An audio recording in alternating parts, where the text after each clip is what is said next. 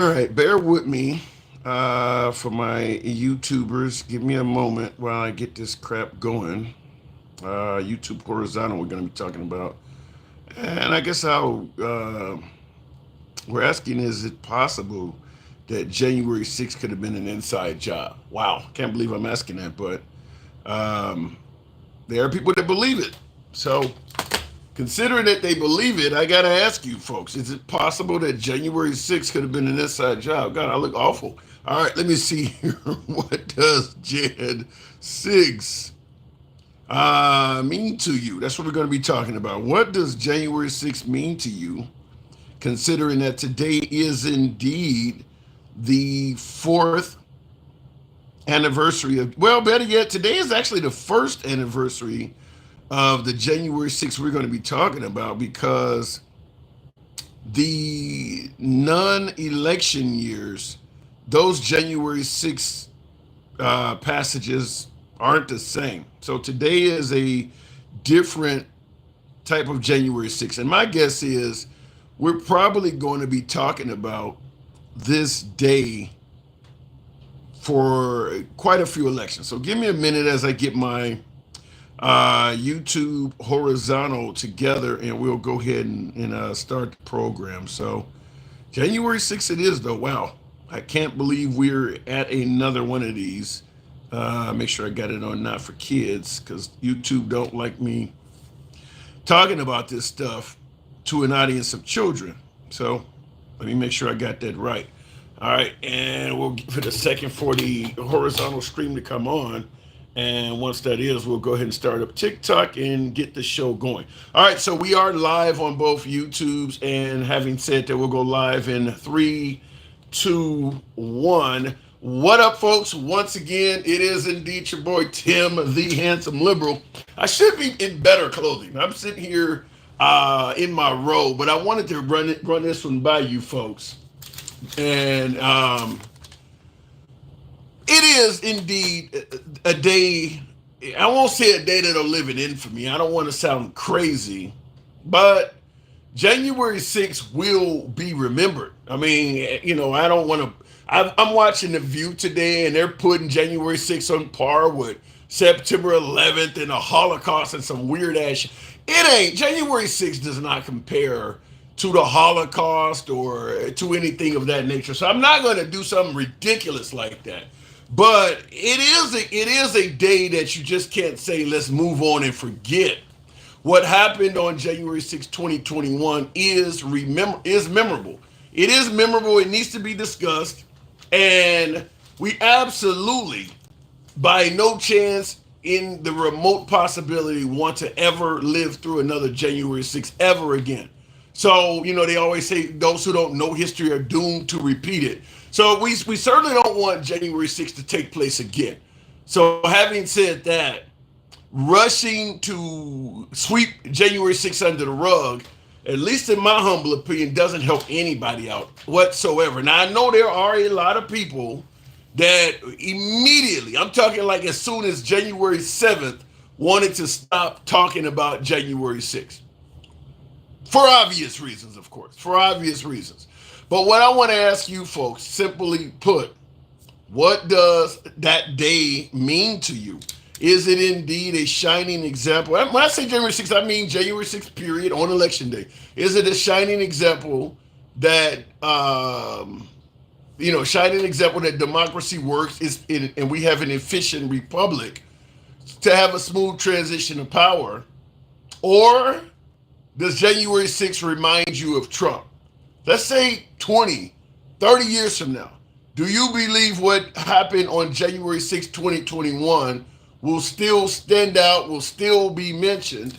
And last but not least, I want to ask you folks, what happened on that day? As you see on the monitor behind me, I dare have the statement that January 6th was an inside job. I've had people tell me this.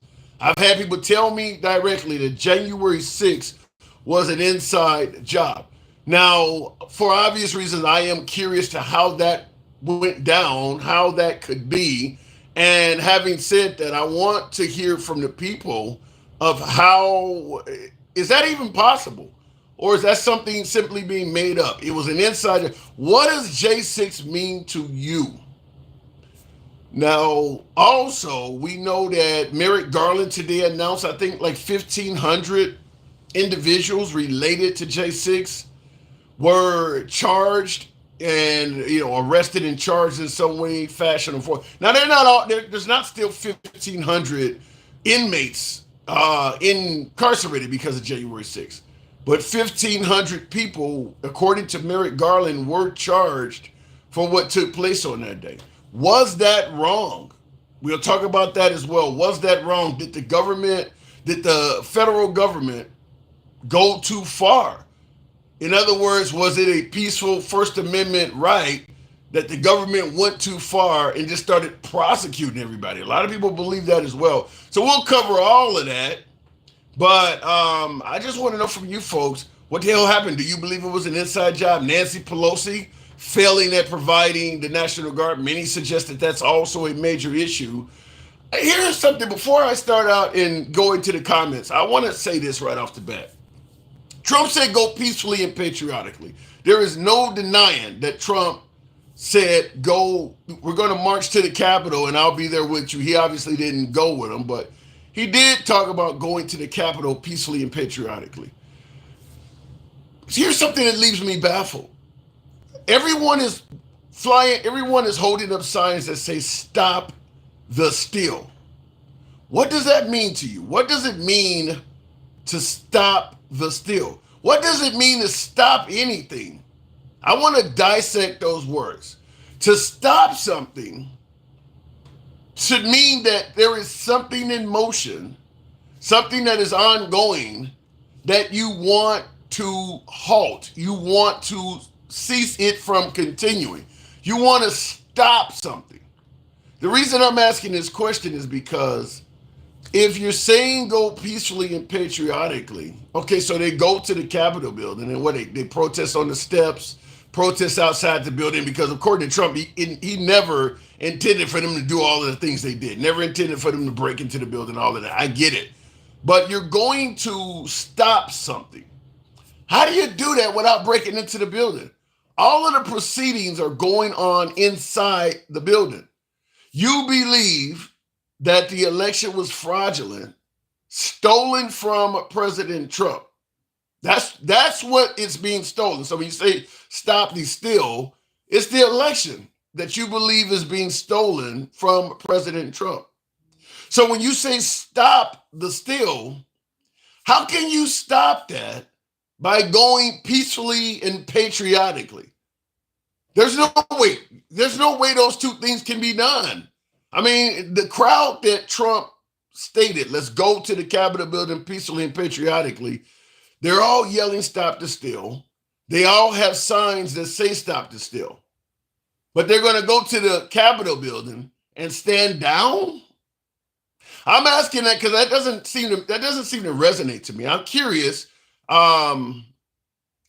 You really, I mean, and I see in the comments, Draco said, Tim, the Monday morning quarterback, choosing his own narrative. Draco, I would love to speak to you and have you give me a better narrative. Maybe you could correct me where I'm getting it wrong. I don't mind being corrected. You know, I don't block, ban, or censor.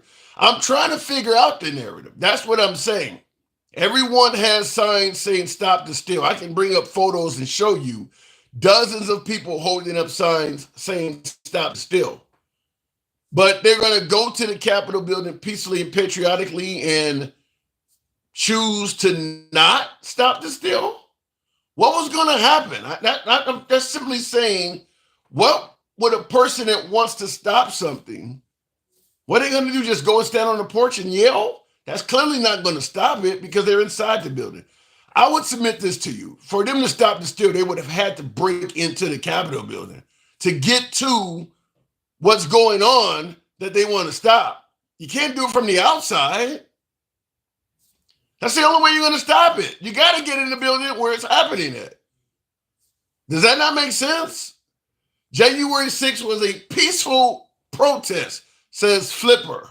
All right, well, shout out to Ashley Babbitt. She lost her life committing an action of peace, apparently, but we'll discuss it. It was a protest. There's no doubt about that. It's Too Deep says it was a protest. That's 100% accurate. That is 100% accurate. For some reason, TikTok did not like our conversation. I'll see if I can bring it back up. Yes, January 6th was a peaceful protest. Well, Kerry, I guess I'd have to ask about the footage. I'd have to ask about the footage if it's peaceful. Why is there so much footage that look like it's otherwise? I'll see what we can. Well, I guess I could bring up clips, but I'm sure you've all seen that, so I don't need to. I don't necessarily need to. I mean, there's clearly some things going on that day at the Capitol building that are not representative of peace. I'm just going to say that you have to view that way. I'm assuming you don't see using bear spray on uniformed officers as an act of peace, unless I'm getting it wrong. Maybe you got a difference of opinion of what peace is, but if you've seen any of the footage from that day and you don't see anything in it but peaceful activity, I'm going to assume there must be things you didn't see, because it's not all peace. I can tell you that it's definitely not all peace. I mean, there are other things in there that are worthy of questioning. I mean, you got an officer being smashed between a door. I mean, that's not an act of peace. He's in there screaming and he's being crushed between the doorstep, and nobody's letting up. So I don't see how that could be viewed as an act of peace. Okay, I'm trying to bring up Instagram as well, but I don't see how that could be viewed as peace. So look at it in the comments. We're going to be doing this as a comment only. Apparently TikTok doesn't like this topic. Here you go again, Tim says trigger. Well, this is the anniversary of January 6th. This is the anniversary of when it happened. Now, let me be clear. I am 100%. I can acknowledge 100% that this is a topic that my beloved MAGA side of the aisle does not like to talk about. I get it. It's kind of like when I bring up the issue about Haitian migrants eating cats and dogs. My MAGA audience don't like to talk about that. So be it. I mean, so there are certain topics that, I know it's not going to be a popular topic, and January 6th is not a popular topic for MAGA. But as I think that says Club or something says, he says Trump keeps bringing up the past and January 6th. MAGA always says move on. That's an excellent point, because Trump brought up January 6th today, and he brought up January 6th, 2021. He took to the internet and started talking about January 6th, 2021. It's the same thing about the whole 2020 election. I get told by MAGA all the time, why the hell do you keep talking about that? That's old shit, we need to move on. But then Trump brings it up at every rally, and not one person in the audience yells, sir, can we move on and stop talking about this? So I do understand that some of these topics do not necessarily paint Trump in a good light. So MAGA would rather detractors or critics of Trump stop talking about it. Just let Trump himself speak on it only. That's not how it should work. But Trump is still talking about this stuff. So, I mean, it is what it is. I mean, what do you want everybody else to do? Shut up and just let him be the only one speaking? It's not going to work like that. So until Trump stops talking about it, it's likely going to continue coming up. Sup from Albany, New York. As that says, T-Bone, good evening to you. My sister is Attorney General for our state, and she knows exactly what the fuck she's talking about, says Kerry. Well, what about the Attorney General for Trump? Did he not know what the fuck he was talking about? Attorney General Barr, it is, the author of One Damn Thing After Another. Did he not know what he was talking about? Did your sister know more than the actual Attorney General of the entire country that Trump appointed? Because he seems to think some of the things Trump said are not true. Let me know in the comments. No, there's a lot you didn't see. There is a 75-year-old lady that has been in jail since 2021 that didn't even go to, there's a 75-year-old lady that has been in jail since 2021. So she's been in jail for 3 years. Wow. And you said she didn't even go. She went to DC and was not even in the area, and she's in jail. You got the woman's name? I'd be curious because I think if somebody else has brought this up before. Do you have the woman's name? Because a 75-year-old woman getting caught up in this by accident. I'm not saying it cannot happen. I always enjoy and respect my MAGA viewers correcting me where I may get something wrong. So let me know the actual woman's name. I'd be curious to know that because, as Ricky Ricardo used to say, somebody got some explaining to do. How do you get a 75-year-old woman caught up in something if she was not a participant? There's tons of video in the Capitol building and around the Capitol building. So you're telling me that this grandma is incarcerated and they don't have any footage of her at all? I'm not going to say you're wrong. I'm just going to say it's a challenge to believe they would have gotten a 75-year-old woman and locked her up for 3 solid years. 4 years, I guess it's 2025 now. 4 years. And they don't have anything on her at all. She didn't even go. I'm just feeling like, maybe I'm wrong, but I'm feeling like there's more to that story than that. I'm feeling like it. I'm feeling like the feds the federal government, the feds got a 75-year-old woman incarcerated that long, and they have nothing on her at all in a building that's full of cameras. Give me the name. That's all I'm going to say. Give me the name. That's a hell of a statement. Looking at the comments, okay, I'm going to send you some videos, some real videos that you probably, well, give me the name of the 75-year-old. Let's start with that.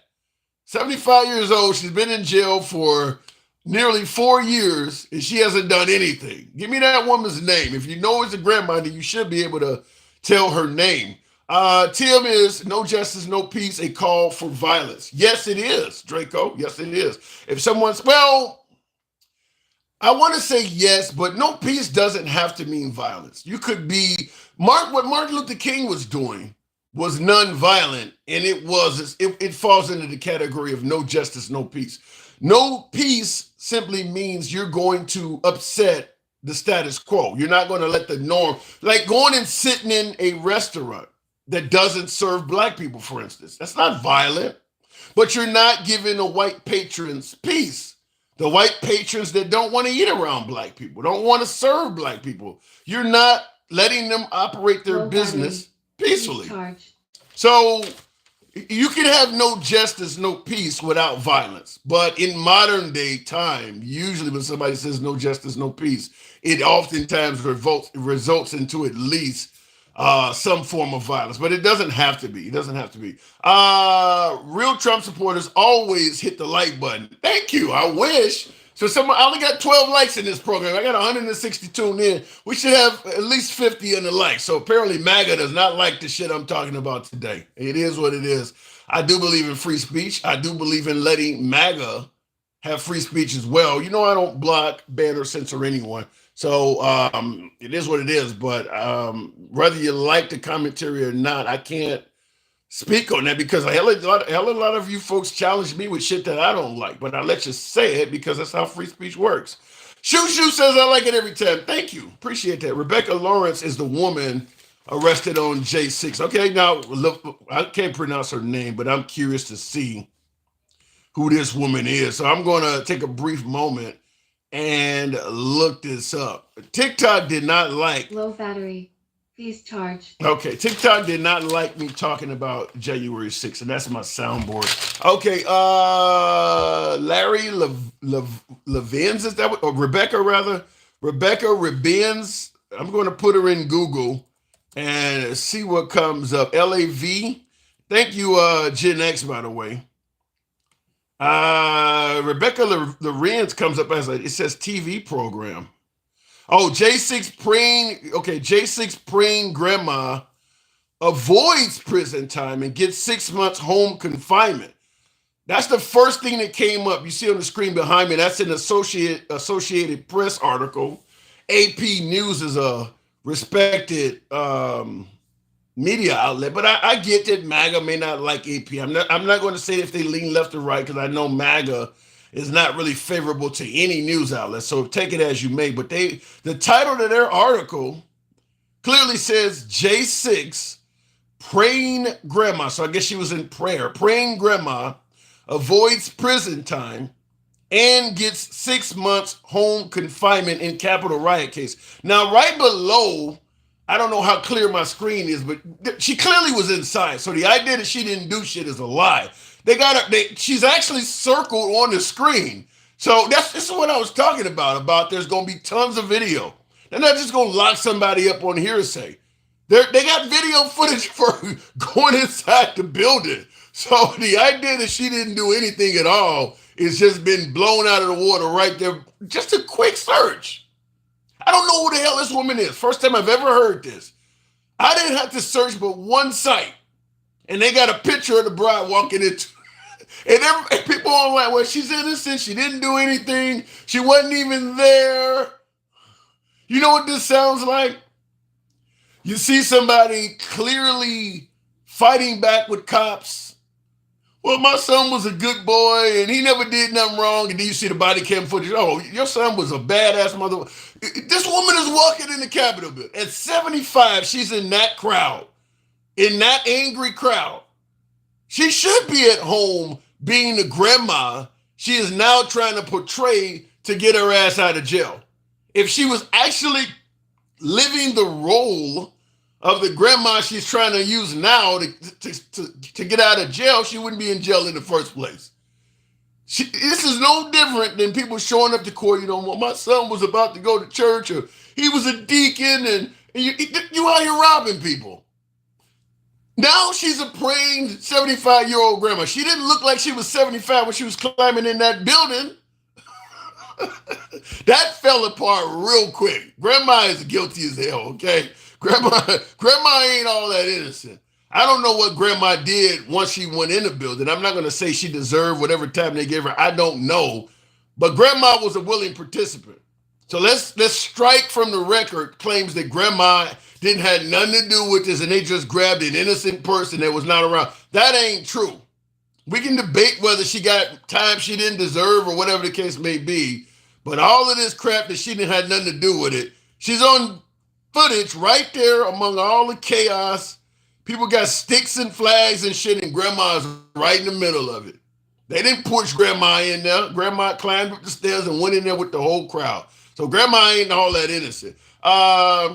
She smeared her depends on Pelosi's desk.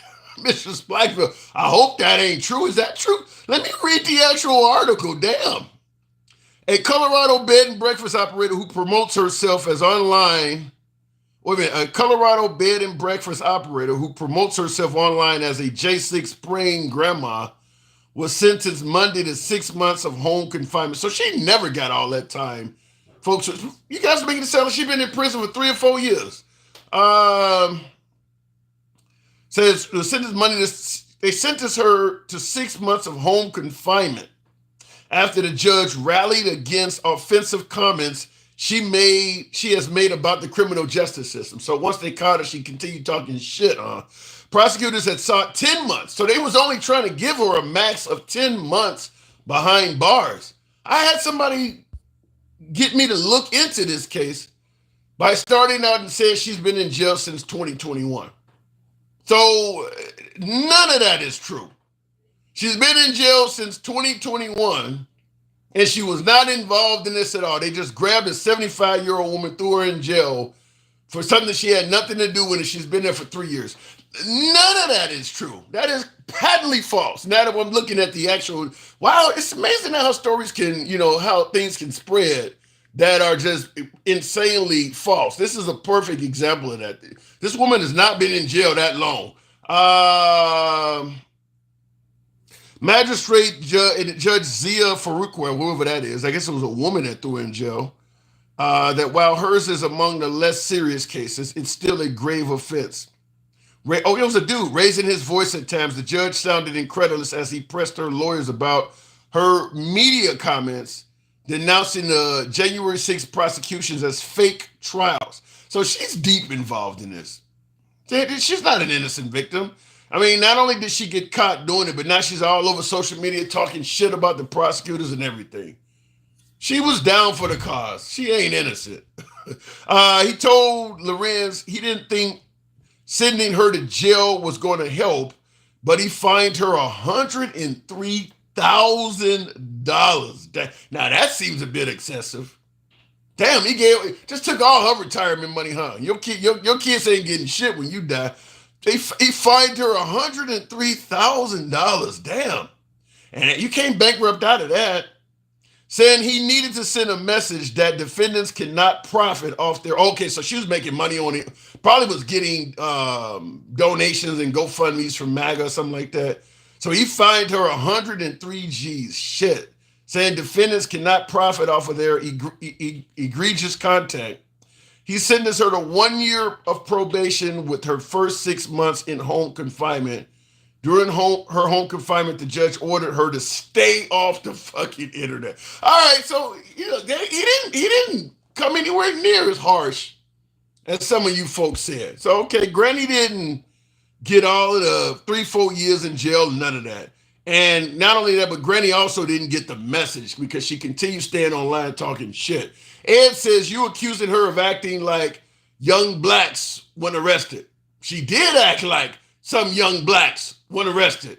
She started talking shit like some young blacks when she got arrested. She did it. That's exactly what she did. Ed, thank you for the super chat. That is exactly what she did. What do you hear young blacks being told? You'd be all right if you just complied. She ain't complying. She talking all kinds of shit. Real quick, I'm just trying to see here. After her conviction in April on misdemeanor charges, Trump said on social media that she was unfairly targeted by the Justice Department and shared a link to a website where people can donate money to her legal fund. That's probably where the 103 G's came from. The judge knew she was getting paid by MAGA. Before receiving her sentence, Lorenz told the judge she went to the Capitol out of obedience to God. So she's saying that God sent her to the Capitol building. So for my viewer that claimed that she was 75 years old and she had nothing to do with this and, they just arrested her, she testified that she was involved in it. She actually testified that God sent her. Wow, you mishandled this story really bad. To try to say as an innocent 75-year-old woman that wasn't involved in it, she's under oath saying that. She actually testified that God sent her there, so she's admitted she was there. I was trying to find out did they show anything that she did while she was in there. It says, it doesn't say really anything else she did while she was in there. Did she break any windows or any of that stuff? It says Lorenz watched other rioters breach bicycle rack barricades and overrun a police line on the Capitol Rotunda steps. Prosecutors said she chanted, "It's our house. You can't take our house." Now, this is the woman, the praying elderly woman. She's out there chanting, "It's our house. You can't take our house," before entering the building, and she spent approximately 10 minutes inside the Capitol, prosecutors said. I will say this. I do think that she got over punished.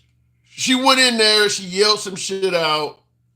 I'm not hearing that she broke anything. I'm not hearing that she hit a cop over the head or anything. 103 G's for that?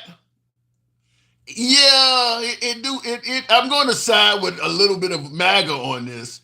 Based on what I'm seeing, she has all but promised to do it all over again, Parker said. Okay, so apparently she's not remorseful for it. But I'm not hearing $103,000. Okay. I'm willing to admit that maybe the judge got a little bit heavy-handed on her. But she ain't innocent. It's bullshit to claim that she's innocent. He got heavy-handed on her. Nobody was over-punished. They shouldn't have been in there. Well, Renee, committing a crime doesn't mean that the authorities can do anything they want to you. It does sound like they hit her hard. They made an example of her. Kind of like what did Trump say? It kind of sounded like Trump was kind of right on this by saying that they made kind of an example out of her. I'm trying to see what the quote Trump said was. I'm starting to believe Trump a little bit on this. Now, I'm not saying that she's innocent. She should face some charges. She was part of it, and She's not remorseful. She's attacking the judge, saying all kinds of awful shit online. But 103 G's for that? That's heavy. I think Trump did more in terms of attacking judges in the system online than her, and he ain't paid shit. No, yeah, wait. He did pay $10,000 per contempt charge. That's heavy though. I think they overdid it on her. But hey, you know what? What did they always tell folks? Don't do the crime if you can't do the time. So I'll leave it at that. But I do believe that's a bit heavy. I think part of it is probably because she was so unapologetic about it. That's probably why they hit her so hard, because otherwise, if she had went in there and said, look, I made a mistake. I was foolish that day. I'm so sorry. 103 G's? Yeah, that seems really. Oh, here, Trump said on social media that she was unfairly targeted by the justice system and shared a link to a website where people can donate money to help her legal fund. I don't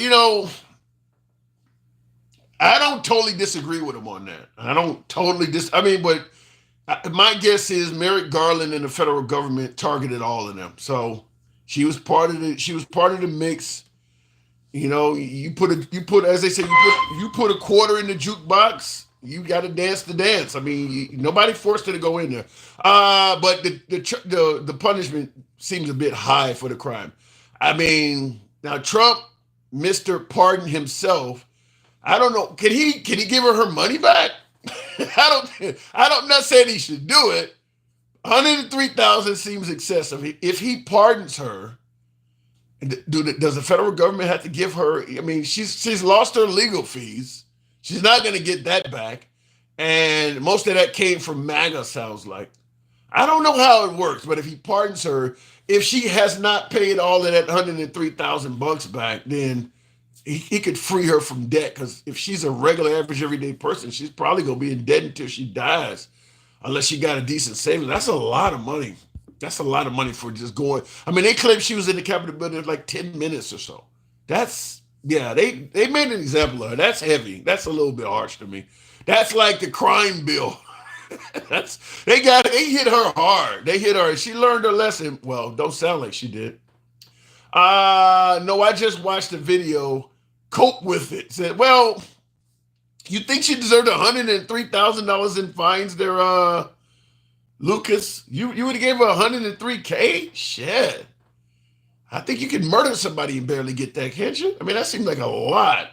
Not if he pardons her, but when he pardons her, okay. Well, he's going to pardon her. I mean, he's already on. I mean, look, if Trump pardons some of the January 6th participants, and I'm sure he will, to me, that one is, look, she paid a price for her actions. Even if he pardons her, she cannot get back all of the anguish, for lack of a better word. She cannot get back all of the anguish that she's already been through. And I'm not saying she didn't deserve some of that anguish. And there's no way in hell I'm going to believe that anybody on January 6th did not know what they were doing was somewhat wrong. I know folks, I was being let in and all of this stuff. You hear what the people you're being let in with are chanting. I'm not, there's no way I'm going to believe that anybody that went in that building that day did not know what they were doing was wrong. Because if you went in there just to look around, you should have saw other people doing things that were wrong. I mean, there's no denying that some people in that building were breaking stuff, saying all kinds of awful shit. Even if you went in there just to look around, you know the crowd you're with is committing crimes. It's just that simple. You know that. So the idea that nobody, people thought they didn't do anything wrong and they were given a tour. You ain't never seen a tour of any federal institution like that. Not once. We've all been to Mount Rushmore or Yellowstone, or, you've been to various different national monuments around the country, the St. Louis Arch or the Sears Tower. You ain't never seen a tour go like that. There's no way in hell you're going to tell me those people thought that they were not doing anything wrong. You know this ain't how a tour goes. Yes, but not insurrection, says Mario. I don't think nobody got charged with insurrection, though. I think the liberals were claiming it. But I think at the end of the day, nobody got charged with insurrection because it would have been difficult to prove. Um, I I do believe for some the goal was an insurrection, but I don't believe there was enough people in the crowd that was in on the organization to make it happen. If that whole crowd had been acting as one, an insurrection would have happened, weapon or not. Even without weapons, it was just they had the cops outnumbered so damn much. They could have easily just taken the cops' guns. I mean, they had the cops outnumbered probably, I don't know, 20, 30 to 1. So if they really wanted to have an insurrection and they were unified, they could have had it. But there is some folks in there that got caught with twist ties or hands. I think they're gonna handcuff people. Some of them folks did want that, just not enough of them to do it. It wasn't organized enough. But all of them, no, I don't think that all of them were in on it. No weapon was recovered, says Kenny. Well, nobody was even arrested that day. They all came and was allowed to leave. Nothing was recovered. Not even a criminal. 1,500 people, according to Merrick Garland, has ultimately been charged to some level what happened on January 6th. I don't think any of them were charged on January 6th. So when you say no weapons were recovered, they all came and was allowed to freely leave. So anybody that had a weapon, they probably left with the weapon they came with. I don't buy into the notion that no one was armed either. Because, just like when Ashley Babbitt climbed through the window, I got guests telling me there's no way she should have been shot. She didn't have any gun. How do you know she didn't have an ankle holster or something in a small of her back or an appendix carry? She's got on clothes. She had a backpack, if I'm correct, or something draped around her. There's no way in hell you could tell me with absolute certainty that entire crowd on January 6th was unarmed. There's no way to know that. Nobody's been patted down. There's no magnetometers involved. You don't know. You just don't see weapons. That's all you can say with somewhat certainty. Well, I don't see any weapons. That's all you can. But that doesn't mean anything. Because you don't see it don't mean it ain't there. She knew a gun was pointed at her and she still went through the opening.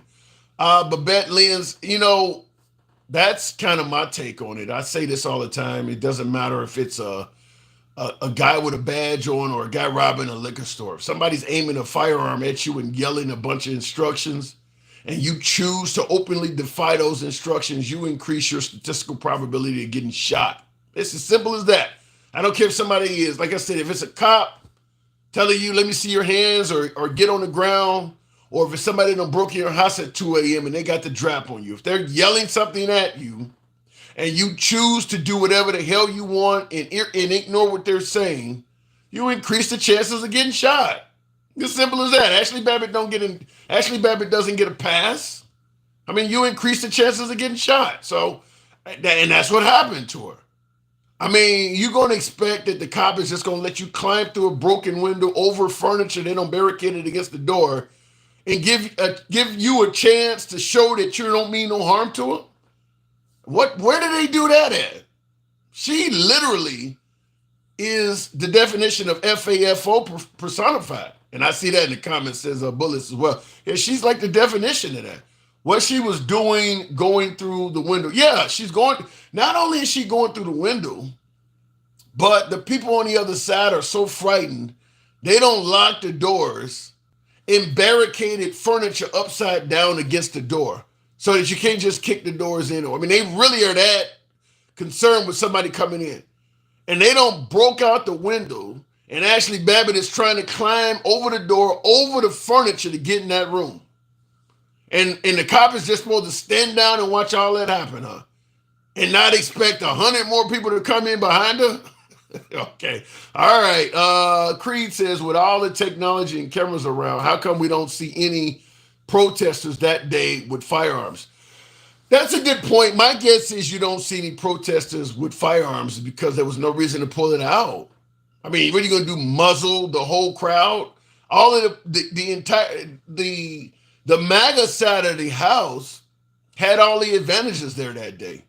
Most of the footage you see features a bunch of, I guess outside when they were fighting with the cops, somebody could have pulled out a firearm maybe, but inside, they got overwhelming numbers. The cops are standing down. There's no reason to pull anything out.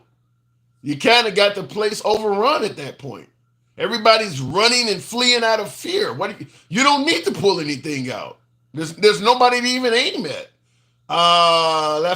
This George Floyd comments a lot of whataboutism. Yeah, I don't know why the whataboutism comes up so damn much. I don't, if you're gonna say whataboutism, why not compare January 6th to Martin Luther King protests? The fact that you gotta compare them to Martin Luther King, you gotta compare them to Black Lives Matter and riots, is kind of an admission that you admit they were bad. Before January 6th, we were calling BLM protesters, burning down cities and things like that, as terrorists. Trump called the BLM a terrorist outfit. So now MAGA goes out and protests, and out of all of the peaceful protests in history, that's the one you got to compare it to. Then that makes it clear that you realize the protest on January 6th was not good. Like I said, why not compare it to the MLK protests or some of the other, the pro-life people that stand out and protest in front of clinics? Why not compare it to some of those? You actually got to bring up cities burning just to justify your point, because you realize how bad it was. I see it, but I do appreciate the effort to try to whataboutism on it. Like I said, I always say this every time, is that I don't care what you get charged with, speeding right on up to a triple homicide. No matter what you get charged with, there is someone out there before you that committed the same crime or violation and did not get charged. You're not going to be able to use somebody else's ability to skirt the justice system as a defense in your case. That would be like me going to court for murder and saying, double murder, and bringing up O.J. Simpson or something like that. That doesn't work. Bringing up BLM as a defense in January, it's irrelevant. Okay, let's say BLM got away with one. Let's say it was totally wrong what they did. They did things that, let's say, they definitely deserve to be put in jail for life. Maybe you feel confident saying that. Maybe you think they should have lost their lives behind that. I don't know. But at the end of the day, that's not going to be a defense in court for J6 protesters. You don't get to bring up, what are you saying? If you go to jail, you get to be a snitch and bring up cases that are unrelated to yours as a defense? So if I get hired for a job and I got a lengthy criminal rap sheet, do I get to bring up that they hired Trump for president with 34 felonies?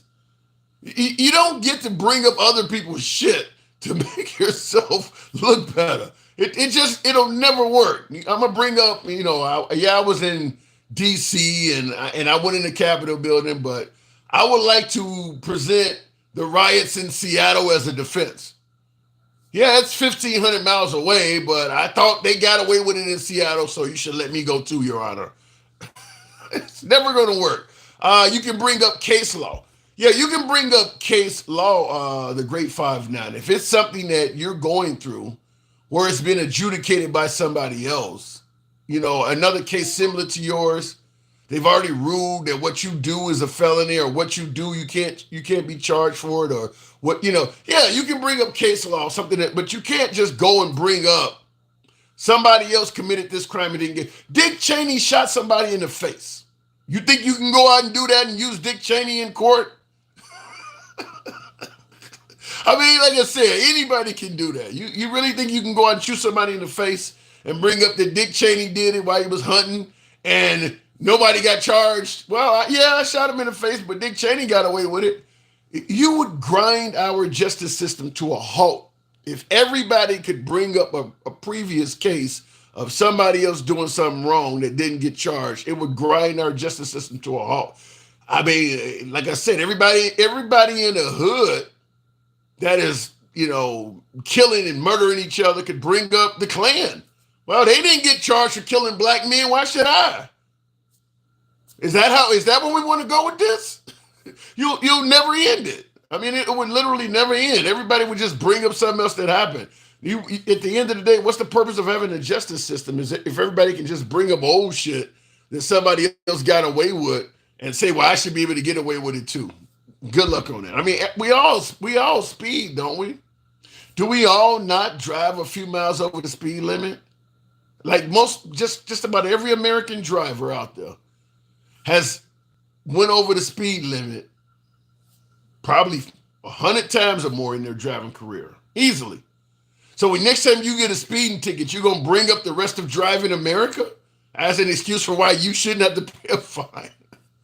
The whole BLM argument is hilarious. I appreciate bringing it up, but that ain't gonna help you. The reason you seen cops walking with protesters inside because they were outnumbered. Best thing to do is act cool and go with the flow. I do believe that the police stood down for possibly that reason, that they were outnumbered by the what do you want to call it? Outnumbered by the protesters. But I do believe there could be more to it. We know that most police officers tend to lean towards the conservative side of the aisle because conservatives are usually more favorable to cops. The conservatives don't challenge police, don't, the holding them accountable and all of that kind of stuff. Certainly when it comes to racial issues and things like that, you would absolutely be better off with a conservative. So I wouldn't doubt if some of those Capitol Police were MAGA.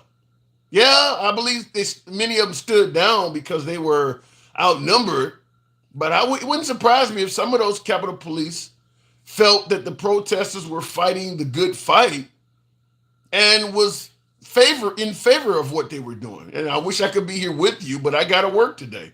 Just go head on in. I mean, I do believe some of them, and that's why I've said many times on the program before, is that, and this would have been fair to Trump, fair to the accused on the right, but they're going to accuse Nancy Pelosi and Liz Cheney of being biased no matter what. But I do believe this is something that Liz Cheney and Nancy Pelosi should have did.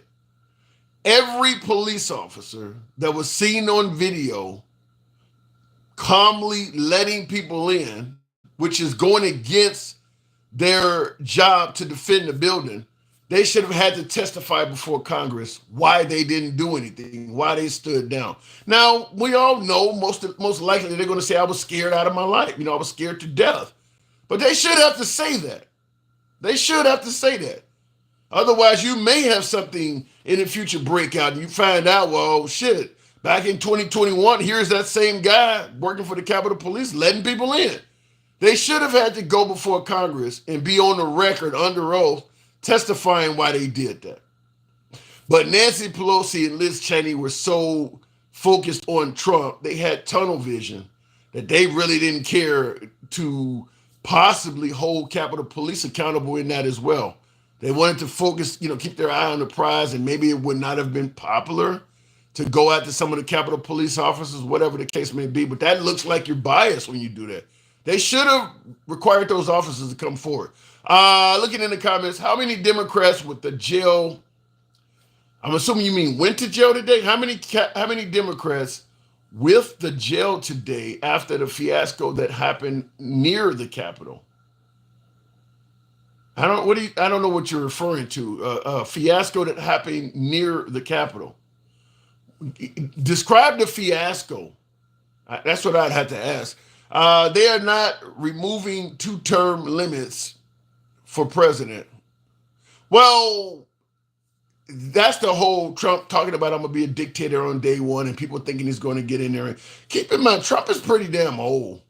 I don't know, the idea that he may try to go for a third term. I mean, after he finishes this 4 years, he's going to be in his mid-80s. I mean, maybe, but I don't think he'll push for that. I think Trump's goal was to stay on the right side of the law, so to speak, not to end up getting incarcerated. He won that. He's going to make a fortune. He'll leave the White House incredibly wealthy. I mean, if he just wants to stay in for another, term or whatever and fight through all of the democracy and things like that says he cannot do that, because you'd have to change the Constitution and fight against a whole bunch of shit to make it. But if he wants to go through, I don't see it. I understand there's a lot of folks that really don't like Trump. And I understand Trump has said a lot of things that could lead to people having that mindset. But I think Trump's main purpose of running for office was to avoid the jail time he was facing, to avoid all of that shit, because he knew becoming president again was like landing on a lily pad, and you're safe, and that's exactly what has happened. But I don't foresee Trump trying to change the rules so he can stay in power a second term. Not saying anything is possible, but maybe if he was in his 70s or 60s, he's pretty damn old to have to keep dealing with that shit. He's pretty damn old. Looking in the comments, hang on, we're telling more followers to join. Thank you for that. We're also on Instagram. I'm trying out Instagram under the Handsome Liberal. I don't know if people can come on there live or not. If they can, I would bring them up because I would like to be able to talk to MAGA a little bit more. And tonight, TikTok's down. There's nowhere on any film footage where police is just opening doors. Don't know what your video. There is, well, they're not opening doors. The doors are open, but the police are standing against the wall while people are just walking past them. There is footage of that. The footage that the detractors and the people that were angry with what happened on January 6th released is different than the footage of people that were defending what happened on January 6th release. There is footage of people being let in to the Capitol building. I'm gonna see if I can find it on YouTube just to play it on the monitor. But yeah, there is footage of that. There's definitely, just like the QAnon shaman, that's his name. There's footage of him being shadowed by several police officers that are doing nothing, just letting them walk around. I mean, there is footage of that. So yeah, rioters walk through Capitol. I'm looking for a video where it shows. I mean, these people here are walking peacefully, but I don't see any police in this video. But they're not tearing up anything. They're just casually walking in. No, we just saw protesters walk. Yeah, they're just casually walking in. I'm trying to see if I can find a video of them walking in. They were just standing down by the door.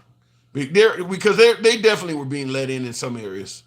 But like I said, I do believe that it was out of fear. That it was out of fear. Somebody let me know if you see it. Laugh my ass off. Does anyone see the odd shit going on? Tom S. There's always odd shit going on. You know I don't block, ban, or censor Tom S. Why don't you elaborate? State what the odd shit is. Maybe you can cue us all in. Maybe I'm getting something wrong. Let me know what the odd shit is. I'll read your comment and tackle it. Homer, do you realize we get 80% of our oil from inside North America? Hush. You know, I think that is one of the issues, is that they say we are drilling more than ever before, yet Trump won on the promise to drill, baby, drill. So if we are indeed pumping more oil than ever before, what is he talking about? So I now, if that is correct, then maybe he was able to get elected on the grounds that people didn't know that. Maybe people don't already know. But there's a hell of a lot of drilling going on under Biden. People saw the price of fuel, so it's easier to believe what Trump is saying. That's my humble opinion on that. There was a point when Capitol Police made the decision to allow people in to try to de-escalate the situation, says Chris. That's what I'm saying, is that I believe that they felt that the whole situation would be less harmful to let people in versus fighting people, getting in shootouts or I mean, because you can't arrest all these people. I mean, you're outnumbered 20-1. You can't just start handcuffing people or telling people get out. There are so many people that even if you did pull out your firearm, if they charge you, there's more people than you have bullets. And you don't know if they have bullets. So there is definitely a reason why the police stood down. They don't know any of the logistics in the crowd. They are completely outnumbered, outmanned, And for all they know, they might be outgunned. They do not know. Nobody has been wanded, waved, patted down, searched, or anything. You don't know. Somebody could have a whole damn bomb on them. You don't know anything. So I could see where they may have received the order from the top. Is we've gotten the soft assets, the important assets are being, they're being evacuated. All of our assets are being evacuated out of the building. Just let them in for now, and let's try to make this thing fizzle out. I could see that happening. I could see that coming from the top. Because you see what happened when Ashley Babbitt got hit. People are pissed off about that. I mean, so all of a sudden they start popping a bunch of people in the crowd. I think that would have went off even worse. Not to mention with Trump still being president, if several Trump supporters at that protest had got hit, shit, you got to deal with the wrath of Trump. Shit, I don't pissed off the president. I mean, Trump did call the Capitol police officer that shot Ashley Babbitt. He called him a thug and demanded he be prosecuted. So I could see why they might want to stand down. You don't have a lot of people that's got your back. If we are pumping more oil than ever, are we selling it? If we're pumping more oil than ever, who are we selling it to, and why has the national debt skyrocketed? Well, the national debt's going to keep skyrocketing because we got so much going on. And not to mention, if Trump keeps giving these huge tax cuts, that money has to be made up from somewhere. I mean, he's collecting less money, and we're going to continue funding Israel. That's not going to stop under Trump. My guess is the Ukraine funding ain't going to stop under him either, because you got a lot of Republicans that are saying that needs to continue. And then he's giving all these tax cuts in the middle of that. That's not going to help. So, but in regards to if we're pumping more oil than ever, our oil, maybe I'm wrong on this, but this is what I've heard. Our oil that we pump here cannot be easily refined. So the oil we import is easier to, I guess, translate into how we use it than the stuff we're pumping out of the ground in this nation. So we basically pump our oil and export it to other places where they have more use for it. And then we import oil that is more favorable to our uses. That's the way I kind of heard that. So we are pumping, but we're exporting it. We're not using it here because it is harder to refine it and make it into the cost of refining it and making it into what we need it to be is actually more expensive than just importing oil. But we are selling what we are pumping here. That's what I've heard. And I see in the comments, somebody says we have a lot of it.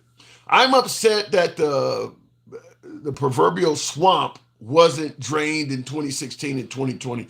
You're not going to get a draining of the swamp in 2024 either, or 2025 to 2029. Trump is not going to drain the swamp. I'll tell you why. You think promoting folks that are billionaires like this, all of these corporate heads, didn't we just shoot one of those guys in the back that worked for a healthcare company? Didn't one of those guys just get shot in the... You think billionaires are going to do what's right by you and I, the average working man? Do you have any examples of where they ever have done that? Not Elon Musk, but Jeff Bezos. What is he supposed to be, like damn near the second richest guy in the country or something like that? His staff is going on strike because he ain't paying them like shit. And now he hasn't bought his way onto the Trump administration, but he is in Trump's good graces. So it wouldn't surprise me if you started seeing legislation come out of the Trump camp that is friendly to some of Jeff Bezos' businesses. He's the swamp. So you're not gonna get the swamp drained under Trump. I mean, look, I am a huge opponent. I am against the claim that America is better off being ran like a business.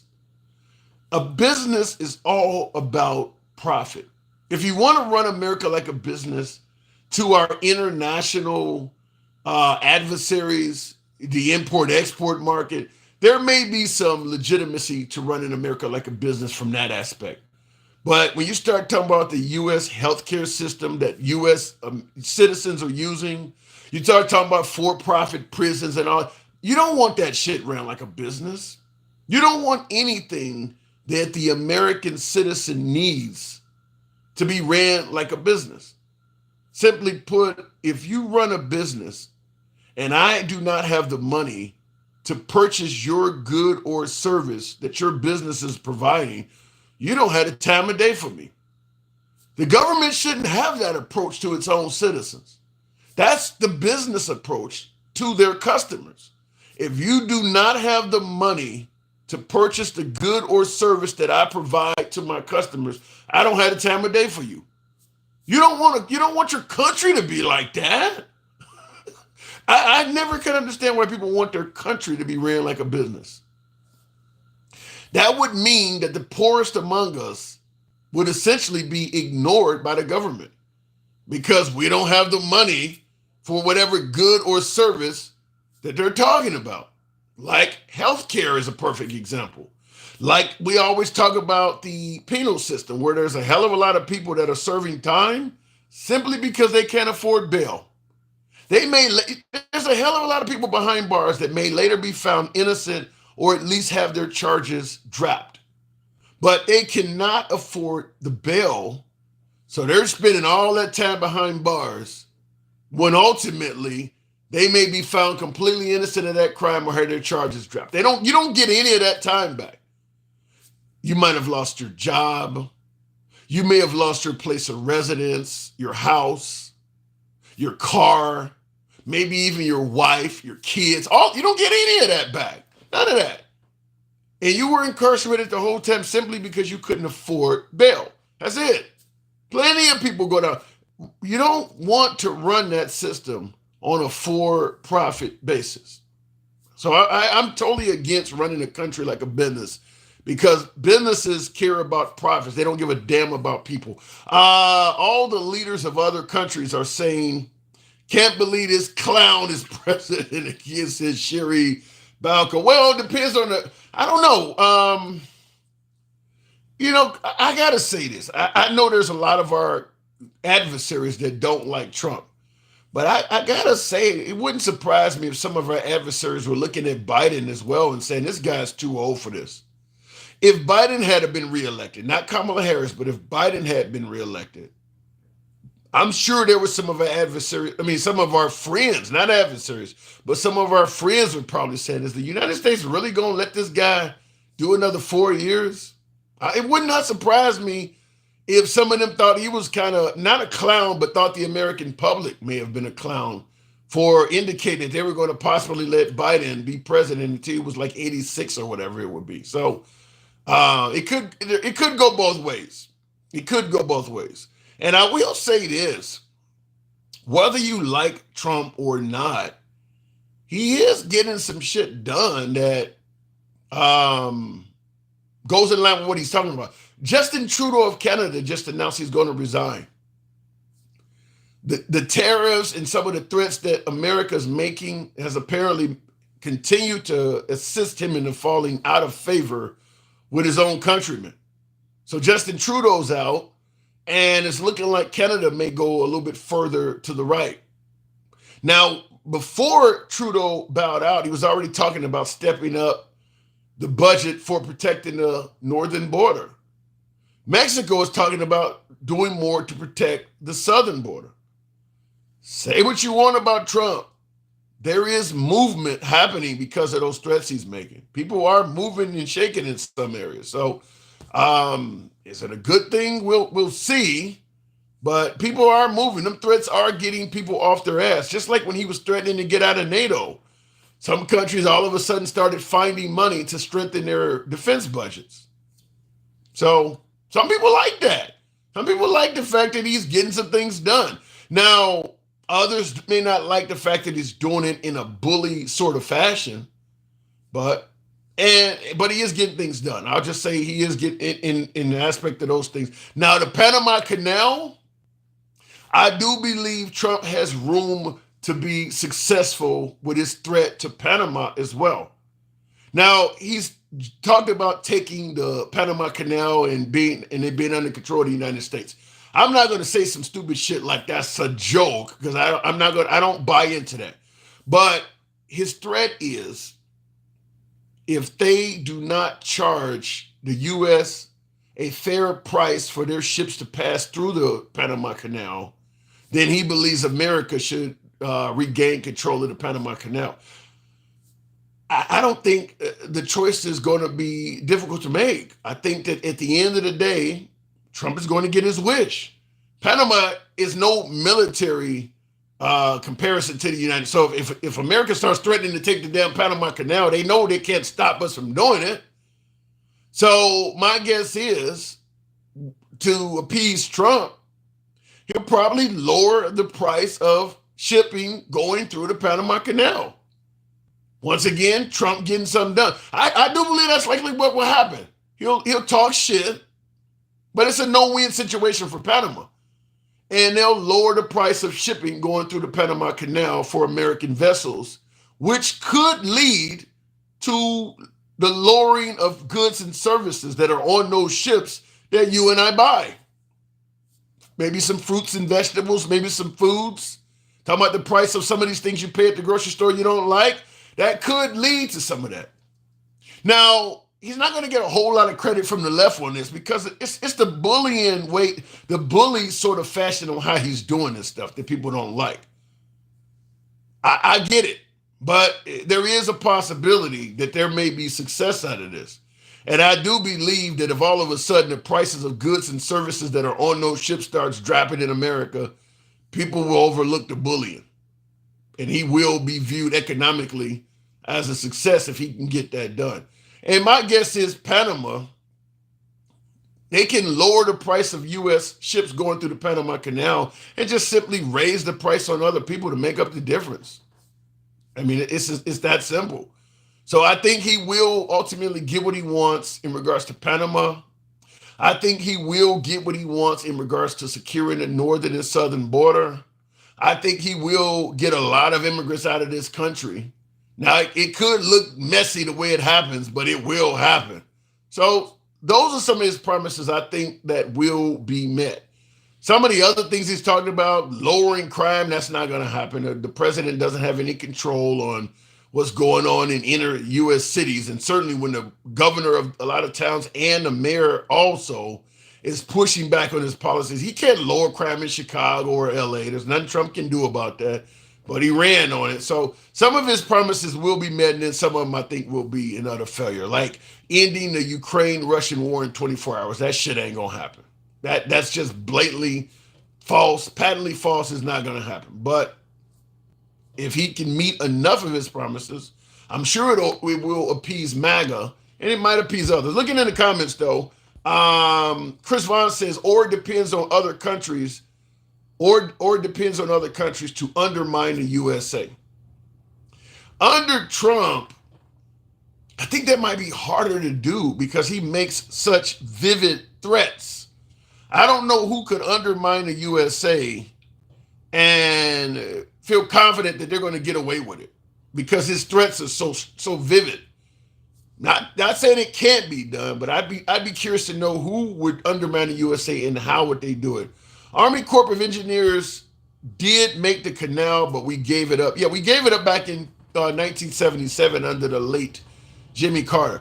This is one area where I am really critical of President Trump in regards to, like with the Iran deal that Obama made. He comes along, it's a stupid deal, it's bad for the United States, I'm getting out of it. I don't favor doing that stuff because I do believe your word is your bond. Your word is all you got. So when you give somebody your word, you stand by your word. People are not making deals with Obama, with Biden, or with Trump. They are making deals with the United States. When they meet with the U.S. president and they make some kind of deal or some kind of treaty, they're making that deal with our nation. They're not making it with the current commander in chief.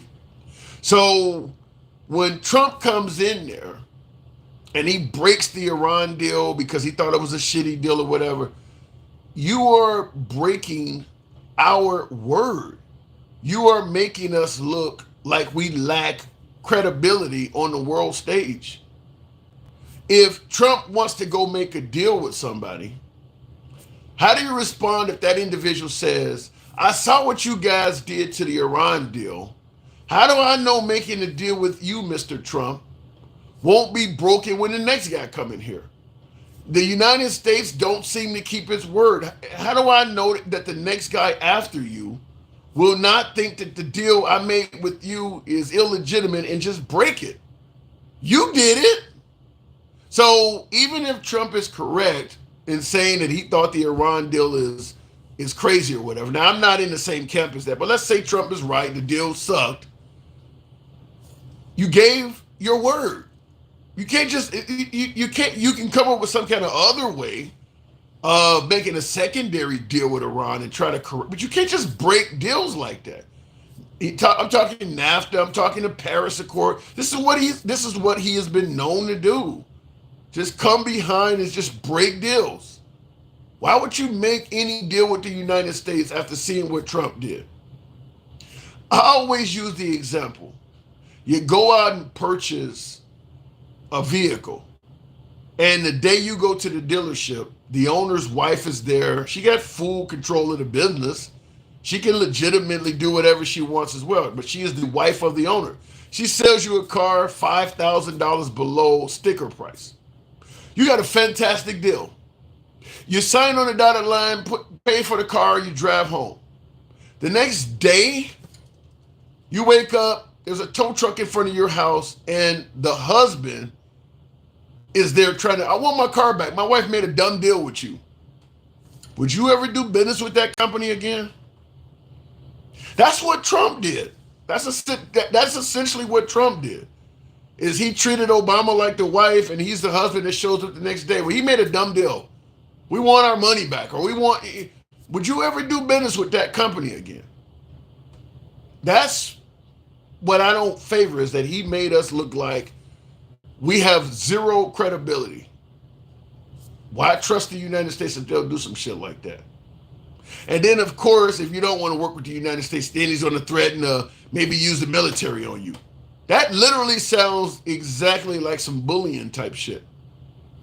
I'm not a fan of that, even if the outcome is good for us temporarily. I'm not. That's the kind of shit, by the way, that leads to ISIS and Al-Qaeda type stuff. That's what that can lead to. You just going around the world bullying people, breaking promises, treating people like shit to get what you want. That's the kind of stuff that can lead to ISIS and Al-Qaeda and stuff like that. Doing people like shit, treating people like shit like that. I don't know what you're talking about with that analogy. Amber, I think the analogy is somewhat, it's interesting you would say that because somebody right above you said 100% facts. So maybe you're just not understanding it. But the point is as simple as this. When you break your word, there's consequences. Just run with it that way. If the United States makes a deal with another country and sign on a dotted line, you honor the deal, no matter who's in the White House. If you get elected tomorrow, you are supposed to honor the deals that your predecessor made yesterday. It's as simple as that. Maybe you thought some of the deals were bad, but you're supposed to honor those deals. Your word is your bond. That's what I started out by saying. Your word is your bond.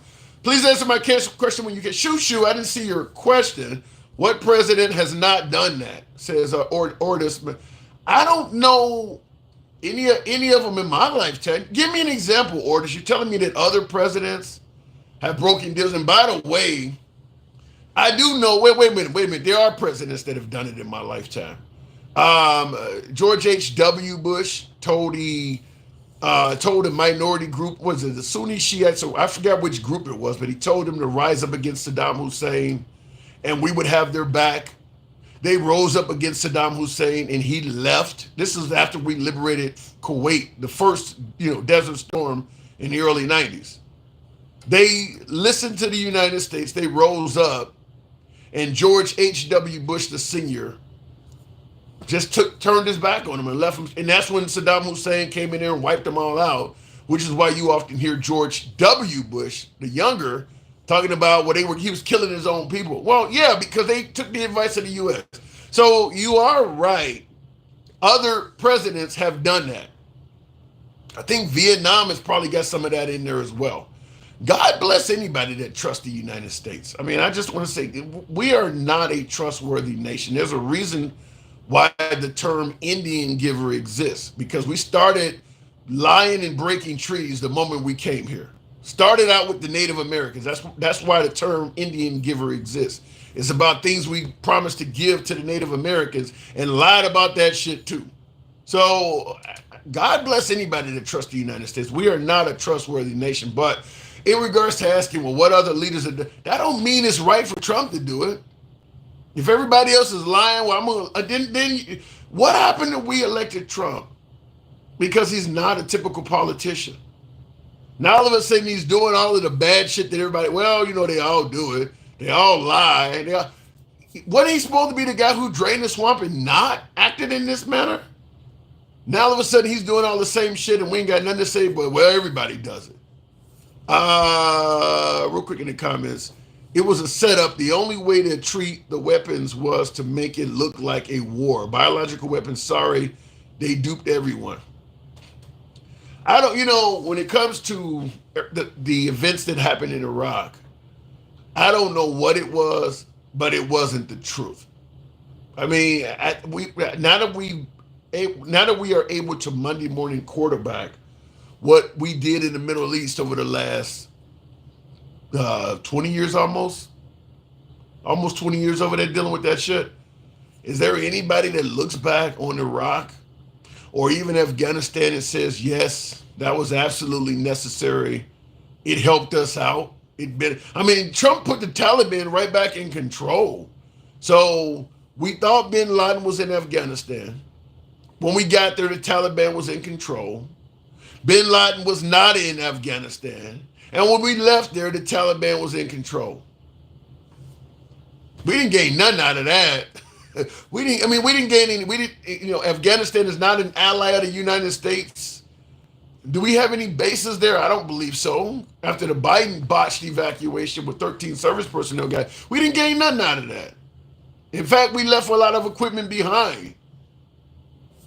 We didn't gain nothing out of that. So, no, I think we do make some big mistakes. I am a major Trump hater, says Arnold Lee. What is a major Trump hater? When I hear folks talk about Trump derangement syndrome, are you saying that you openly admit that that's what you have? Saddam had their hotel rooms bugged so they knew where they were going the next day to start. Well, the United States didn't care nothing about those people.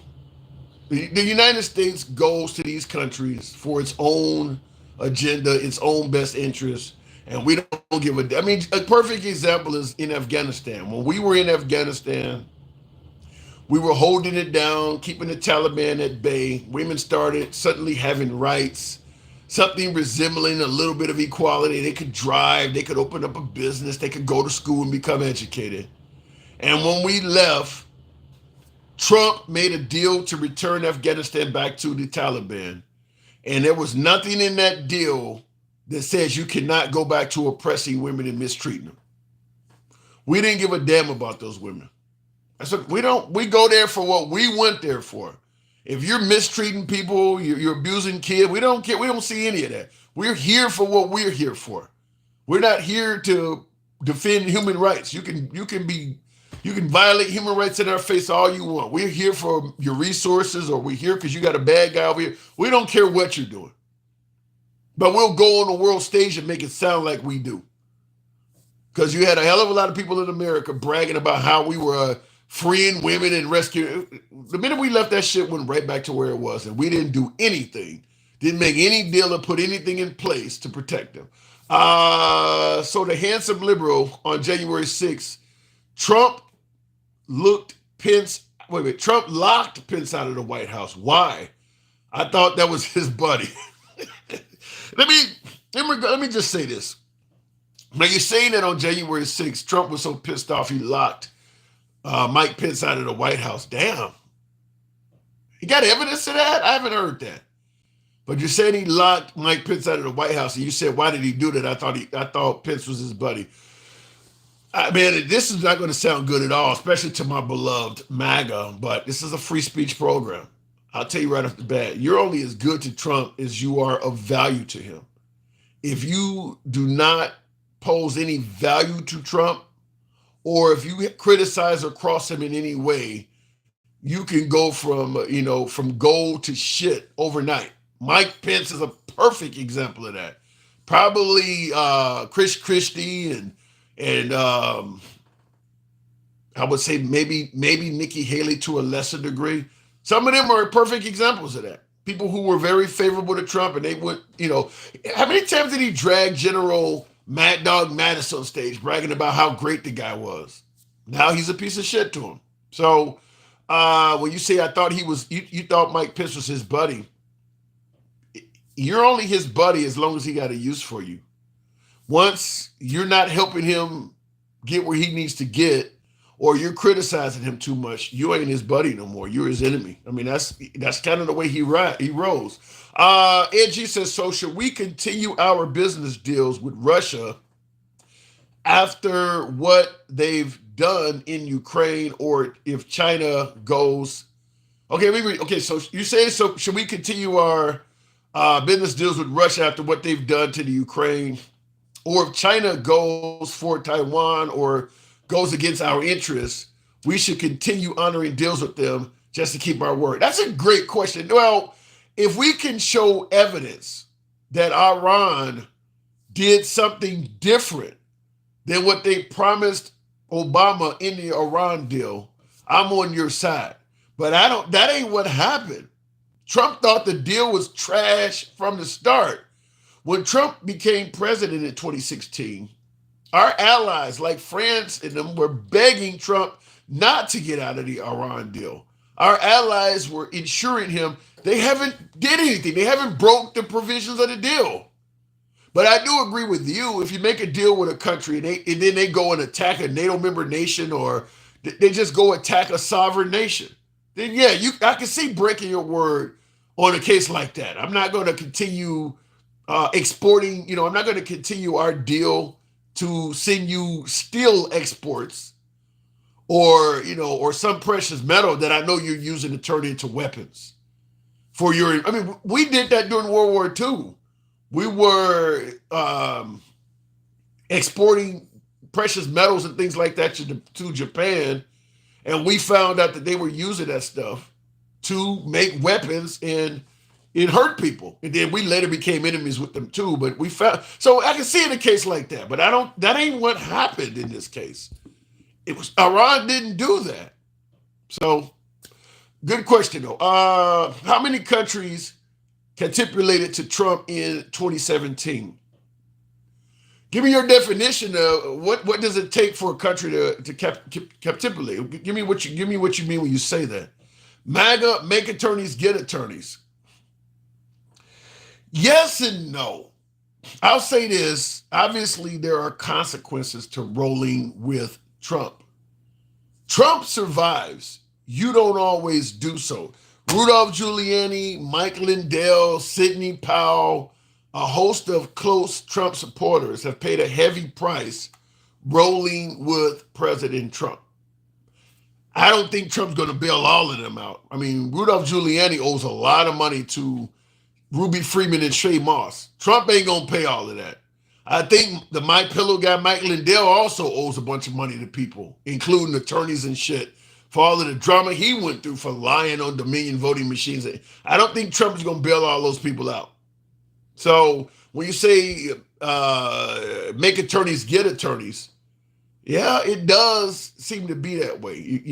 Rolling with Trump has its consequences, and certainly for people of color. Certainly for people of color. If you are a person of color, particularly an African American, and you speak favorably of Trump, and your primary customer base are African Americans, you're going to pay a heavy price. Now, I brought up your primary customer base because people like the Hodge twins or Candace Owens, their primary customer base is not people of color. Candace Owens' primary audience is white. So she can be favorable to Trump all she wants. Kanye West, his audience was black. He can't be favorable to Trump. And you've seen that in how much value he's lost. I believe he went from being estimated to be worth 2 billion to like 400 million. So he lost like 70-80% of his wealth speaking favorably of Trump. Now, if he had an all-white audience, it wouldn't have happened. But if you are an African, the only African American I've seen that has routinely spoke favorable of Trump that has an African American base that didn't pay a hefty price was probably Mike Tyson. Mike Tyson has spoken, probably Mike Tyson, but the rest of them, the Ice Cubes and Steve Harveys and some of them folks, Lil Wayne, once they started getting affiliated with Trump, they started seeing what was happening and they quickly got away from him. It was like, tasting an electric eel. Once you get a bite of that shit, like, oh shit, we got to get away. This is not something you want to consume. That's what happened to the rest of them. So if you are a person of color and your primary customer base are also people of color, there's going to be a heavy price to pay if you are out there speaking favorably of Trump. We'll see if it changes. I don't think so, though. When you look at the fact that Trump did fairly well this election, but with black people in general, it wasn't that great. He only got like 7% of the women's vote. So I don't think that's going to change this time. But I could be wrong. What's to say my pillow guy was telling a lie? It's a lot of black people in jail right now that are saying they are innocent. Yeah. And we don't give a damn about them, though. We don't give a damn about people that are wrongfully charged or even overcharged until Trump came along. Remember the Biden crime bill we keep talking about, how he didn't like black people because he put all these people in jail? What was people doing when he was actually doing it? I mean, telling us now, probably 5 years or so before Biden is laid to rest, is useless. They don't serve their whole damn sentence. But when he was actually implementing, him and the rest of the country, because he didn't do the crime bill by himself, but he authored it, when he was actually putting the crime bill into place, and blacks were saying at that time, the system is mistreating us and giving us these lengthy sentences, they were being told that racism ended hundreds of years ago. Just comply. Don't commit the crime if you can't do the time. Now we're 30 years later and people looking back and going, well, that was racist as hell what he was doing. It's too fucking late now. It's kind of late. You could have really made a change by speaking up when it was happening. People don't done half their lives in prison. You want to come and tell him now the guy's sitting at home somewhere on a porch? You want to walk up to him now after he's done 20 years on the inside? That was racist what they did to you, man. Get the fuck off my porch. I don't need you here now. Get the fuck off my porch. Drive on with that bullshit. Should have been saying something when it was happening. Instead of defending the country, suggesting in the 90s that systemic racism is long gone. That's what they were saying in the 90s. But now you want to bring up the crime bill. We would never support Israel. That is Homer Simpson. That's what it says, Homer Simpson. Okay, no. Trump is a big fan of Netanyahu. So you're going to certainly continue seeing aid going to the Israelis under Trump. Now, Biden just signed, I believe, an agreement the other day that's giving, millions of dollars worth of shit or selling it to them because they got plenty of money. But Biden was continuing to support Israel as well. The only difference between Biden and Trump, though, is Biden was speaking out against some of the atrocities to the Palestinians. You ain't gonna hear shit about that from Trump. Trump's stance is gonna be, you shouldn't have been involved in October 7th. You're getting what's coming to you. So we're going to absolutely continue backing Israel under Trump. I'm pretty sure of that. Will says, Trump ain't shit. Will, my soundboard is down. I got to plug my soundboard in. Trump ain't shit. I just want MAGA to just come out with it. You don't like brown and black people, damn, and immigrants. and all you want is segregation. Come out, and he got that in with exclamation point. So he's saying Trump ain't shit. I just want MAGA to just come out with it. You don't like brown people. You don't like black people. You don't like fucking immigrants. All you want is segregation. Come on. What do you guys think? By the way, yes or no in the comments. Do you think that there's a lot of MAGA that want to go back to segregation? Blacks live with blacks. Whites live with whites. Now, most, well, I won't say most, but a lot of black MAGA, particularly the men, the Tim Scott types and shit, they got white wives. So if MAGA is seeking separation, I mean, what do you tell Clarence Thomas? You got to get rid of this broad? I mean, that's what most, I tell you something I've noticed. And maybe I'm wrong, and you can certainly point this out in the comment section. I'm not always right. We don't play to be a know-it-all here. That's why we believe in free speech. But I'll tell you something. One of the things I've observed is that for some strange reason, when blacks support Trump, they tend to become critical of black people. Candace Owens is a perfect example. There's a lot of negative shit you see black people doing, breaking in stores, fucking with the police, robbing. But there's also positive shit. There's plenty of schools that are turning out a bunch of college grads that are made to dean's lists. There are black astronauts. There's black doctors and shit every fucking where. Candace Owens only covers the negativity. This is for some strange reason, I don't know why, but I have noticed that once blacks become Republicans, they become critical of black people. Virtually everything that black people often concern themselves with, black Republicans start not seeing this. You know, systemic racism doesn't exist. The police ain't fucking with nobody. You don't need affirmative action. I mean, they tend to, I don't know how that works, but maybe I'm seeing it wrong. You can let me know in the comments, but I do seem to see that. Ed G says Kanye lost his money for being dropped after his anti-Jew comment. Yeah, but he was, what did I just say? You start, once you become a black Republican, you start speaking in that language. I mean, he's hanging around talking about Adolf did good things. He's hanging around Nick Fuentes, a guy who openly does not like people of color. I mean, that's kind of what he was doing. That's exactly why he lost his, but just simply hanging around Trump was not helping him. But then he branches out from hanging around Trump to hanging around big names that support Trump that are probably even more controversial than Trump, like Candace Owens, like Alex Jones, for instance. I mean, these are very controversial people that most folks within Kanye West's customer base are going to have zero tolerance and appreciation for. There ain't a lot of black people that favors Alex Jones. And you're hanging out with him on the radio with him, and you're actually speaking favorably of Adolf. It is what it is. Will says that's the thing. The only time MAGA likes black people is if they kiss up to them. Wow, I want to disagree with that so bad. I do. But I can't. I'm trying to think.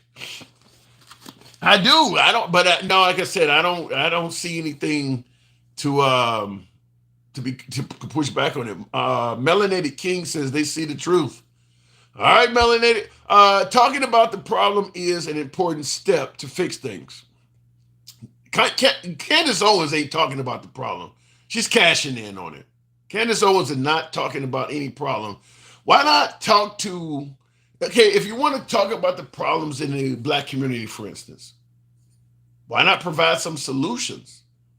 Why not bring in folks that have came out of the black community that are doing very well and use them as a shining example of what they could be as opposed to what they're currently doing? Candace Owens don't do that.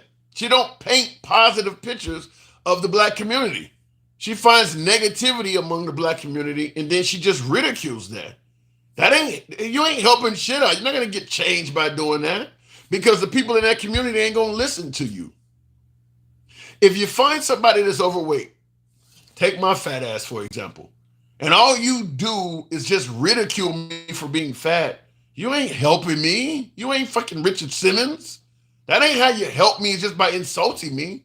Now, maybe if you show up with somebody that's fit and they, they're going to provide me with dietary tips, maybe some easy exercises, then that's different. You show up with another black person, look, he's fit. There's a picture of him when he used to be 300 pounds and, somebody who made the transformation. That's different. But you're just going to show up and speak on how awful I eat or, he can barely get around. Or that ain't helping me out. That ain't going to make me want to listen to you. And that's what Candace Owens is doing. George Floyd is a perfect example. George Floyd passes away.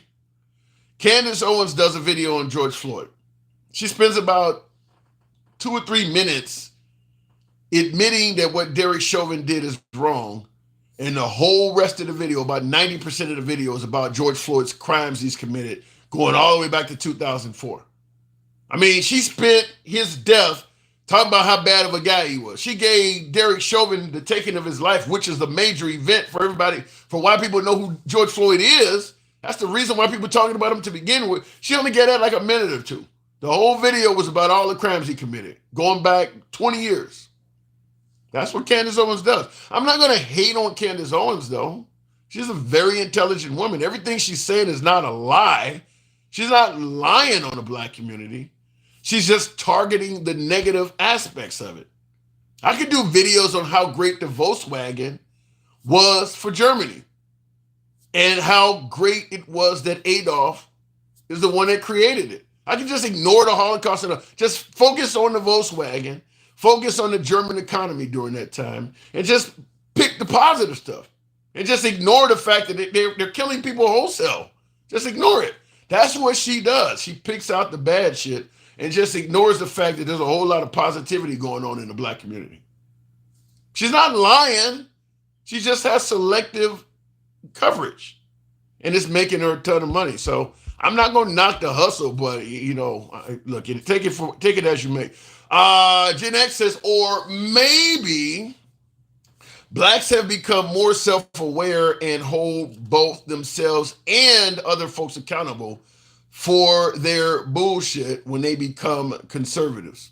No, because they're not going to hold conservatives accountable. I listen to Larry Elder. He's a black conservative. The Hodge twins, I mentioned them. You don't hear them talking about bad black conservatives. No, they're talking. Only way they're going to bring up a conservative is if they've already deemed that person to be a rhino and not part of the club. I don't give a damn what Trump does. Even if MAGA thinks, well, man, that was a bit overboard. You're not going to hear Candace Owens or the Hodge twins or somebody criticize that. So, no, they're not calling, as you say, or maybe blacks have become more self-aware and hold both themselves and other blacks accountable. No, they're only holding liberal blacks accountable.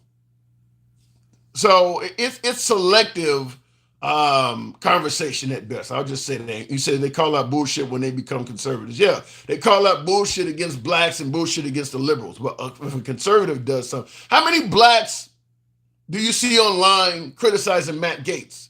He is essentially a pedo. How many black conservatives have you seen saying anything about him at all?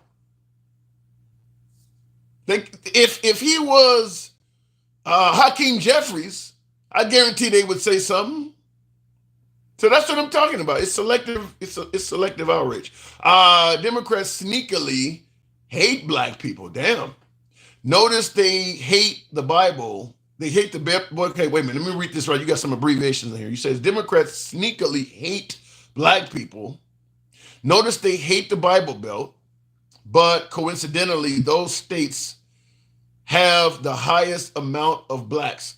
Yeah, they do have the highest amount of blacks.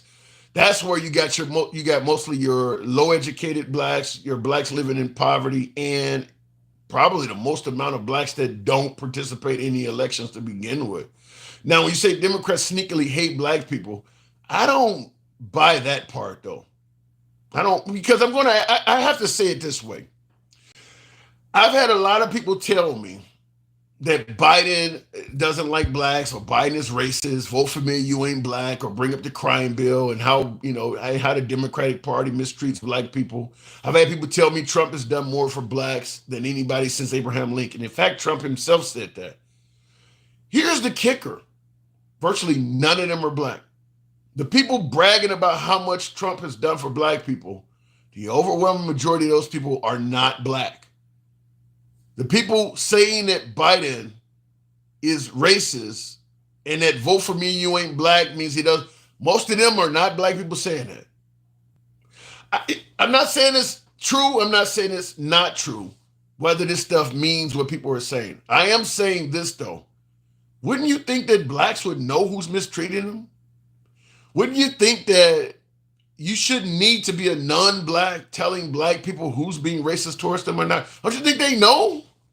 Do I need to tell you whether you can afford groceries or not? You know if you can afford it or not. You know if somebody is mistreating you or not. You don't. Somebody that's not being mistreated is telling you he's mistreating you.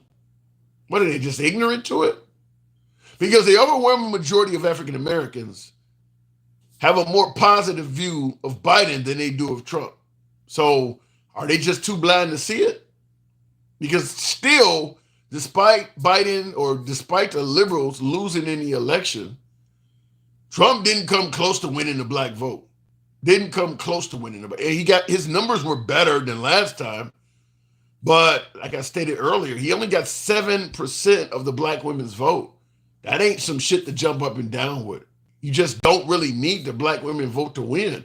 Blacks only represent like 13, 14% of the population. So you can win with virtually very little of them in a national election. State, local elections, that's different. Blacks can mean a lot, but at the national, you don't really need the black population because they represent so small of a percentage in a lot of areas.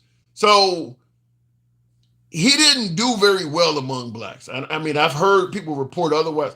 I think the black males, I don't think he even got 30% of that. He done very well with Hispanic males by far. He got over 50% of Hispanic males, 30 some odd percent of Hispanic females. He did very well in the Hispanic category. And of course, whites backed him even stronger than before. And with whites representing like 60% of the population, I mean, shit, if you can get most of them, you're halfway home. Gen X says, segregation based on color, no, but segregation based on party, yes. So you want liberals to live with liberals and Republicans to live with Republicans. I wouldn't want that. Because if you let liberals live with liberals, shit is going to go way far to the left. And if you let Republicans live with Republicans, shit is going to go way far to the right. Neither category is good. Neither one is good. I don't want, like I said, the whole transgender thing has gotten out of hand. Maybe went too far to the left. I mean, some people are okay with even minors, having, reassignment surgery and all this. I mean, some people went too far with it. If a woman says a man violated her, just take her word, and lock the guy. The left can go too far to the left. But you got the right now who is actually in power, forcing kids to read the Bible in school despite what their religion is. Obviously, the pro-life movement has gotten to the point where they're talking about giving women the death penalty. Women that get sexually assaulted, no option. I mean, you can go too far to the right as well. I believe in mixing things up so you can have a checks and balances of sorts. I don't want to go too far back. Let's just say that, too far back. America used to be a pretty far right country. It wasn't good for people like me. The right, now we can talk about the left, we can criticize the left, and there's some legitimate criticisms of the left. But a far right country tends to be very religious, male dominated. Women tend to have to be in their lane. There's a lot of far right countries out there. Most of them are in the Middle East. Most countries that are very religious do not believe in women's equality, and they're not favorable to minority populations, whatever that may be. You could be a Muslim country and there may be a few Christians in your country. That's the minority population. They're not going to treat them equally. Far right countries, those are three of the tenets of far right countries. So I don't like far right either.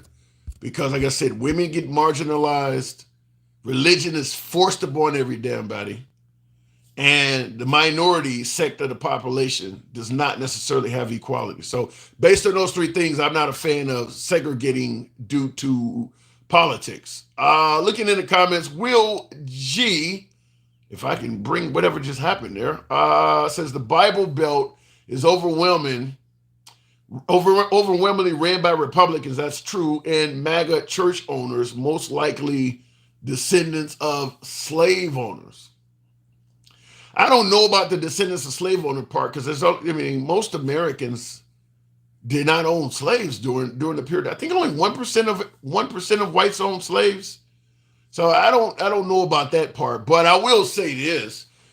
It doesn't really matter, in my opinion, if your family owned slaves or not. If they voted for the guy or the politician during that time that was pro-slavery, that to me, that's just as good. The only reason you don't own slaves is because you're too poor to afford one. But if you're okay with letting a politician rule that is pro-slavery, you're no better than the guy who owns them, in my opinion, because you're kind of you're kind of allowing them to do it. So I'll just leave that at that. But yeah, the Bible Belt is mostly MAGA, mostly conservative. I don't think that's up for a debate. I think everybody agrees with that. Looking in the comments here, dogs love trucks. All right, we'll leave it at that. Let me make sure. I'm trying to also use what do you call it? What is this? Instagram. So I have been trying to run live on Instagram as well, but I'm learning how to use it while I'm doing it. So I'm just going to put test on here. Looking in the comments before we continue on. Equality and stay in your lane are two different things, bro. Yeah, they are. And when I say the right, well, equality and stay in your lane are two different things. And that's what I said. A far right government is not a fan of women's equality. They want you to stay in your lane. Yeah, you're damn right. Equality and stay in your lane are two different things. They're literally like exact opposites of each other. If somebody is forcing you to stay in your lane, you don't have equality. So yeah, I agree with you there. And far right governments tend to marginalize women. Marginalize, stay in your lane, whatever phrase you want to use. That's what I'm trying to say. I don't know why this thing is doing this.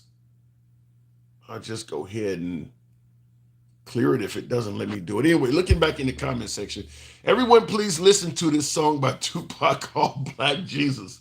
I would play it if they didn't copyright me. I don't know. Tupac, Black Jesus. I don't know if I've heard that one before. I'm sure I have. I can't think of that one though. If you didn't have most of the money, you didn't have most of the power, says Dustin. Yeah. That's going to be in any government though. Even in America, if you don't have money, you don't have as much power as somebody that does. But that don't mean you can't still have some resemblance of equality. Like in America, for instance, if you're murdered by somebody that's rich, you still have a chance of getting justice. Your family does. Some countries, there is no chance of that. So there is still some resemblance of equality in this country. Not on all levels, but in some areas they are. So, stay in your lane if you're comfortable. If you're not, get out of it. In a far right country, that option does not exist. And in fact, in a far right country, if a woman tries to get out of her lane because she's not comfortable with it, it could be detrimental to her health. Let's say a woman wants to drive. A woman wants to learn how to drive in a country that does not believe women should be allowed to drive. If she gets caught behind the wheel of a car, at best, she might be incarcerated. At worst, she could be beaten or even lose her life. You can't just get out of your lane if the country, that's no different than, let's say, the African American community. We know during the 50s, the America had a lane for blacks. Certain neighborhoods you couldn't go to, certain restaurants, you couldn't go to certain schools. Martin Luther King is an example of somebody who did not want to stay in his lane.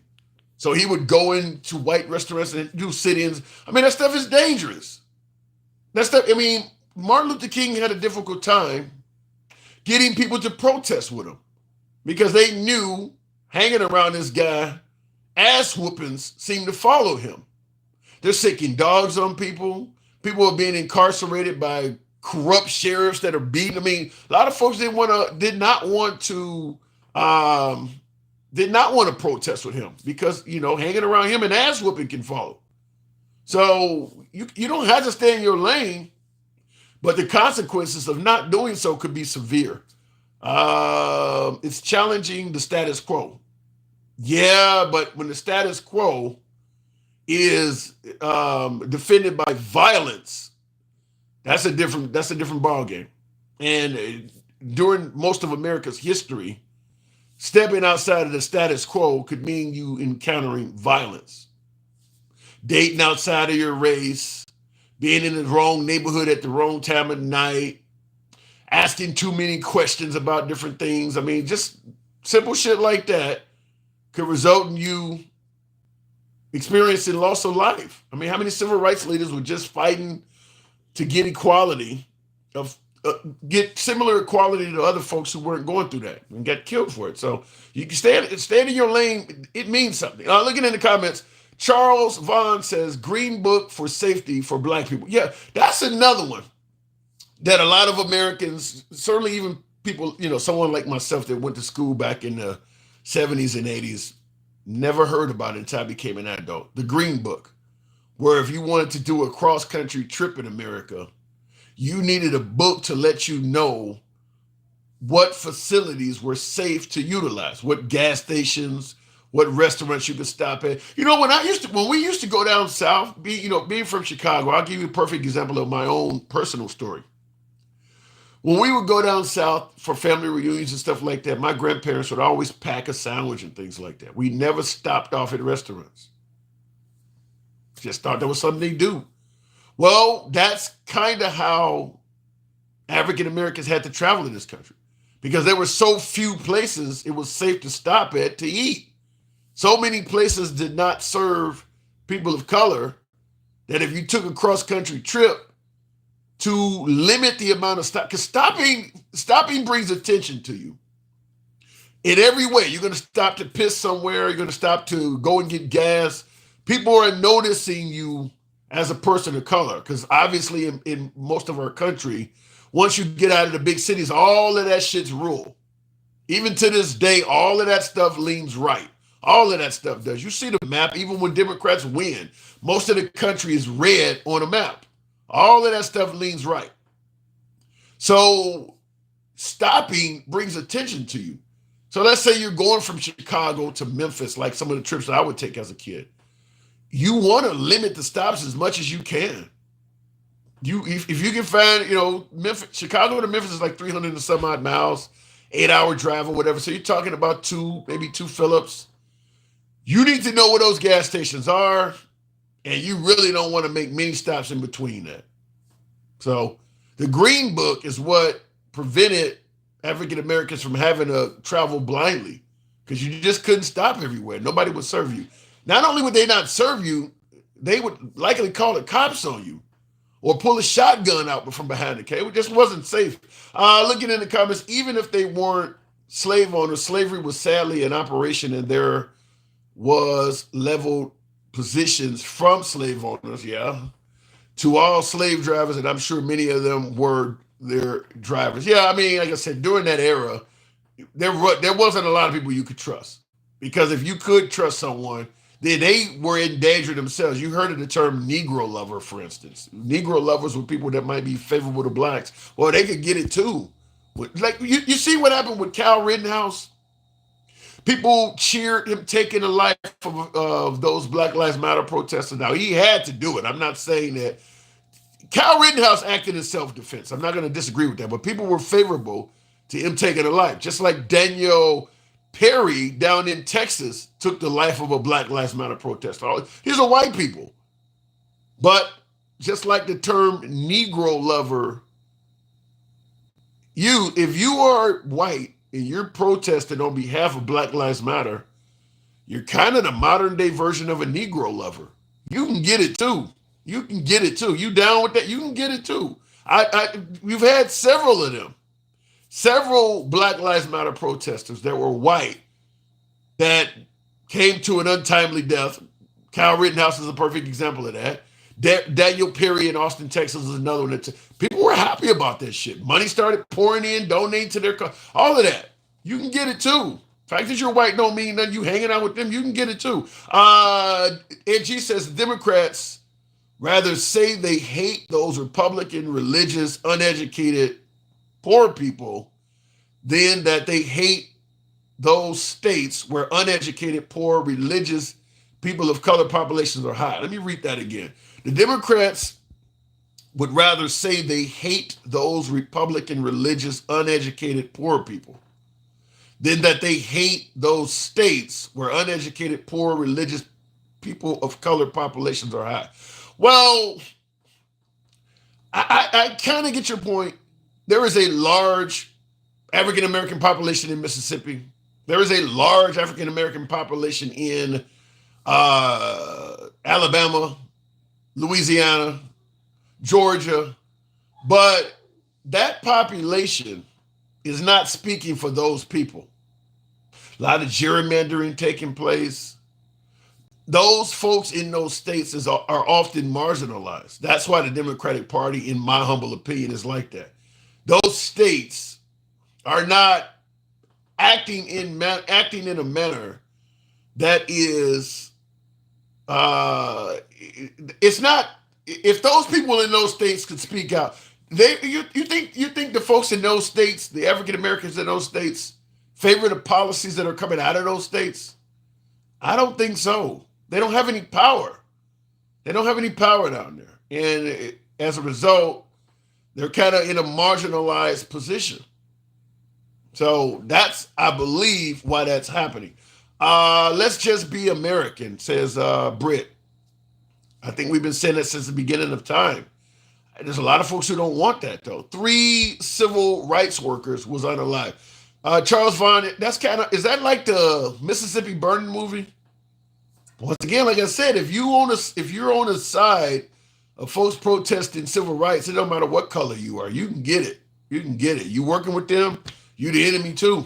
My beautiful black brother from Roll Steel in Boston taught me how to roll a blunt and the spiritual benefits from blazing.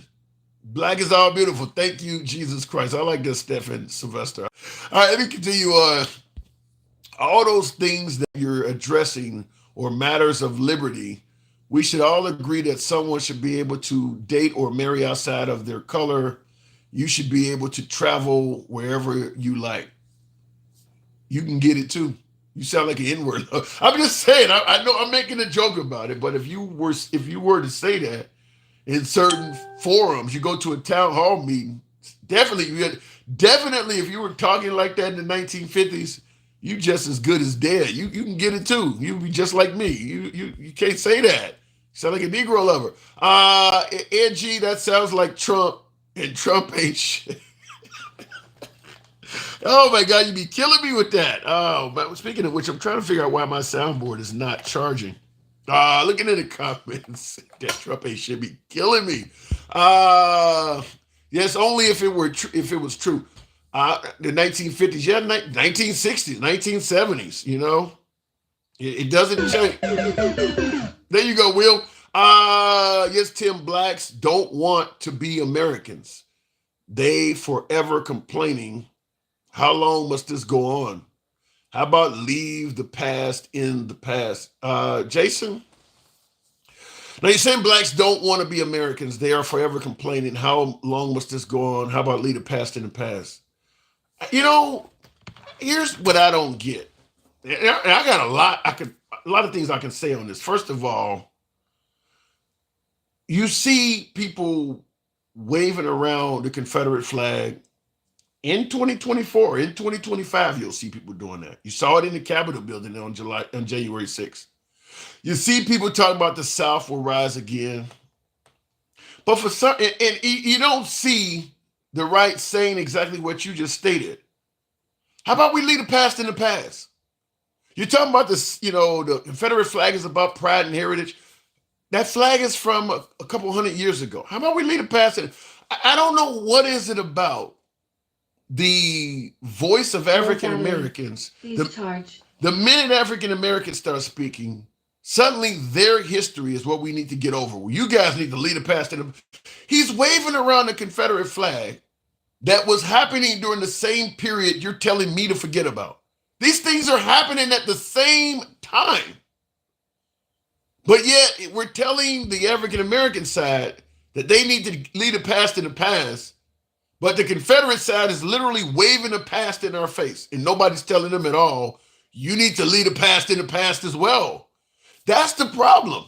That it seems like you're okay with the past. You just don't want to hear from them. Otherwise, you would be telling the folks with the Confederate flag, all of these things took place at the same era. You got Trump right now promising. Well, he promised if he got elected, which he has successfully won the election, he promised to rename the military bases back after Confederate soldiers. MAGA loves that. I don't want you erasing history. What happened to lead the past in the past? He's about to go and rename bases back after people from the 1700s. Now, where is the lead the past in the past part? So that's where I have the pushback, is that for some reason when African Americans speak up, suddenly the past is inappropriate. But the Confederates can talk about the past all they want, and it's okay. Even though those two events took place simultaneously. Slavery and the Confederates existed side by side. Somebody make that make sense to me. And then, of course, there's all sorts of things from the past, like we just talked about the Green Book and stuff like that. How can you lead the past in the past if you don't really know all about the past? So much of the past has been hidden and has continued having a trickle-down effect that people are still just learning about it. Like that Netflix movie, the 6888 or whatever, about the women that are making, nobody knew about that. You know how many stories of African Americans that served during World War II are not known because they were not being rewarded, they were not being promoted, stuff that is still trickling out. Or Black Wall Street is a story that only trickled out in recent generations. There's so many of these stories. How do you tell somebody to forget about something they're just finding out about? I said this numerous times. If they were honest about the past from day one, it would have been a lot easier to move on from it. But it's hard to move on from things you're just finding out about right now. How many folks are talking about, well, blacks didn't have it that bad. The Irish slaves had it worse. We didn't go to school coming up in the 70s and 80s receiving lessons about the Irish slaves. Didn't hear nothing about it. I can't think of one well-known Irish slave. Not one. Did any of them escape? Where, I don't know where they worked at. I don't know what they did. I don't know when slavery for them ended. How do you forget that? You're just learning about it. So it's very difficult to do what you're saying because the history of this country was taught so poorly, was taught so deliberate to be dishonest. We didn't teach history based on accuracy. We taught it based on American exceptionalism. We're going to teach history to these kids in a manner that promotes us as the best country on earth, even if we got to lie to them. And that's what we've been dealing with from day one. In the comments, you can't speak for them and how they feel, Tim. Tim Lemon. Who is Tim Lemon? I have black friends. For M, I'm gonna have to use my spectacles. I can't get what you're saying. You say you can't speak for them and how they feel. Tim, I don't know who Tim Lemon is. Okay, we said I look like Don Lemon. I have black friends four room the South, and they think very different than the relatives here in Cali. Yeah, everywhere you go, people are gonna have some differences of opinion, but in terms of whether racism still exists, whether white privilege is a real thing or just something liberals are making up, or Democrats or black people are making up, When it comes to racial issues, whether the Confederacy is about racism or pride and heritage, it don't matter where you go in this country. The blacks are going to be pretty much united on that. You're not going to find a whole bunch of black people talking about the Confederates are good and friendly to us. I don't care, even in the deep South, they ain't going to tell you that. So there are some differences between people that might live in Mississippi versus California, how life is lived, how, the far left versus more moderate, all of the open LGBT stuff. You live in rural Mississippi, that's not going to be as popular. Deeply religious roots, yeah, that's going to be more popular in rural Alabama, rural Mississippi blacks or whatever the case may be, as opposed to living in Portland somewhere.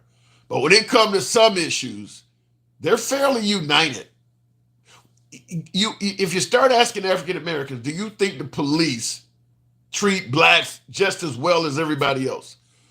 I don't think you're going to go anywhere in the country and get a resounding yes to that. I think just about anywhere you go, African Americans are going to suggest that the cops, the system is not as favorable to us. You can talk to them in California, you can talk to them in Mississippi, you can talk to them in Maine. They're going to tell you that. So there's some differences, but there are some places where it's some areas where it's fairly united. Stats provoke that awareness, says Alan. Give me an example of what you mean by the stats, because some stats can be true while omitting things that may actually confirm the issue. Like a perfect example, the murder rate. Trump even said this: more whites get murdered by cops than blacks. So that's supposed to lead you to the conclusion that cops are not treating blacks any worse than whites, because more whites get shot than blacks. The overwhelming majority of people who are mistreated by police don't get shot. So Trump could be 100% correct, and I believe he probably is. There's just that many more whites than blacks in this country. More whites probably do get shot by cops than blacks. But when you start talking about false accusations, wrongful incarceration, wrongful seizures, wrongful searches, none of that involves somebody getting shot. You're excluding almost all of the police misconduct when you only focus on who gets shot. So you can give an accurate stat, but still completely be wrong about describing the problem. Screwing like a rabbit. What is I don't know what that means. It says, I will, should I call you, Tim, to have a real conversation about this issue? I mean, we could certainly have a conversation. I was talking about January 6th earlier, and TikTok didn't like that. So it started threatening my life. So I just figured I'd sit here and rap to you folks. I would certainly love to talk to you about the issue. I would absolutely love that. How come you never hate on Genghis Khan? He enslaved way more. That would be like asking someone who was sitting there memorializing what happened on September 11th, why they never hate on Tiananmen Square or somewhere else that a terrorist attack took place. Genghis Khan ain't got nothing to do with American history. I mean, it's as simple as that. If we're talking about the American slave trade, why would you deflect to Genghis Khan? It ain't got nothing to do, it's irrelevant to the subject at hand, that's why. It's amazing, like Jekyll and Hyde, MAGA's mood was today and 4 years ago. Yeah, it is a difference. He said, it's amazing, like Jekyll and Hyde, MAGA's mood was today versus 4 years ago. Yeah, they were happy as hell today and distraught 4 years ago.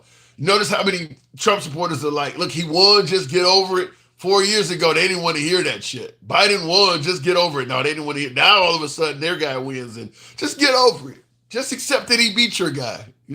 So it is a difference. Good point there, Will. He says the spoiled brats they are when they get what they want. Pelosi's security thing was a flat out lie, and MAGA wanted a scapegoat. Let me just say this in regard. That is a great point. I did a video on this earlier. The whole notion that Nancy Pelosi was supposed to provide the National Guard. Here's my point on that. Now, if Nancy Pelosi was supposed to provide National Guard and she failed on that, where's the evidence? Now, if Trump requested that she provide security, He would have had to send her an email, to have a letter typed out to send to her, her assistant from his assistant or whatever. There has to be a paper trail. You can't request hundreds of military personnel, vehicles, equipment show up somewhere, and there's no paper trail of it. If Trump is adamantly going to state that he asked for a National Guard and Nancy Pelosi did not provide it, he should easily be able to produce a paper trail of that. And obviously, his request is not going to go directly to Nancy Pelosi. He's not going to type up the letter. He's going to have his assistant. Let's say it was Nancy Pelosi's job. He's going to have his assistant, chief of staff, whoever he would tell, I need you to make sure Nancy has us some security provided. That person is in turn going to take his request to the assistant of Nancy Pelosi. There's going to be an email back and forth. You got to sign off on this. You can't request hundreds of military personnel. There's a signature out there somewhere. There's paperwork. If he requested this from Nancy Pelosi and she failed, why hasn't he shown any paperwork? It goes beyond what's coming out of people's mouth. Trump has said he requested it. Somebody in the comments is saying Nancy admitted it. Where's the paperwork? Where's the paperwork? Where's the proof? This is where the problem is that Trump says a lot of things. We can talk about whether they're true, whether they're false or not, but he says a lot of things and does not provide evidence. If she failed to provide the National Guard as requested, he should easily be able to produce his request that was sent to her, because it would be on presidential stationery with his seal, his signature, whether it's stamped, whether it's written out. You just can't request hundreds of soldiers show up somewhere and there's no paper trail that this ever happened. You know why I say that? Because the other side could lie. Let's say, for instance, Trump got on the phone and asked for Nancy Pelosi to send security. And she did it, and there's no paperwork. There's no paperwork at all. He called her, she did it. All of a sudden, you got hundreds of National Guardsmen there, and maybe a protester starts talking about hanging Mike Pence or saying something stupid, and a National Guardsman maybe performs a hardcore arrest on the person, or violently abuses a protester that's getting out of hand. And then Trump goes on television and says, see, we let Nancy Pelosi, Nancy Pelosi came in and sent security to a peaceful protest that was not necessary, and they don't roughed up one of my supporters. We didn't need these people to be here, but leave it to Nancy Pelosi and the liberals to decide to throw their weight around on a peaceful protest. This was a love fest until she sent in the National Guard, and now they're out here hurting MAGA that just wants to be patriots to this country. How can she even prove that, no, I didn't do this to be to be ridiculing Trump? I did it because he requested it. If there's no paperwork, she can't even prove that she was following orders. So there's no way in hell that he would have done that without there being some paperwork out there. Why won't he show us that?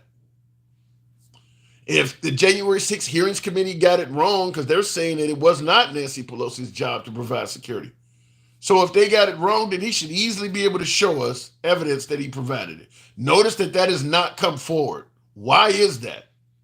Why is that? Why 4 years? Why hasn't that come forward?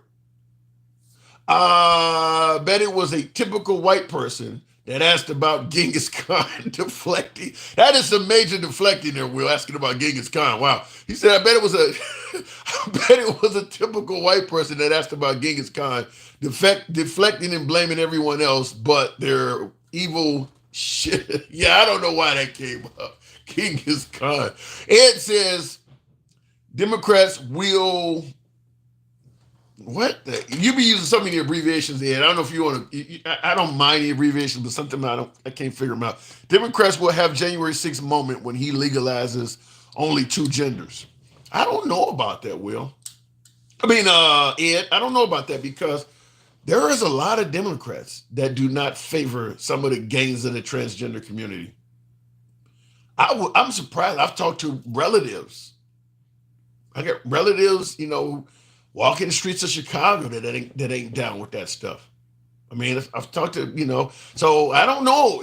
There may be some far left members of the Democratic Party that may not like Trump legalizing two genders, and he is talking about doing that. I used that during some of my lives about a year ago, and MAGA was denying the hell out of that shit, telling me I was fear mongering and giving misinformation. I said then that if Trump gets elected, for all intents and purposes, in the eyes of government, he is going to make the transgender community go away. He just fear mongering. He just don't want to shove down the throats of kids. That's all he tried. No bullshit. He clearly stated that if he gets elected, he's going to ask Congress to go for any government document to go by the gender you are at birth on any document. So in other words, if you are a transgender person, the government won't recognize you. You can't do it on your license. You can't do it on your taxes. You can't do it anywhere whereas the government is involved. So essentially, in the eyes of government, transgender go away. You're either going to be a man or a woman. That's it. Like what you just stated, he's going to legalize two genders. But the right, hoping for Trump to get reelected, did not want that to be said. You don't hate the transgender community. Quit demonizing him. He ain't trying to do all that. He just don't want to shove down the throats of kids. Now that he's in there, you're going to see that it goes way beyond just something being shoved down the throats of kids. It's going to go to the point where I don't want these people out and about. I don't want them in professions. I don't. Basically, virtually anywhere you want to be. Like, okay, you can't be anywhere where children are involved because they believe that the transgender community is harmful to kids somehow. So I guess you can't be a school bus driver or a lunch lady or a crossing guard or a teacher. You realize how many professions that cancels out?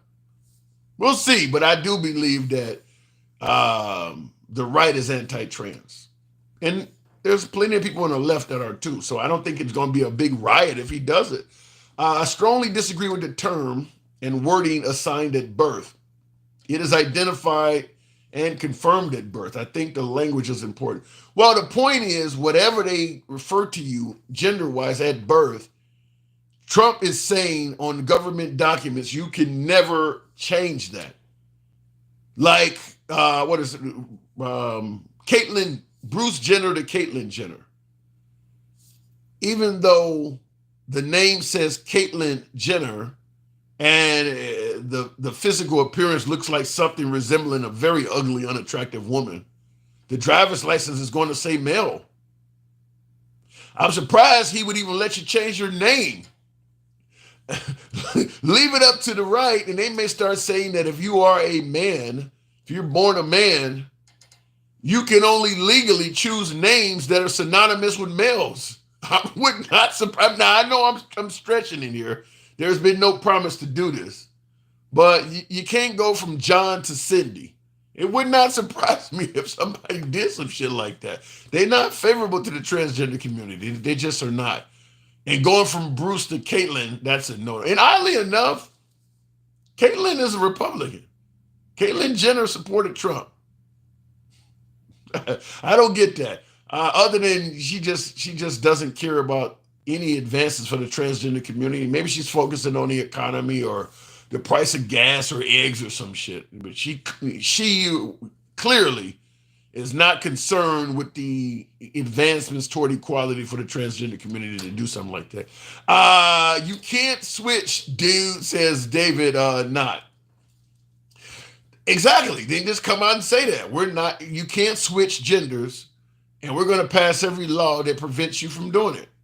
That ain't what they tried to say going into the election. They didn't want to admit that they were down with anti-trans legislation because they felt at the time it might hurt his re-election chances. But now that he's in there, I expect to see that. I do expect to start seeing particularly some of the southern states. And here's the thing that concerns me about Trump, which is why I was, in addition to the whole giving police immunity from prosecution, that's what stopped me from voting for him. I don't think he's all bad.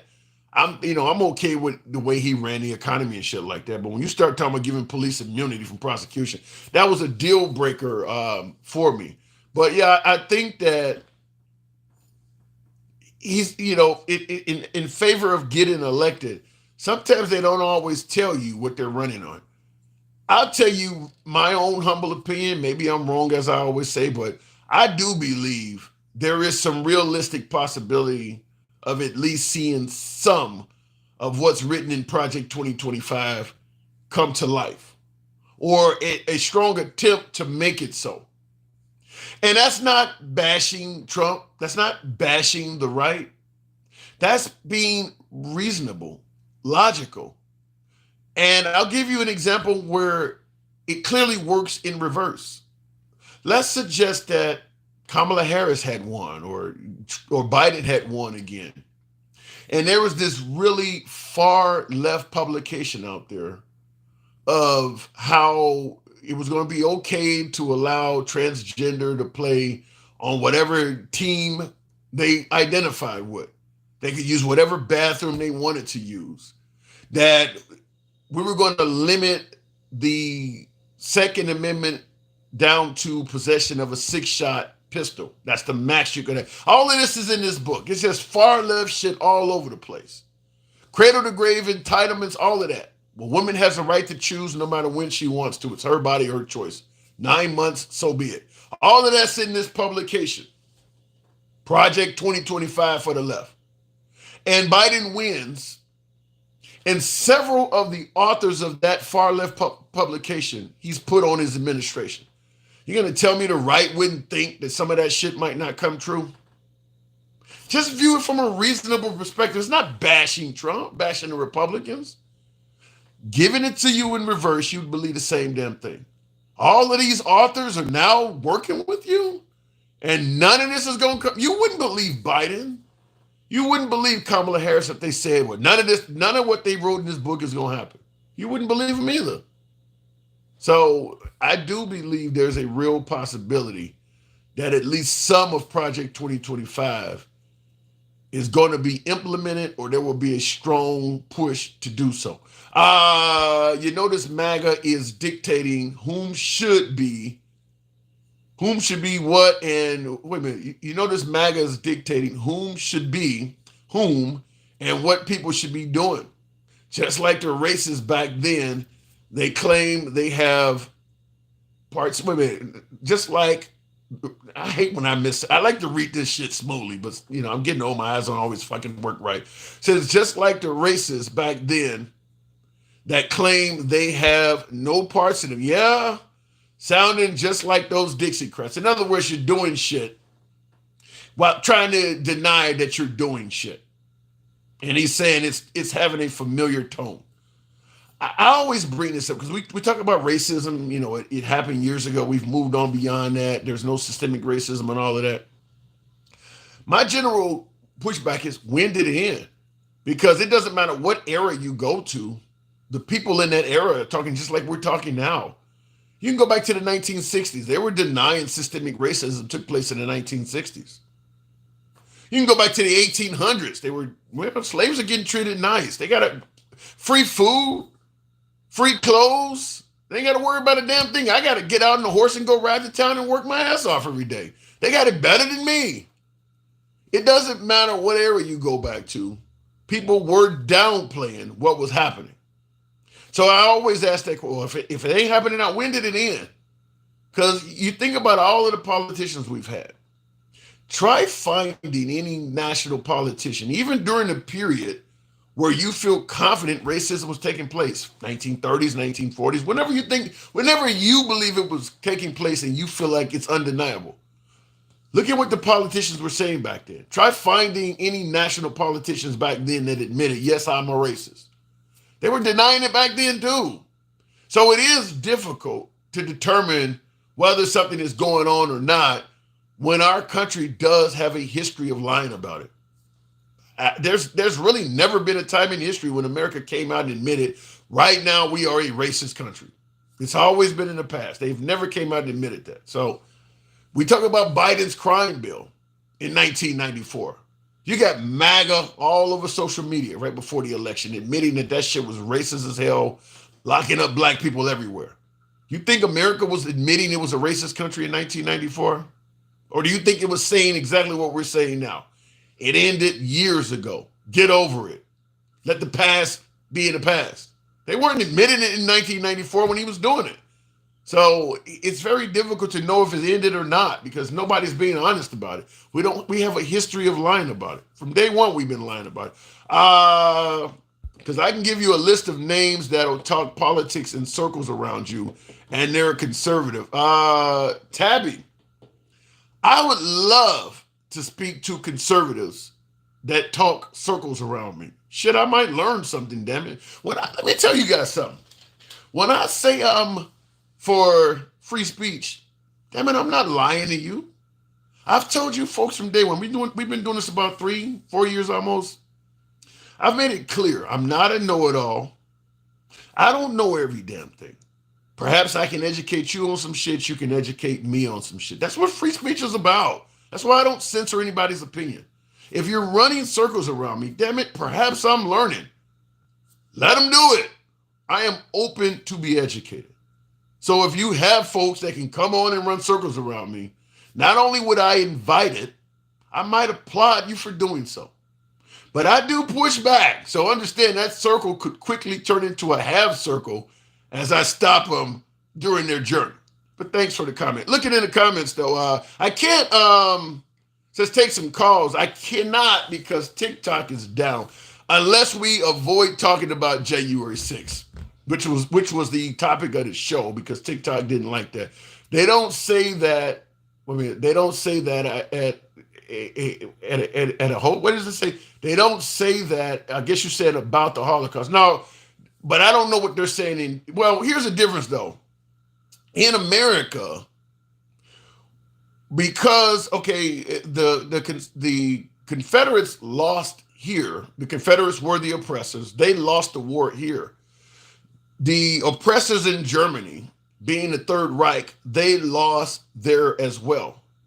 But the difference is Germany put in place plans to hold the oppressors accountable.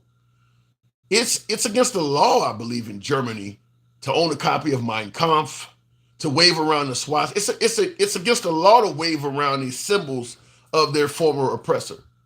We didn't do that in America.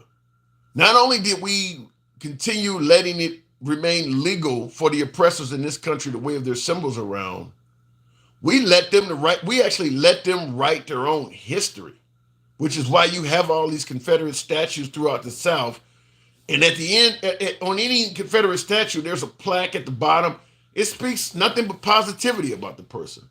They're not going to tell you this individual was chasing slaves throughout their time, or they may have killed a bunch of black folks, or they were fighting. None of that. It's all positive. He fought a gallant battle and defended Fort Sumter on behalf of the. It's all positive. The Germans did not let their oppressors do that. They prevented them from writing history to fit a false narrative. In America, we let the Confederates write their own story, and they kind of wrote out a lot of the atrocities. They just wrote it out. What was it called? The Sisters? Is it the Sisters of the Confederate? I forgot the name of the group, but that was their entire mission, is to hide what actually happened. They took certain books out of schools, anything. They essentially made it against the law to talk about any of the negatives. So that for decades, for generations, if Germany had won World War II, Holocaust would have never happened. You would have had claims that a bunch of Jewish people they came up missing during war. That's what happens. People sometimes get misplaced. They would have denied it. You would have never had any access to the graves. They would have completely wrote that out of history. That's what the Confederates did. They tried their best to write most of their atrocities out of history. And when I say the Germans would have made the graves disappear, you better believe there are fucking mass graves all over America that we are walking and driving on every damn day that we don't know about. That's what the Confederates did. Down south, there are graves everywhere. that you do not know, of people that did not deserve to die, that nobody never wanted you to know that they ever were buried there. That's all over the place down south. That's how Germany would have did if they had been given the right to rewrite their own history. That's what happened here in America. So you can't let the person perpetrating the atrocities write their own history. That's how you get taught incorrect history. And that has happened a lot in this country. Looking in the comments, daughters of the, okay, that's what it, not sisters, daughters of the Confederate. Yeah, they pretty much, that was their mission, is to paint the Confederacy in a positive light and omit as much of the atrocities as they could. A lot of stories had to be handed down from person to person because you couldn't put a book in the library about it, couldn't post a story in the newspaper. Like Black Wall Street, I think we've all heard about that by now. Took place in Tulsa, where a lot of African Americans, not being served by whites, created their own neighborhood that features their own barbershops, their own law firms, their own grocery stores. They had all their own because nobody would serve them. It started becoming so financially successful that essentially the white community created a reason to go in, and they ended up burning all of it down.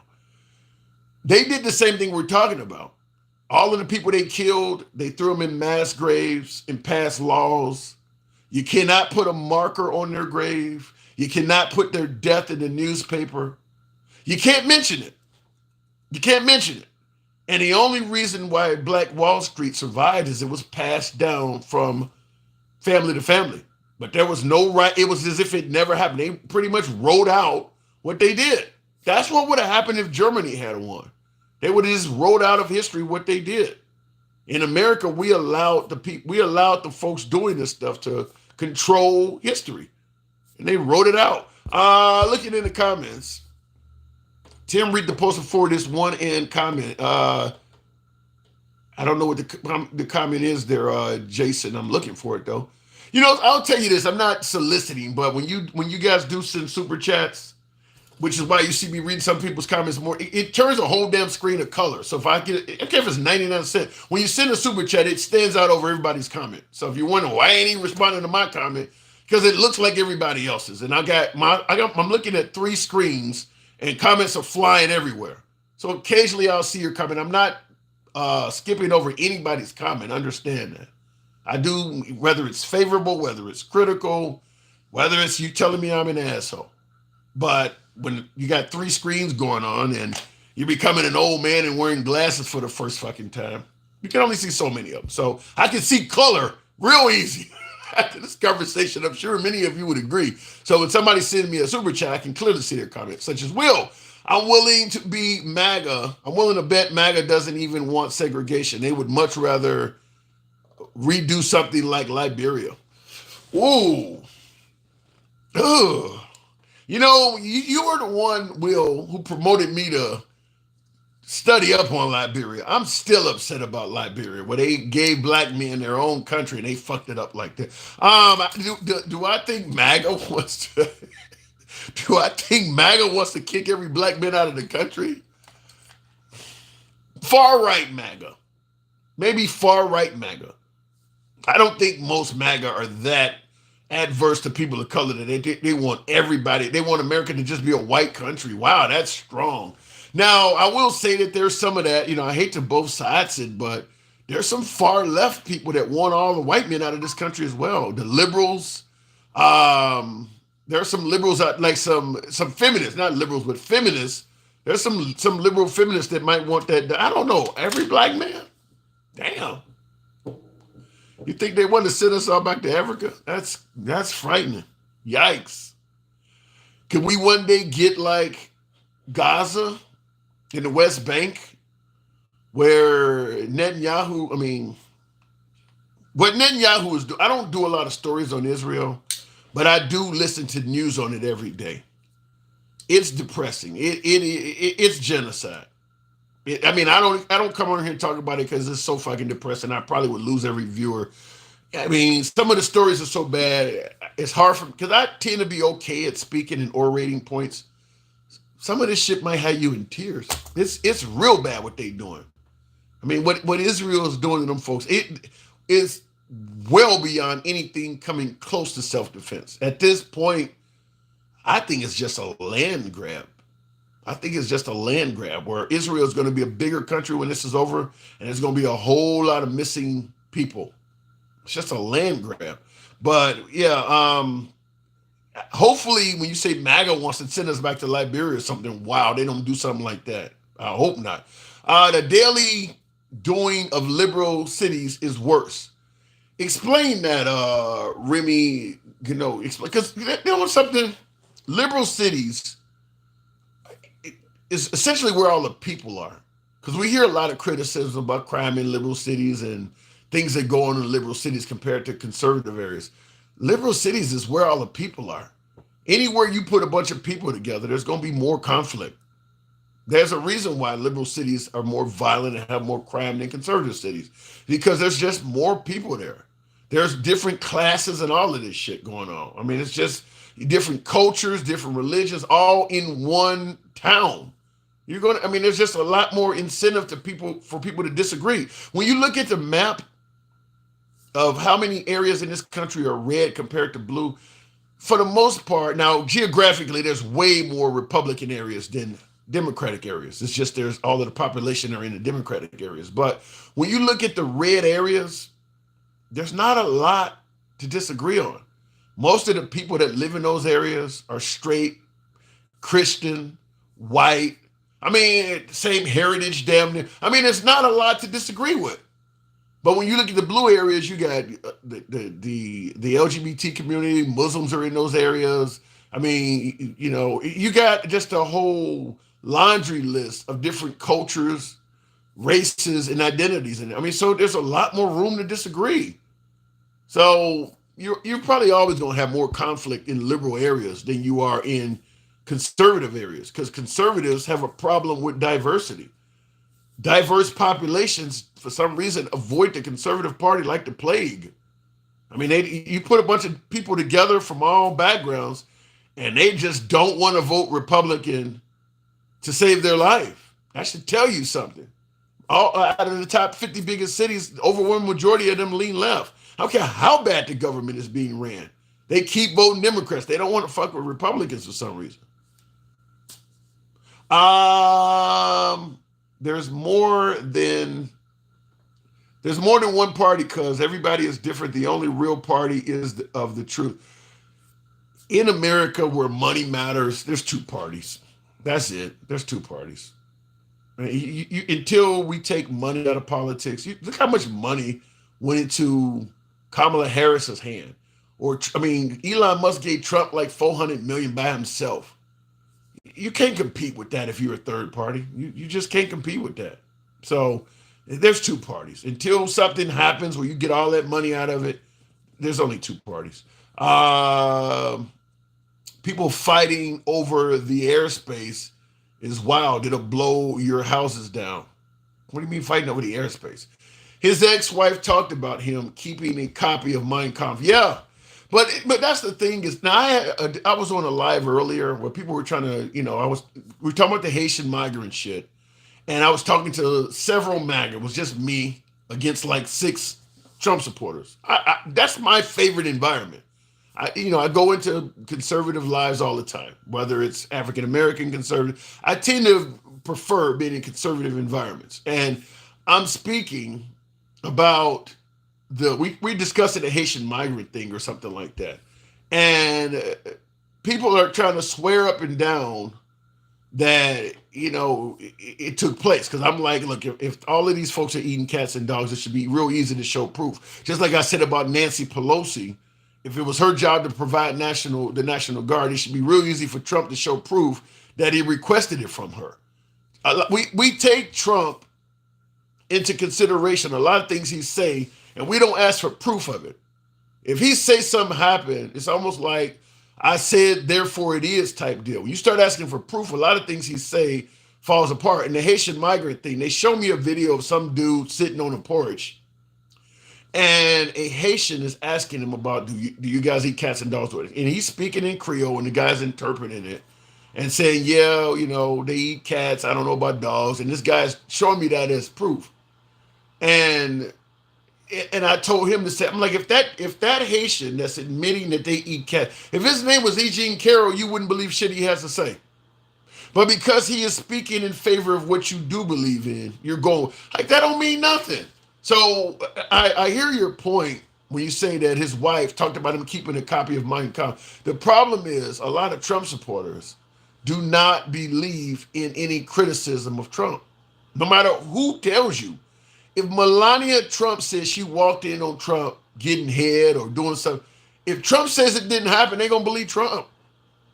That's where some of the challenge comes from, is that it is difficult to take on Trump when so many folks will refuse to accept anything that's critical of him.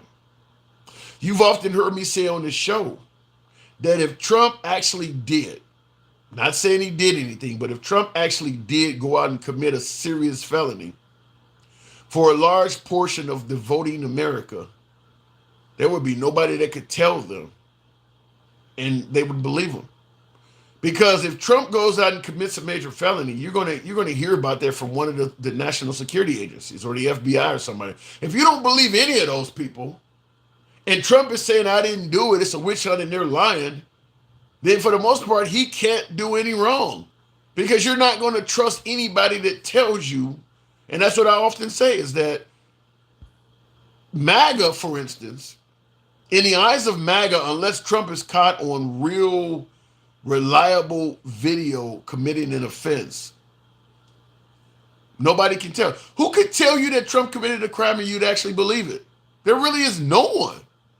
There really is no one. So as long as he is saying he didn't do it, he could essentially get away with anything. Because you're not going to believe, if the local police say they caught him doing something, or the FBI, you're not going to believe any of those people. So unless he's caught directly on video, he can pretty much get away with anything, because you're going to say, I don't believe them. I think they're lying. It's a witch hunt. It's the deep state. So that's a unique place to be. That's a very good place to be where Trump is. Republicans want a white theocracy. Wow. And Democrats want a diverse democracy. You can definitely see the differences driving through both spectrums. And I've spent a lot of time in both areas. I will say this. There is no denying that Republican gatherings are very white. Very white.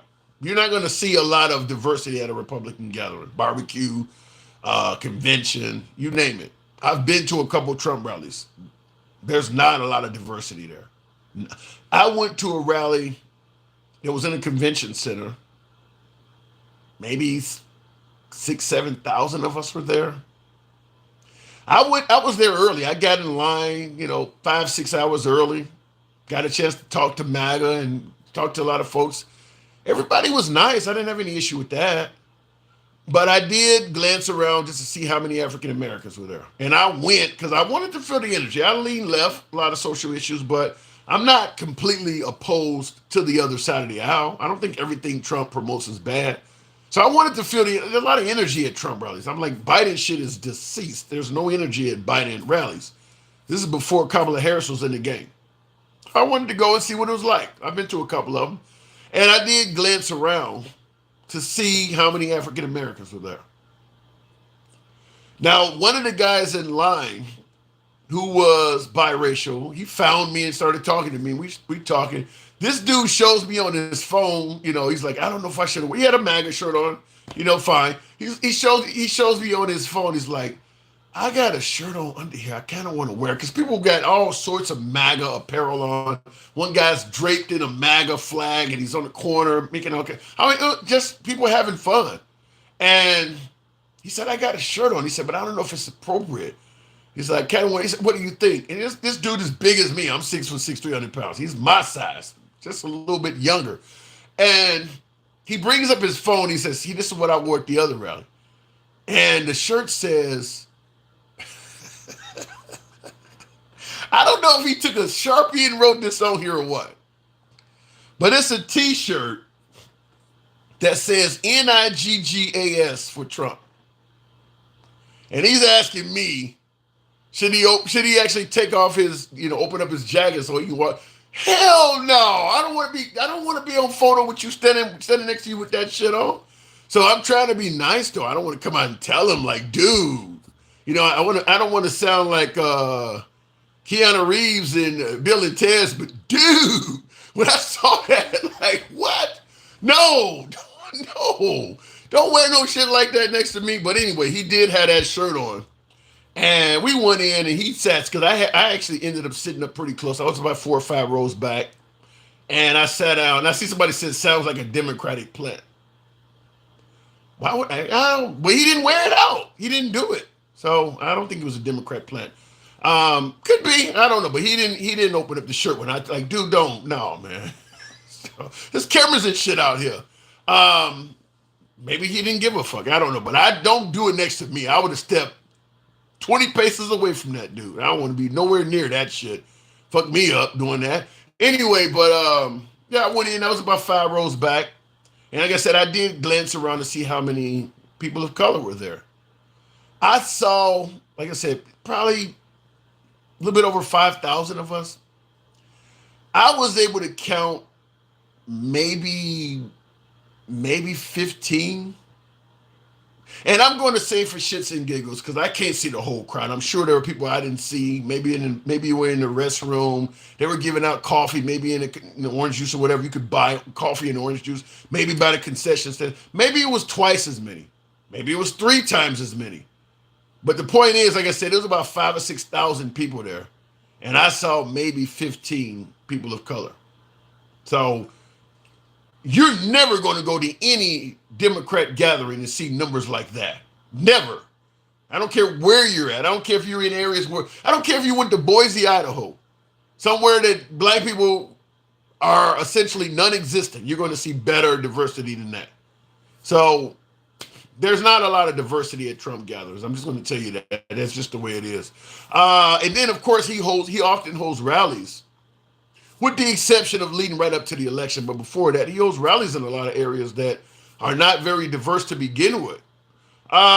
Take notes. Laugh at my ass off. 5 brain cells between the MAGA, so nothing you take note of. MAGA got more brain cells than 5. Come on now. Charles Vaughn says, I can see Trump saying, how you like me now, haha. Well, I'll tell you this, though. He can be charming. I'm sitting 5 or 6 rows back from the stage.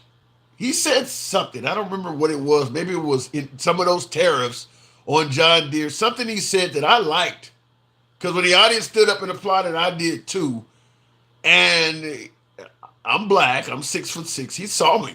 And he pointed to me and winked. Look, I didn't vote for Trump, but I felt that shit. So I can understand how some people, I mean, that's the president of the United States noticing me. I felt it. I felt it. So I can see how that works.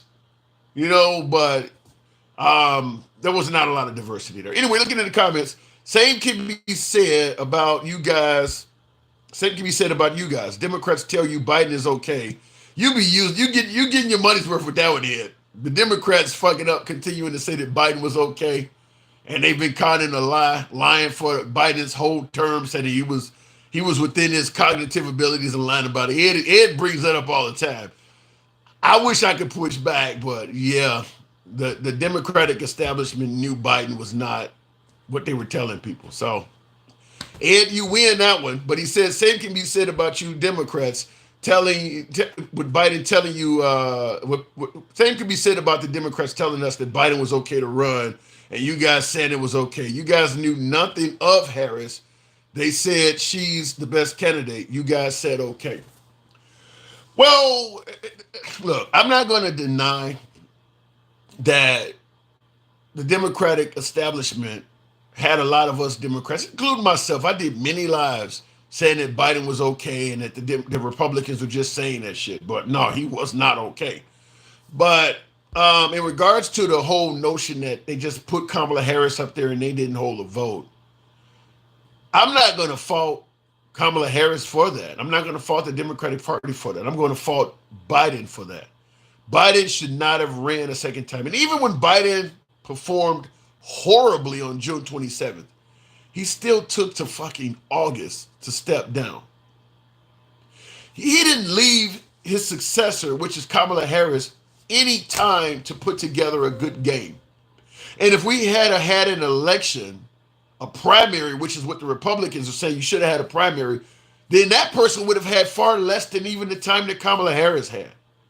I'm not faulting it on the Democrats not taking a primary. I'm not necessarily faulting it on Kamala Harris. I'm putting the biggest fault on Joe Biden. If Kamala Harris had the same amount of time that Trump had running for his second term, because Trump announced he was running in like June of 2023. So Trump had over a year and a half, or is that a year, almost a year and a half. At least he had well over a year he was running. Kamala Harris gets on The View and said she wouldn't change anything Biden did. That's a fuck up. That is a fuck up. There's no denying she fucked up by saying it. But if you got a year and several months to run, you got time to clear that statement up. You don't have time if you only got 107 days or whatever it was. So a lot of things that Kamala Harris was doing that was hurting her campaign, if she got a year or so to run, she could clear a lot of that up. A lot of times what politicians will do when they notice they're not doing well in the polls, they'll fire their campaign staffers, they'll fire their team and get somebody else in to help handle them and give them better advice. You don't have time to do any of that. We only got 107 days. So she had no room for error. I'm not saying she was a great candidate, but I'm not going to say she didn't have the possibility of becoming one. She was not even very authentic in appearance to the black community, in my opinion. But that's not to say if she had a year, they couldn't work with her and help her out with that. I'll give you an example for some of my NFL fans out there. Some of my NFL fans watching the football games every Sunday. If you watch Fox News, they just took on Tom Brady and Gronk, two partners from the Patriots in Tampa. Gronk is not a good analyst. He just started.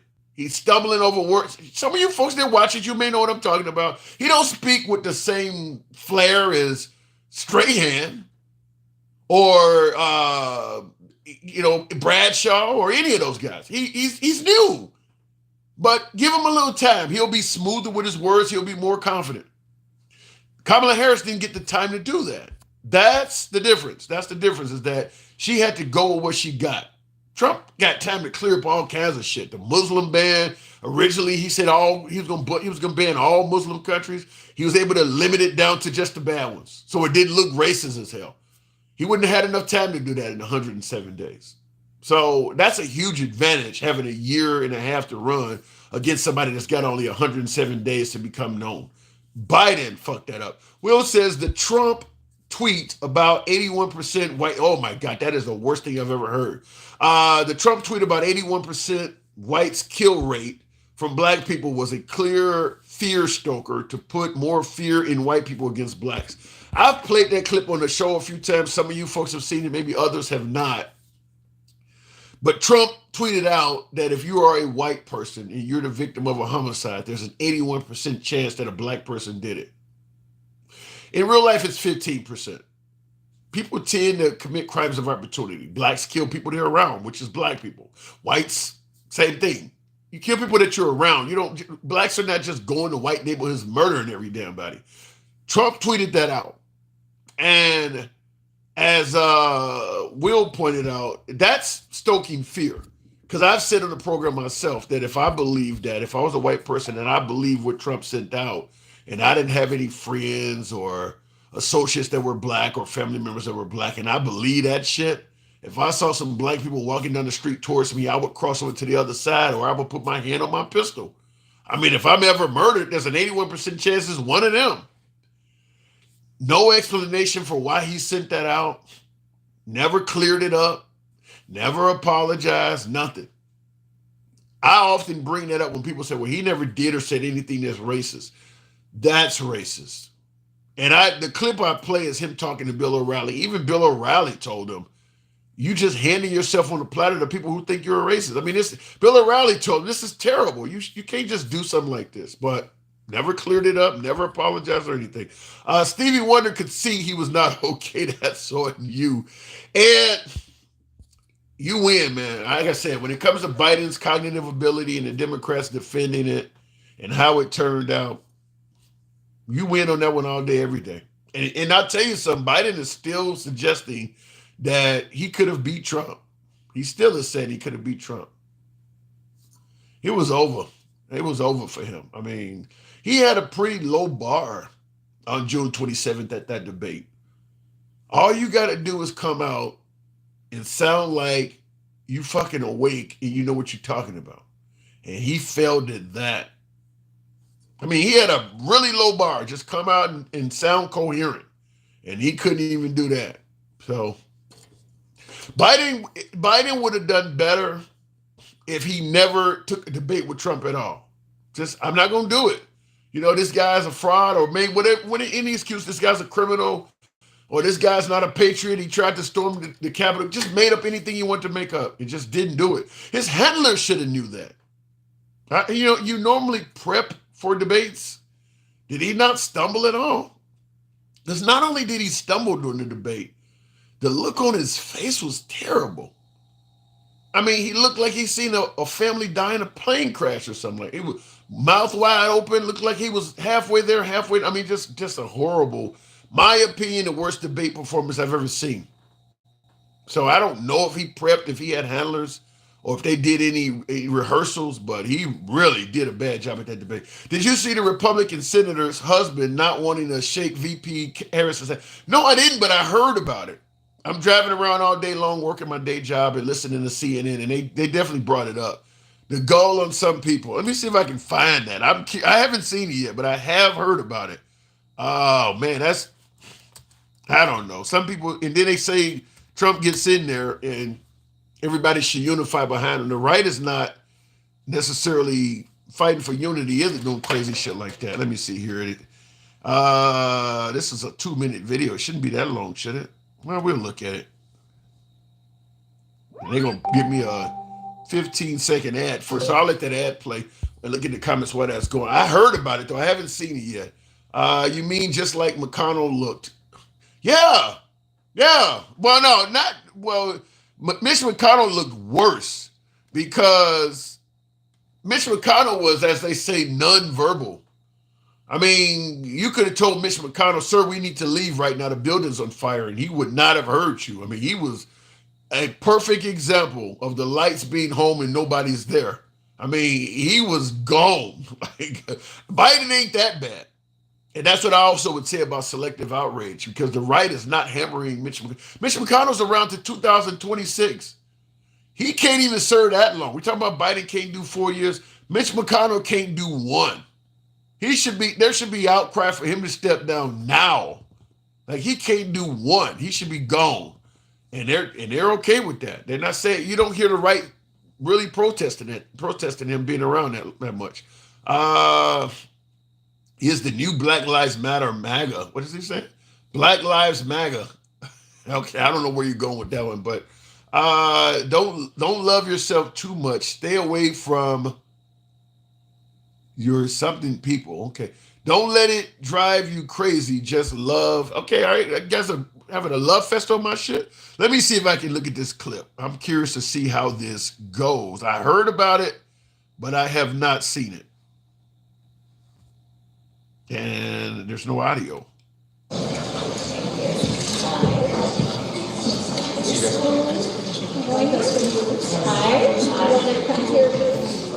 I like the fact, just like when Kamala Harris came out at the debate and she walked over to Trump and said, "Hi, I'm Kamala Harris," and forced his hand.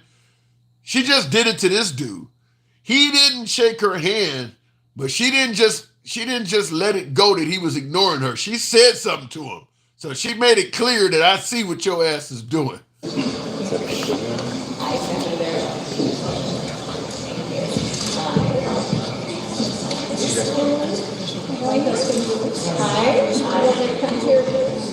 Her eyes followed him, and she even said hi to him. She made it clear to the people, yes, he is indeed trying to be an asshole. This is not accidental. She called him out. I like it. I like how she did it. Let me see. Is there more to that?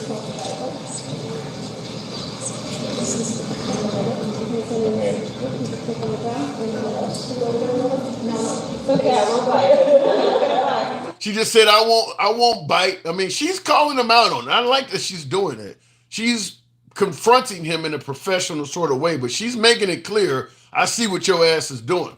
Don't worry. Okay. I mean, she's calling him out a lot. She said, I won't bite, don't worry. She's hunching her shoulders like, okay, this motherfucker want to be like that. But she really is calling him out. Let me see. I've never seen this. Staring him in the face. He can't even look at him. Fucking asshole.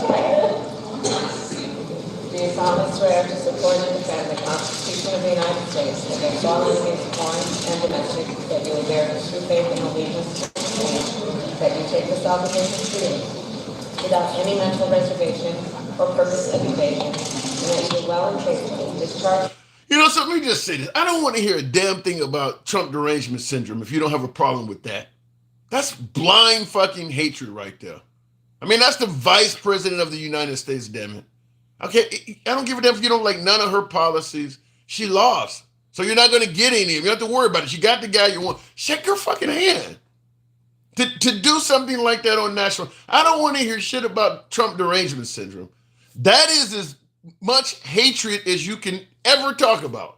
Right there on display. That is pure hatred, disdain for this woman to do something like that. So if you got a problem with Trump derangement syndrome and just hating the guy for the sake of it, what the hell do you call that? That is Trump, that is Kamala Harris derangement syndrome. She's vice president. She's not fucking president of the United States. She didn't run the country into the ground. She didn't pass any legislation you don't like. She ran for office and she lost. There's no reason to be that fucking disrespectful and hateful of her. Like I said, for my MAGA audience, if you don't have a problem with that, you don't have a leg to stand on with the Trump derangement syndrome shit, because that is derangement syndrome right there. She ain't really did anything to be acting like that. She's VP. He couldn't name a single piece of legislation that she signed that he really don't like. That's just hatred for the woman. Damn. That you take this obligation freely, without any mental reservation or purpose of evasion, and that you will well and faithfully discharge the duties of the office upon which you are about to enter. So help you God.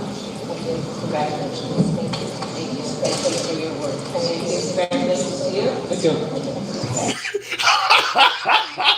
Now, I am going to give Kamala Harris a little bit of credit. She trolling him. She's making it clear to the American people that he's been an asshole. He ain't just being an asshole. She's showing him up for being an asshole. She stuck her hand in front of his face to force him to ignore the hand. So she's making it. So like I said, I don't want to hear about Trump derangement syndrome and no shit like that. If you're okay with a person doing that to the VP, don't hate when it comes Vice President J.D. Vance's way.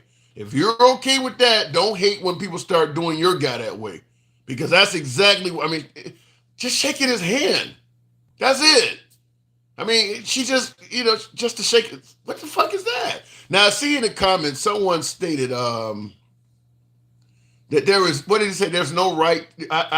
Somebody said there's no reason to, Richard Frazier, I think that says there was never a reason to respect her. Never. And he has that capitalized. How about the fact that she's the nation's vice president? How about respecting the damn office? I mean, that's the way I feel about Trump. I may not favor all of his policies, but I believe in respecting the office.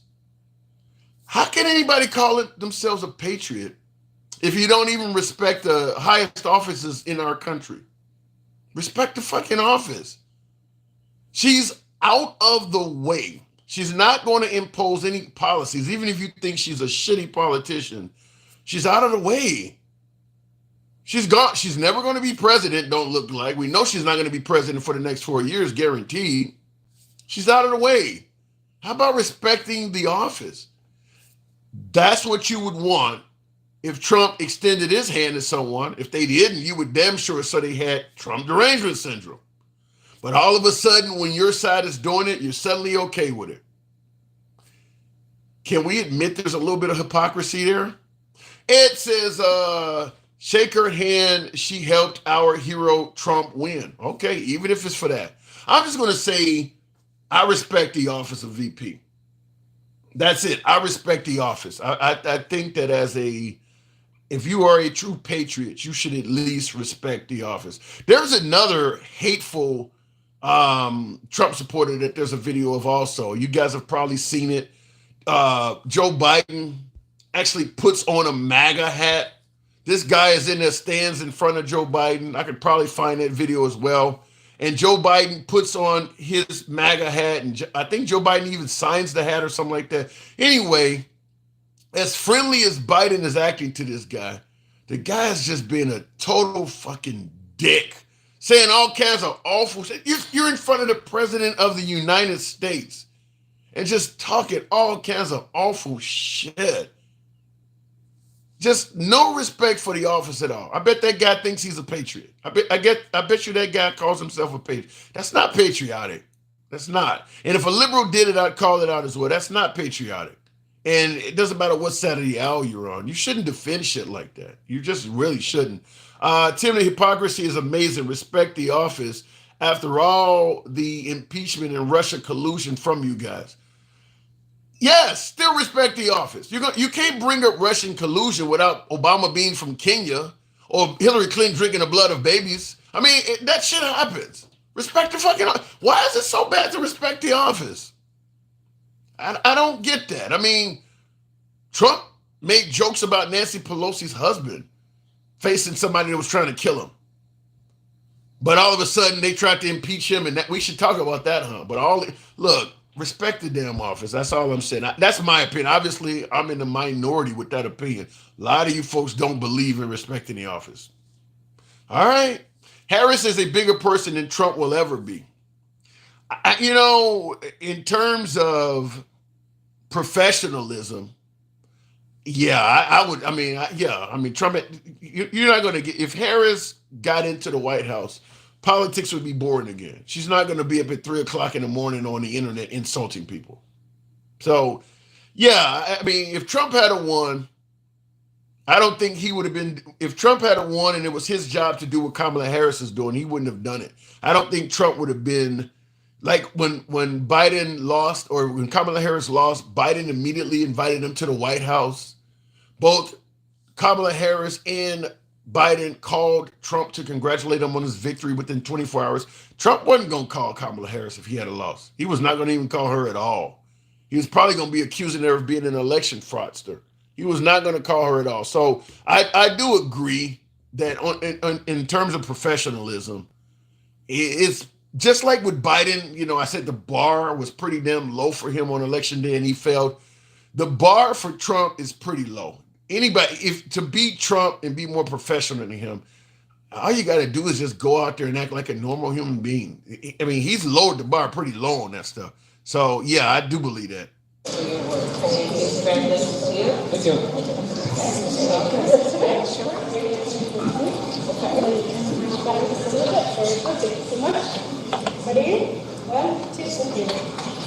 I wouldn't even take a picture with the motherfucker. But I know I'm being wrong to say that. After Kamala Harris did that, you know what I would have did? I would have asked him loudly, considering you don't want to shake my hand, or do you want to take a picture with me? Let the camera woman know. Just to get all that shit on camera, so people go, if you want to take let her know, because I'm assuming you probably don't want me in a picture with you. I mean, because just as being a dick. I mean, he's being horrible. Thank you. Dude looked like he'd been held hostage. Okay.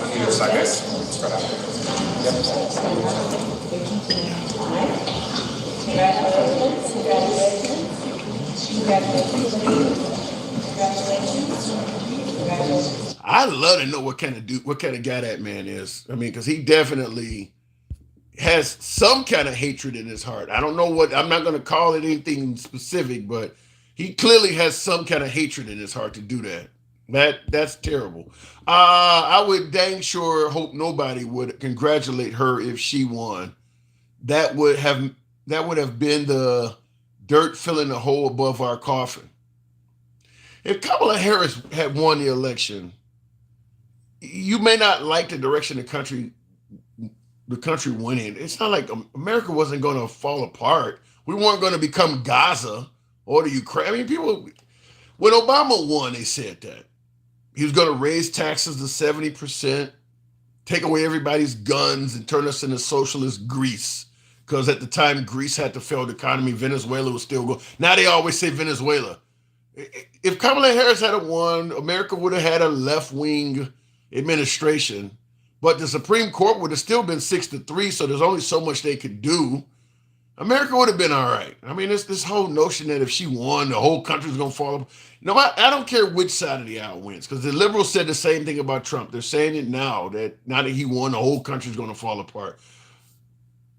I say give a man a chance, just like I say give Kamala Harris a chance. But clearly you're saying you would not have done that. This is my second election, and I learned more about this in 2 weeks of research and no using Vibe as a way to vote. That's just plain stupid. What do you mean no using Vibe? I don't understand that.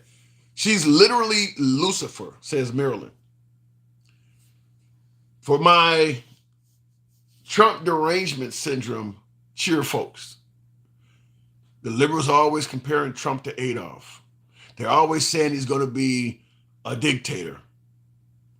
I got a person in my comments comparing Kamala Harris to Lucifer.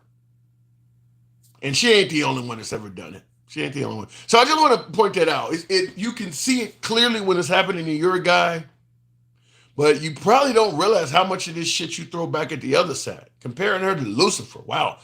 All right. Okay.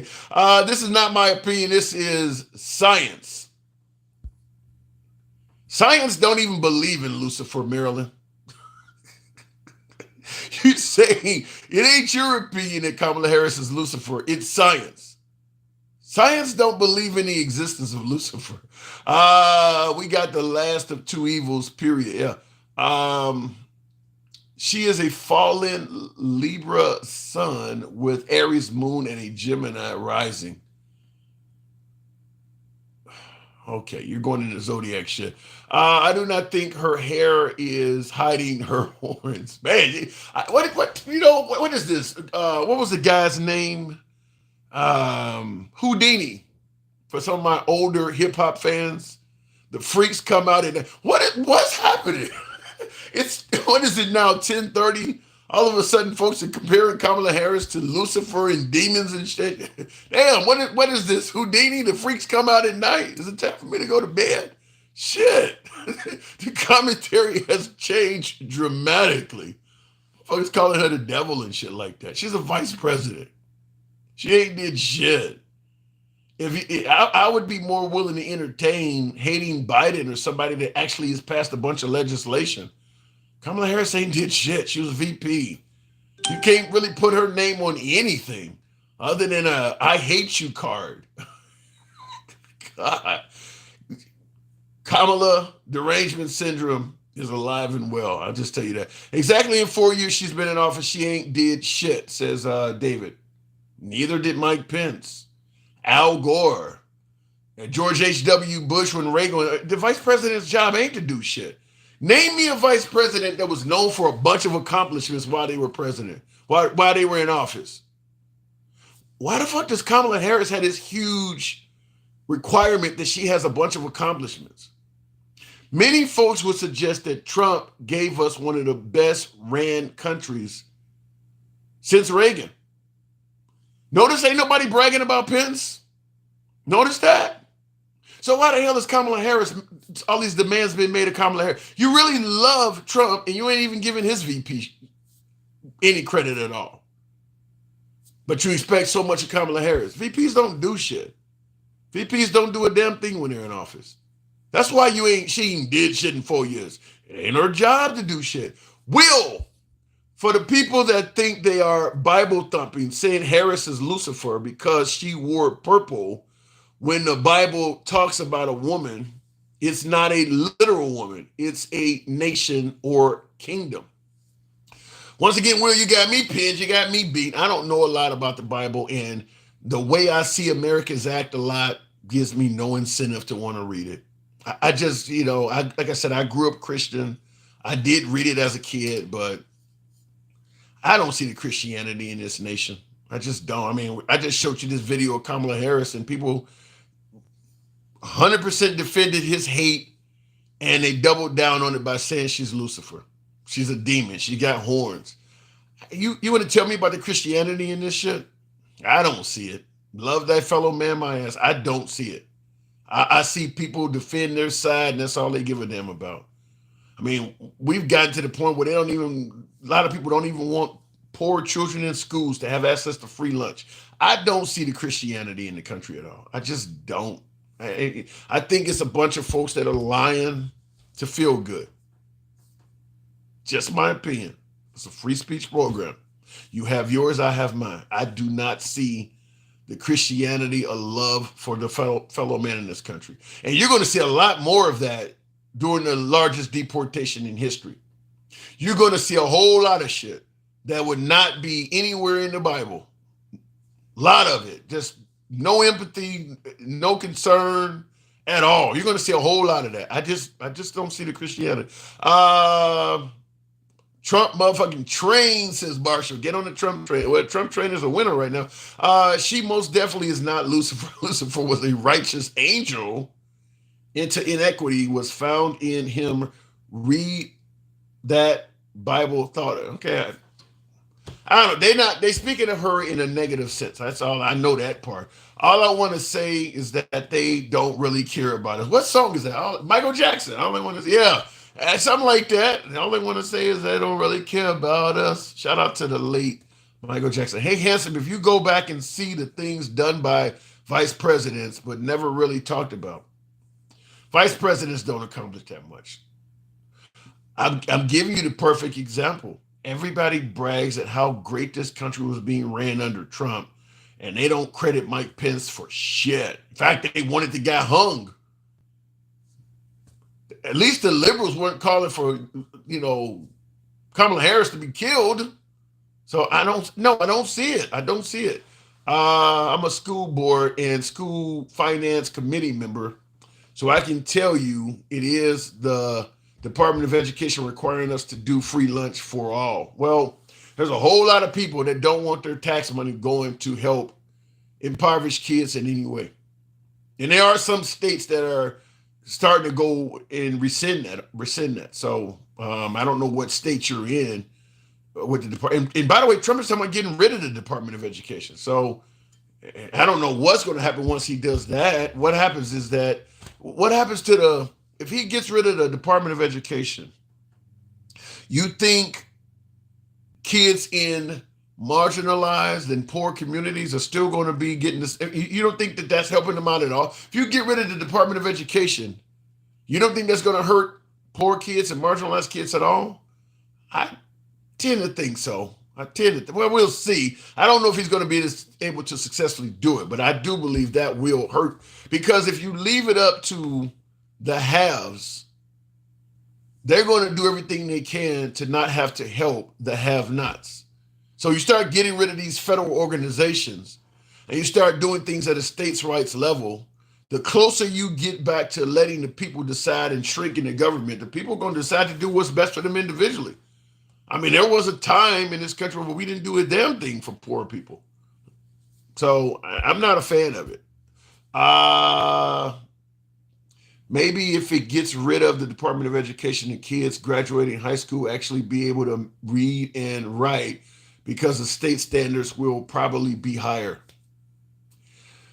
We had a time in America when we did not have a Department of Education, and they were very unfavorable to even educating people like me at all. So this is why I keep talking about, when they start talking about getting rid of big government and going back to small government and going back to states' rights, I start singing that old song by Janet Jackson called "What Have You Done For Me Lately?" Why would a person of color want small government or states' rights? There is no favorable history in that at all.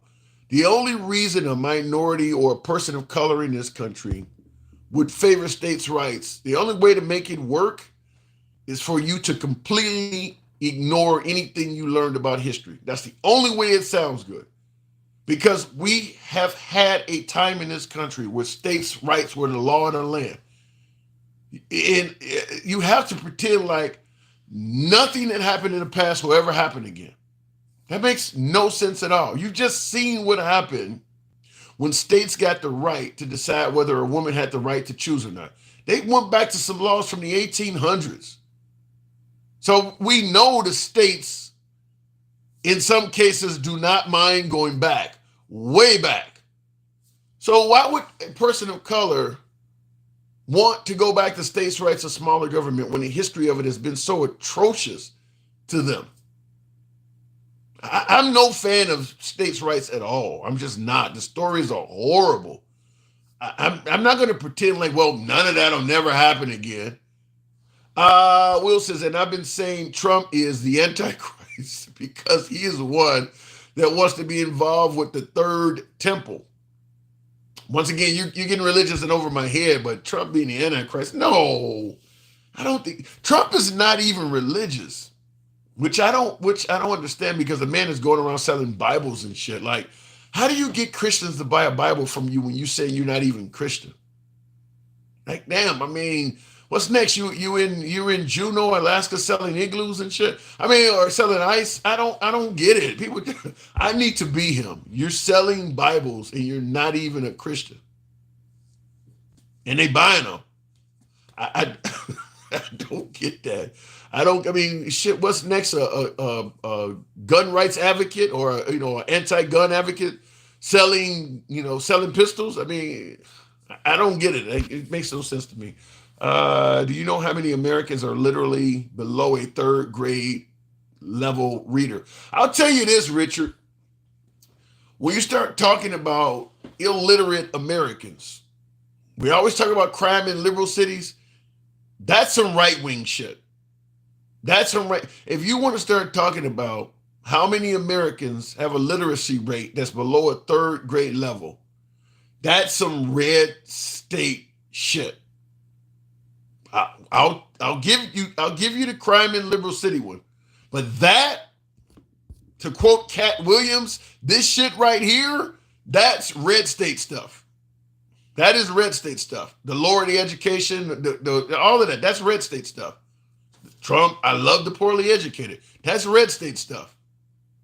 And if you give them states' rights, pull yourself up by your bootstrap, folks. I don't see them doing a lot to improve education in those areas. So it's not I don't think it's gonna get better. I don't think it's gonna get better.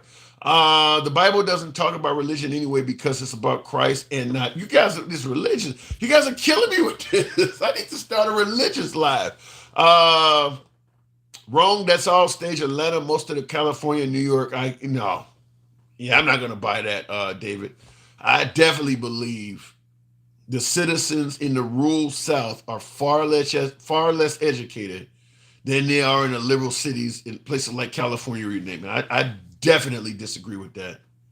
In fact, I'll tell you, particularly with minorities, if minorities make a hell of a lot of better living in liberal areas. I mean, like the brothers that live out in Mississippi and Alabama, they ain't getting paid shit.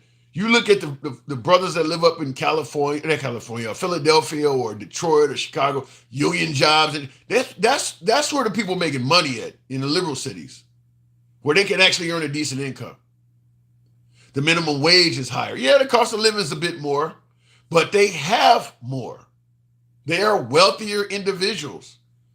The people of color that live in liberal states, New York and the New England area and Boston and places, they're making way more money than people living in the South. I mean, on all levels, higher levels of management and things like that. They're just doing better. So the idea that the liberal cities is where all the uneducated, that makes no sense.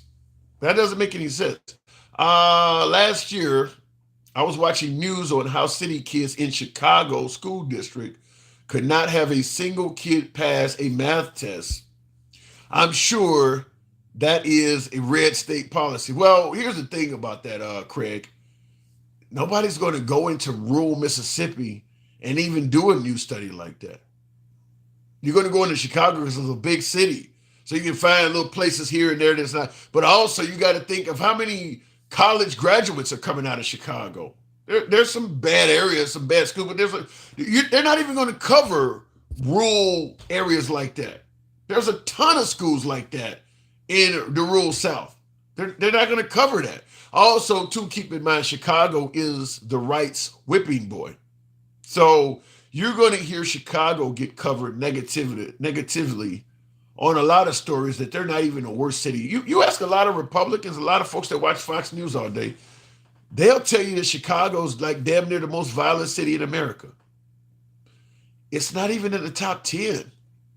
It's not even cities like St. Louis and shit. Memphis is worse, but they're in red states. So they can't tell you about that. But yeah, it depends on where you get your news from too, because it ain't just the left. You want to say fake news or bias? The left ain't the only one. The right does that too. The right they paint Chicago as the worst place on earth. It ain't like that.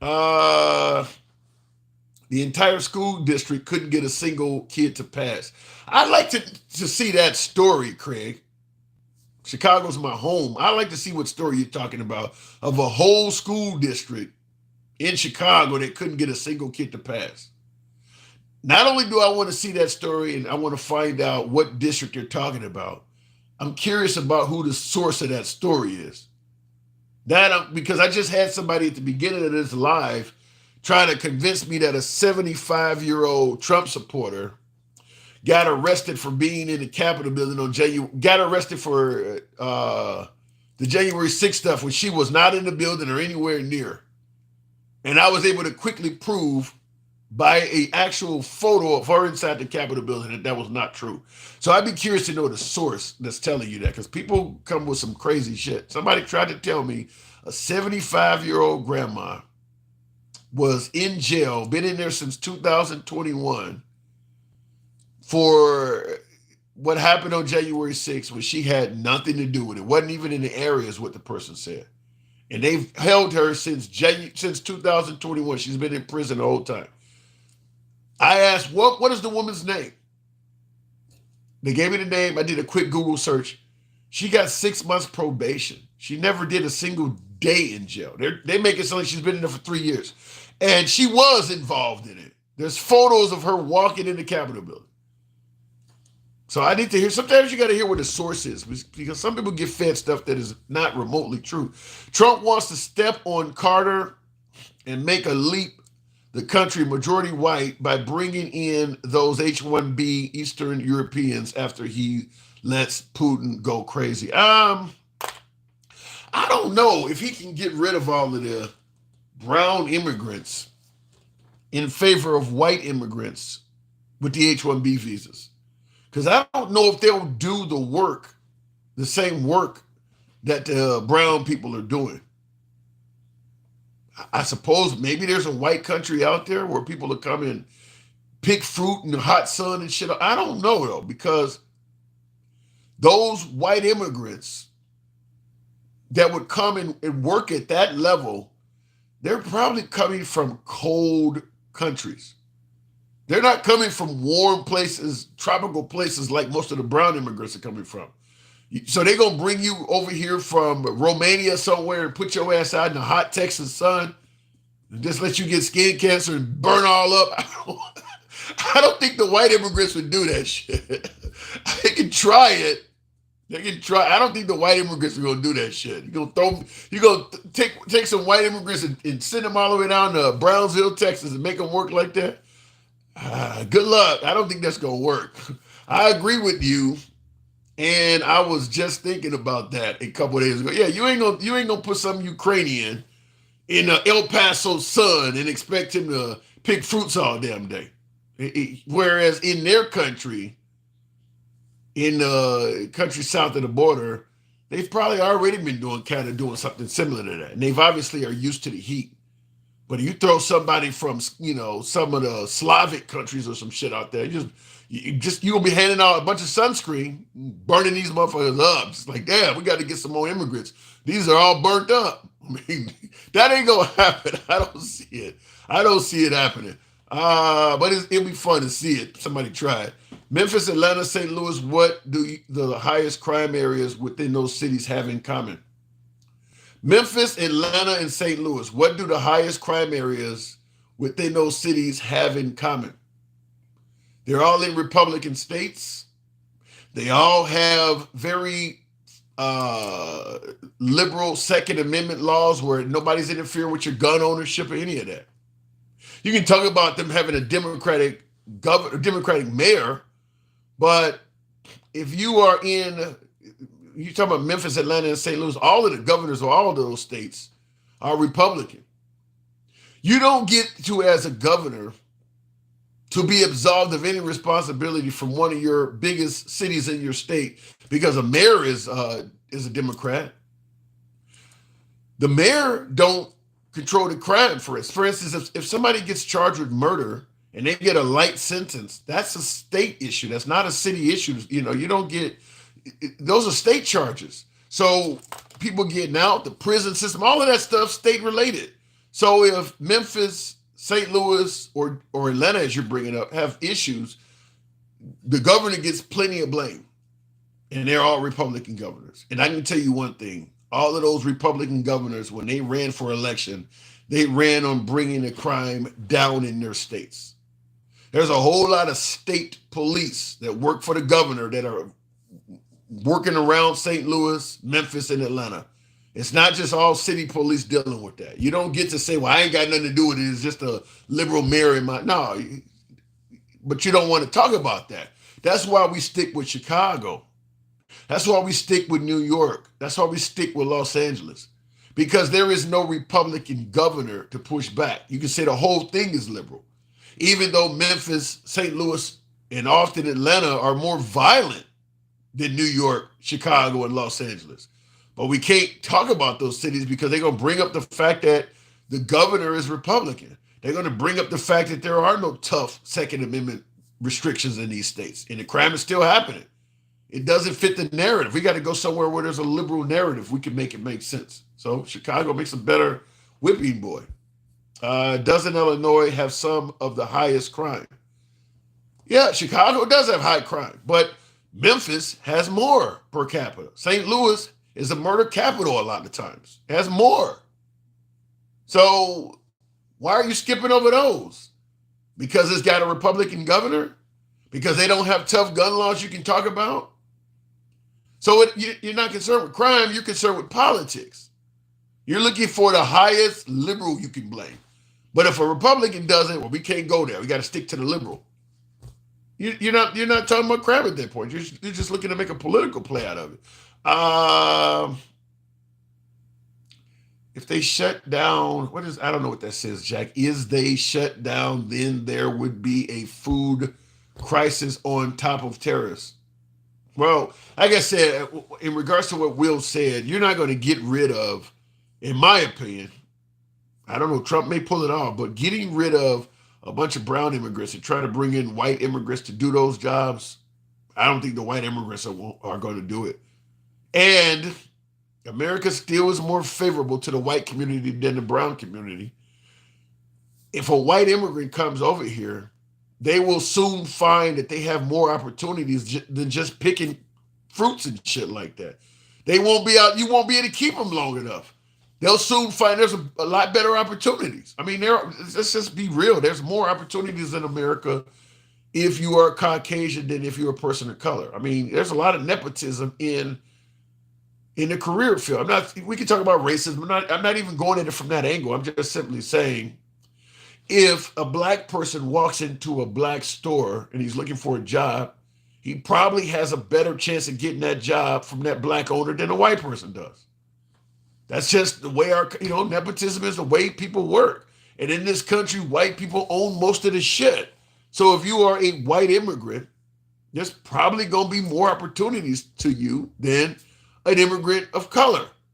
So if you start replacing the brown immigrants that are south of the border with white immigrants from Eastern Europe or something like that, you ain't going to be able to keep them in those low-level jobs for as long because they're going to find other opportunities quicker than the brown immigrants would. More people are going to be willing to hire them and things like that.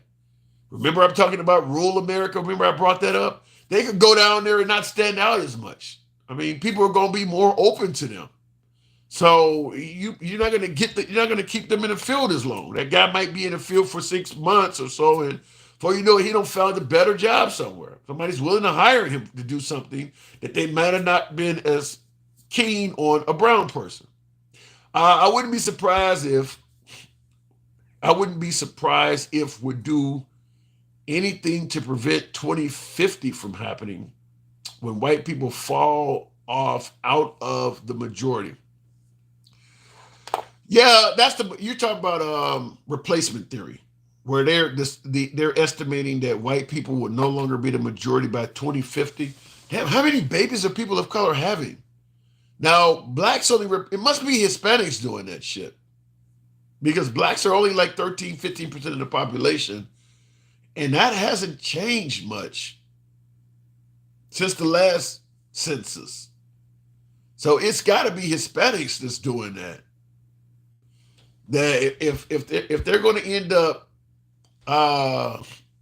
replacing whites as the majority, it's got to be Hispanics, because it ain't Negroes. It must be black. And I see in the comments, who said too many? Says Brandon says too many of them coming. Let's see if the dock workers will strike again. I don't know if Trump is favorable to strikes. In fact, I don't. That's one of the problems too. I will say this. Trump put a bunch of billionaires on his administration. Business owners are not favorable to unionizing, because union employees are not favorable to your labor costs. I do, when he promised to drain the swamp, that ain't it to me. Billionaires don't give a damn about you and I. They want to expand their wealth. I mean, look at Elon Musk. Elon Musk, I don't know, 6-7 generations down the line are already set with Elon Musk. And he's still out here earning money. He's still out here chasing money. I mean, he's made 20 bill, 200 bill, 200. There are estimates that he's made $200 billion since Trump got elected. You don't hear about Elon Musk giving money and helping out with a bunch of charities or any of that, unless he's doing it all in silence. He's keeping that money. So I don't know, the greed, I just don't see you and I benefiting from that. I just don't. I think that they are more in favor of expanding their own power and wealth. I mean, Trump is almost 80. He's obviously set for life. His kids are already insanely wealthy. His grandkids are already insanely wealthy. Yet he's still selling watches and shoes and putting new products out there. They can never have too much. So I don't see how they're going to be favorable to you and I when they're still on the take at that insane level. Jeff Bezos, who's also becoming more and more friendly to the Trump administration. Second wealthiest person in the country. His employees are going on strike, saying he don't pay them enough. I don't know how many billions that Jeff Bezos is worth, but you got a bunch of people working for you that's making $14 to $20 an hour, and you ain't even paying them enough. I don't see how putting a bunch of billionaires on the administration is going to work for us. We'll see, but I don't think that's going to work out very well. I think that's going to result in them getting more tax cuts and shit, and you and I complaining about it. If you got to get on food stamps and government assistance, then you shouldn't be having no kids. Government help should be a last resort, not a lifestyle. Okay, if you want to go with that, Brandon, if you got to get on food stamps, then you shouldn't be having kids. Then why would you pass pro-life laws, which are likely to create more of that? Most of the women that terminate their children, one of the main reasons they do that shit is often financial. So you're going to force a lot of people that are telling you ahead of time they cannot afford to be a parent. And you're going to respond with them with too bad, so sad, you should have kept your legs closed. Well, guess what's going to happen? They're going to need those food stamps you're complaining about. You're kind of increasing the situation by passing those far-right laws. So I would say you should get prepared to see the demand for food stamps and welfare actually increase. because I don't know how many extra children are going to be born that would have been terminated by those tough laws, but we know that's going to happen. And a lot of those are going to be to mothers that can't afford the kid. Dad's already out of the picture, and they need help that you don't want to give. So we'll see how that works. Real quick in the comments, Eastern Europeans are more geared towards engineering. Some are tech savvy. Yeah. So you're not going to get them to be out picking fruits and shit on a hot day. I believe that. Like I said, I don't think that swapping immigrants south of the border for white immigrants in Eastern Europe, I guess that's probably where they would come from. That's probably where you would find the poorest white people is in Eastern Europe. I'm trying to think where else could you find them? Australia's doing pretty well. Russia, I guess, but right now I don't know how that'll work. Russia got a bunch of poor white people, but that's bordering Eastern Europe. So yeah, it will be Eastern Europeans. And like I said, I don't see them coming over here and doing those very low-paying, hard-working jobs like that for long. There would be a lot more opportunities open to somebody that, like, you're talking about the Melania Trump types. All kinds of opportunities to open up to somebody like that. So yeah, I don't see that happening very long. There's too many opportunities for somebody that's white in America compared to somebody that's south of the border. When Hispanics become majority, it will be harder for you guys who rely on victimhood and sympathy. You will be told to get off your ass and work for what you want. You telling me that ain't happening now? I mean, the minute they freed the slaves, they told them to get up off their ass and stop being victims. I don't think there was ever any intolerance. I mean, everything they've passed to acknowledge or help African Americans have been met with stiff resistance. I mean, they just fucking passed, Biden just passed Juneteenth, a holiday, 2 years ago. And a whole lot of white people didn't like that. Like, you get the fucking day off too. They were actually bitching about getting an extra holiday. Like, damn, this should be a win-win. I mean, I did a live on it. I mean, we were on here live today. I had so many folks come on here calling it a fake holiday and unnecessary. Like, you get the day off. Why would you be bitching about a free paid day off work if your employer gives it to you? But why would you be bitching about a free paid day off work? Just because it acknowledges the end of slavery or it's favorable to African Americans, you'd rather go to work than fucking give them a day. I don't, and this is what I always say too, when people say, well, you need to get over the past and shit like that. A lot of Americans didn't even know what the fuck Juneteenth was. Didn't even know that it represents the end of slavery. How can you get over the past if you don't even know it exists? But I cannot tell you how many people were criticizing Biden creating Juneteenth, even though many of them get the day off too. That's just, when they say, take off your nose to spite your face. I'd rather go to work than let them get a day to acknowledge themselves. Jesus. You do know Mexico ended slavery early and allowed blacks to flee south. Mexican second president was black, and that was why Texas had a war. Will? No, I didn't. Will? Man. More homework. Hopefully it comes to a better conclusion than the fucking Liberia, which is terrible. I'm going to look it up. I want to see that. Reparations will boost the economy. Reparations ain't coming. You guys, I think you probably would have some Americans that would damn near be willing to go to war to prevent African Americans from receiving reparations. Even if they didn't have to pay anything to it. Even if they didn't even have to contribute to it, I think they would not like it. So good luck on it. I don't think you'll ever see reparations for blacks. They didn't even want to, stuff like affirmative action and things like that was met with stiff resistance. And of course, the Trump Supreme Court just got rid of affirmative action. Look at Kamala Harris. They claim she was a DEI implant, diversity, equity, and inclusion. She got a job she didn't earn simply because she was a person of color. They said the same thing about, was it Natasha Brown? What is the woman's name on the Supreme Court? Is it Natasha Brown Jackson? Whatever the African-American Biden appointed to the Supreme Court. She too was a DEI hire. and people had a problem with it. And you know what I always say on the program every time this stuff comes up. DEI is the American way. For virtually all of America's history, at least until probably the 1970s, so at least the first 200 plus years of America's history, DEI was the American way. The whole mindset that the person got this job solely based on their color and it had nothing to do with actual merit. That was the American way. You already knew when you were looking at the Supreme Court, when one of them dies, the next dude is going to be a white male. It doesn't matter how smart an African American or Hispanic, the next judge is going to be a white man.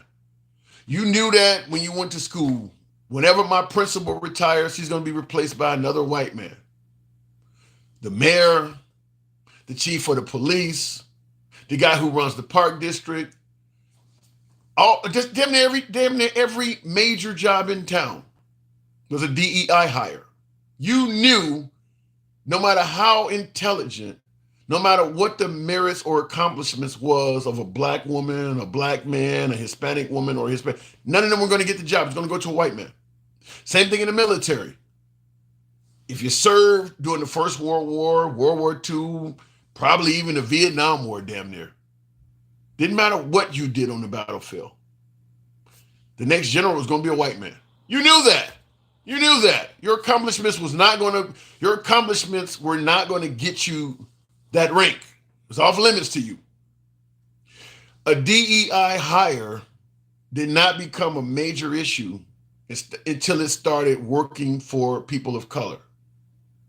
And you can tell that by the predominant complainants. They're the ones that used to benefit from it. The overwhelming majority of people complaining about DEI hires are white males, the ones who used to benefit from it. Free speech. You can criticize me. This is the way I feel. I don't mind you being critical. You can tell me if I'm full of shit or if you think I'm wrong, you can state it. But there's no denying. The overwhelming majority of people complaining about DEI hires are the ones that used to get all the DEI jobs. It's white males. Now all of a sudden they've had to take a back seat and let somebody else sit in the cockpit for a minute. This sucks. You mean no matter how hard I work, this person competes? Don't you think the people on the other side used to feel the same way? So, and that's assuming that all of these people are DEI hires. We can talk about Kamala Harris's resume or Natasha Brown Jackson's resume and push back on it. I'm not saying that either one of these was a DEI hire, but I'm just simply saying it is amazing at how all of a sudden DEI is being criticized once it is accessible to people of color, even though 200 plus years, white males were the only ones receiving it. Now they're literally the only ones that's doing most of the complaining about it. Call statistics, white people were according to statistics, 80% of the population. Really? Not right now, it's not. Ed, you saying white people are 80%? I don't think that's true. I don't think it's that high right now. I think it's 60-some%.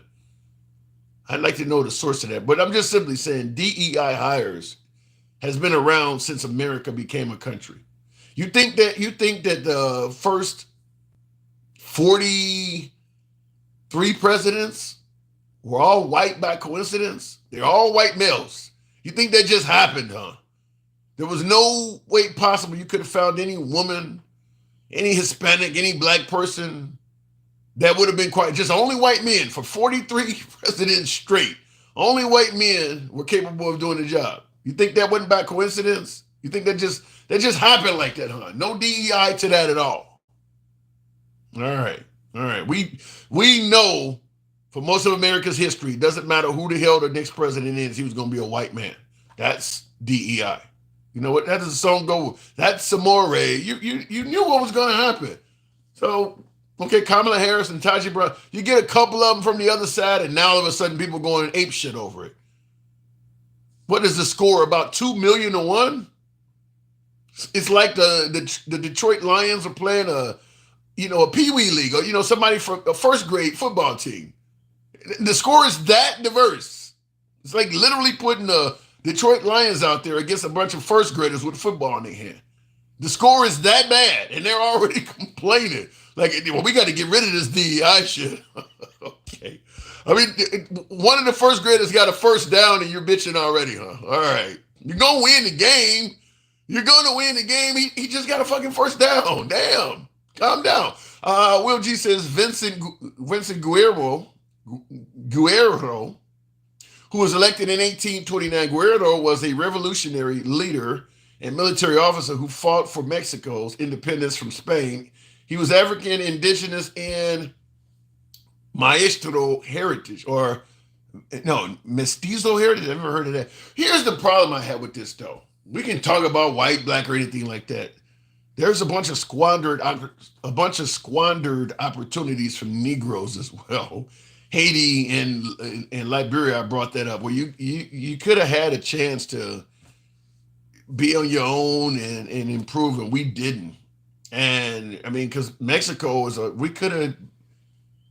Mexico shouldn't be as bad off as it is what I'm trying to say.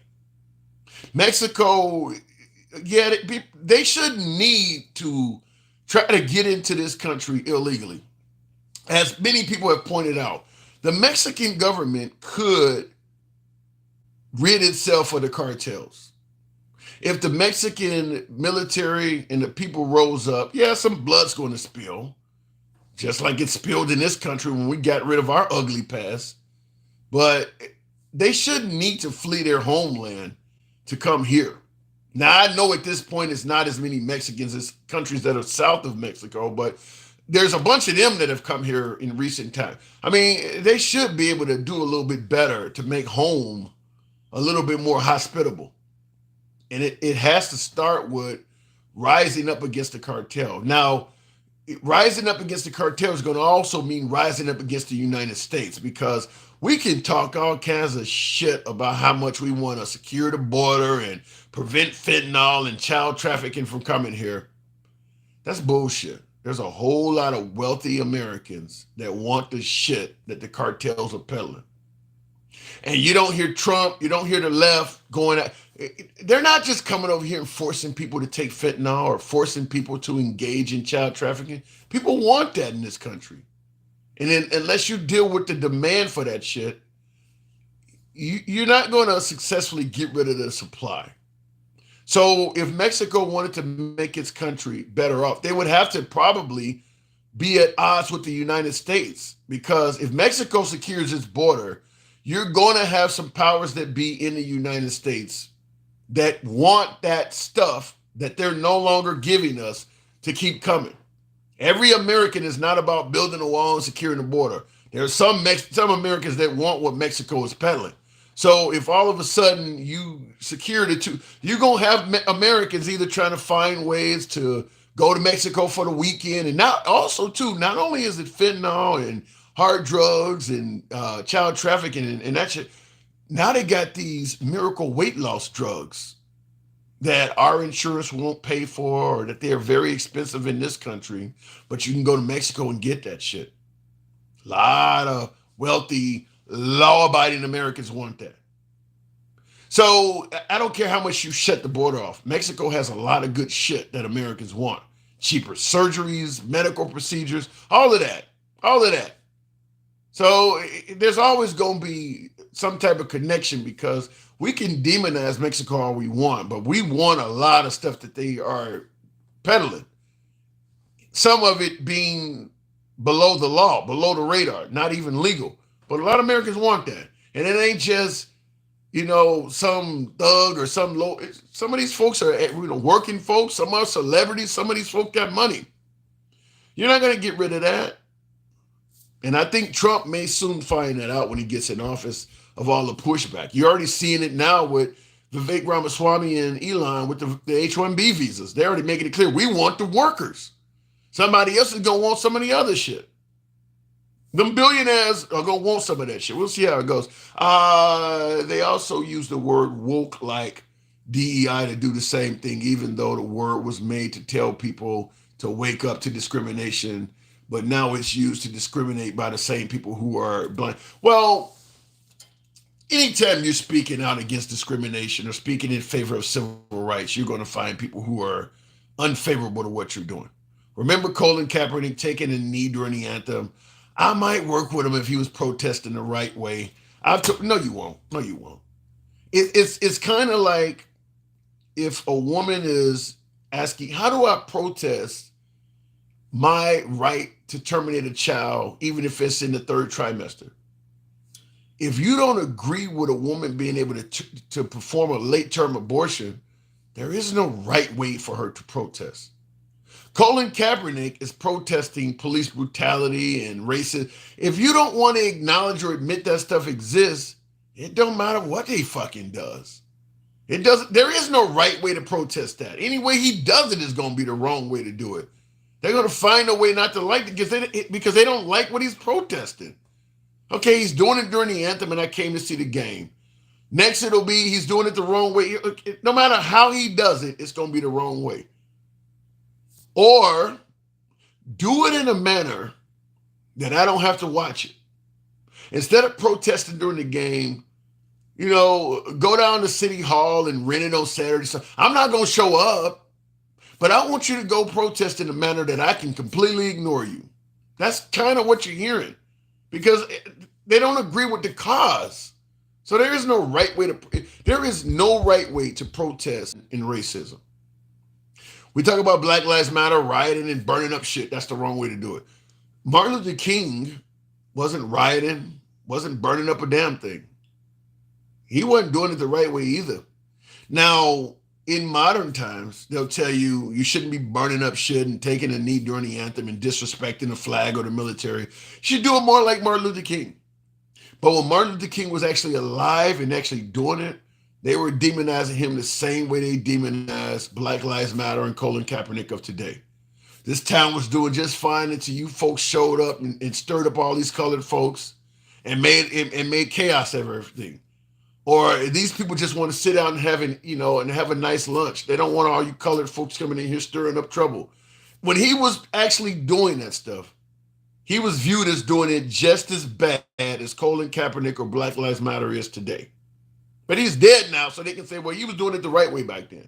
No, he wasn't doing it. There is no civil rights leader in U.S. history that was considered to be protesting the right way at the time he was doing it. They all were protesting the wrong way.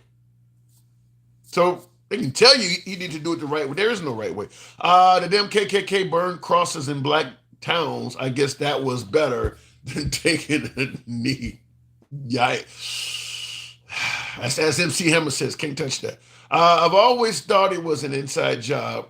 Create the drama, blame it on someone else, aka Trump. I had nothing to do with nothing. I still don't understand the math that they came up with. Talking about the notion that January 6th was an inside job. For me, what January 6th really was Trump refusing to adhere to the justice system. We have allegedly one of the most effective judicial systems on the planet. If things don't go your way, you can take it to a court of law. If that judge doesn't rule in your favor, it doesn't have to end there. You can file an appeal. Maybe that judge made a mistake. Maybe that judge didn't treat you right. Maybe that judge didn't hear all the evidence. And you can try your case again in the appeals court. Even if you lose there, you got an option of trying to go to the Supreme Court. They can either hear your case or they can leave the ruling of the appeals court as it stands. Sometimes the Supreme Court, this case doesn't have enough. There's not enough merit for us to take the case, so we'll just let the appeals court ruling stand. Trump did not want to adhere to the system. That is the system that we all deal with. 3 strikes, you're out. That's it. That's what everybody deals with. Trump got his 3 strikes and said, I don't care what they say. Until I hear what I want to hear, I'm going to keep going. The whole purpose of January 6th is Trump refusing to adhere to the justice system. I'm going to go and protest anyway. I didn't hear anything I like, so I'm going to go and protest. And then, of course, it got out of hand in a predictable manner. Now, for folks to say it's an inside job, He sure made it easy to do that. He sure, I mean, from a host of reasons. I mean, obviously, it's an unsecured event. You're going to send these folks to the Capitol building knowing there's not enough security, knowing that they want to stop the steal of an election that's happening inside. It's predictable that this could be a fucked up outcome. Now, Trump says, listen, I said go peacefully and patriotically. It got out of hand. I didn't have nothing to do with that. You got me on tape saying go peacefully and patriotically. Here's my pushback. You got hundreds of people in front of you with signs that say stop the steal. Now let's translate break down what does stop the steal mean? What does it mean to stop something? If something is in motion, if something is going, stopping it means to stop something that's in motion or stop something that's ongoing from continuing. That's what if you're going to stop something, stop the bike, stop the car. You know, if you stopping something means something is in progress and you're going to stop it from happening. All of these folks have signs that say stop the steal. So clearly they want to stop the election from being stolen from Trump. Where's the steal happening? It's in the Capitol building. They're actually transitioning from Trump to Biden. He is in the process of stealing the election from Trump. You want to stop that. You want to stop the steal. Go to the Capitol building peacefully and patriotically. How can you stop a steal by yelling on the porch steps of the Capitol? It's happening on the inside. You can yell any damn thing you want to outside.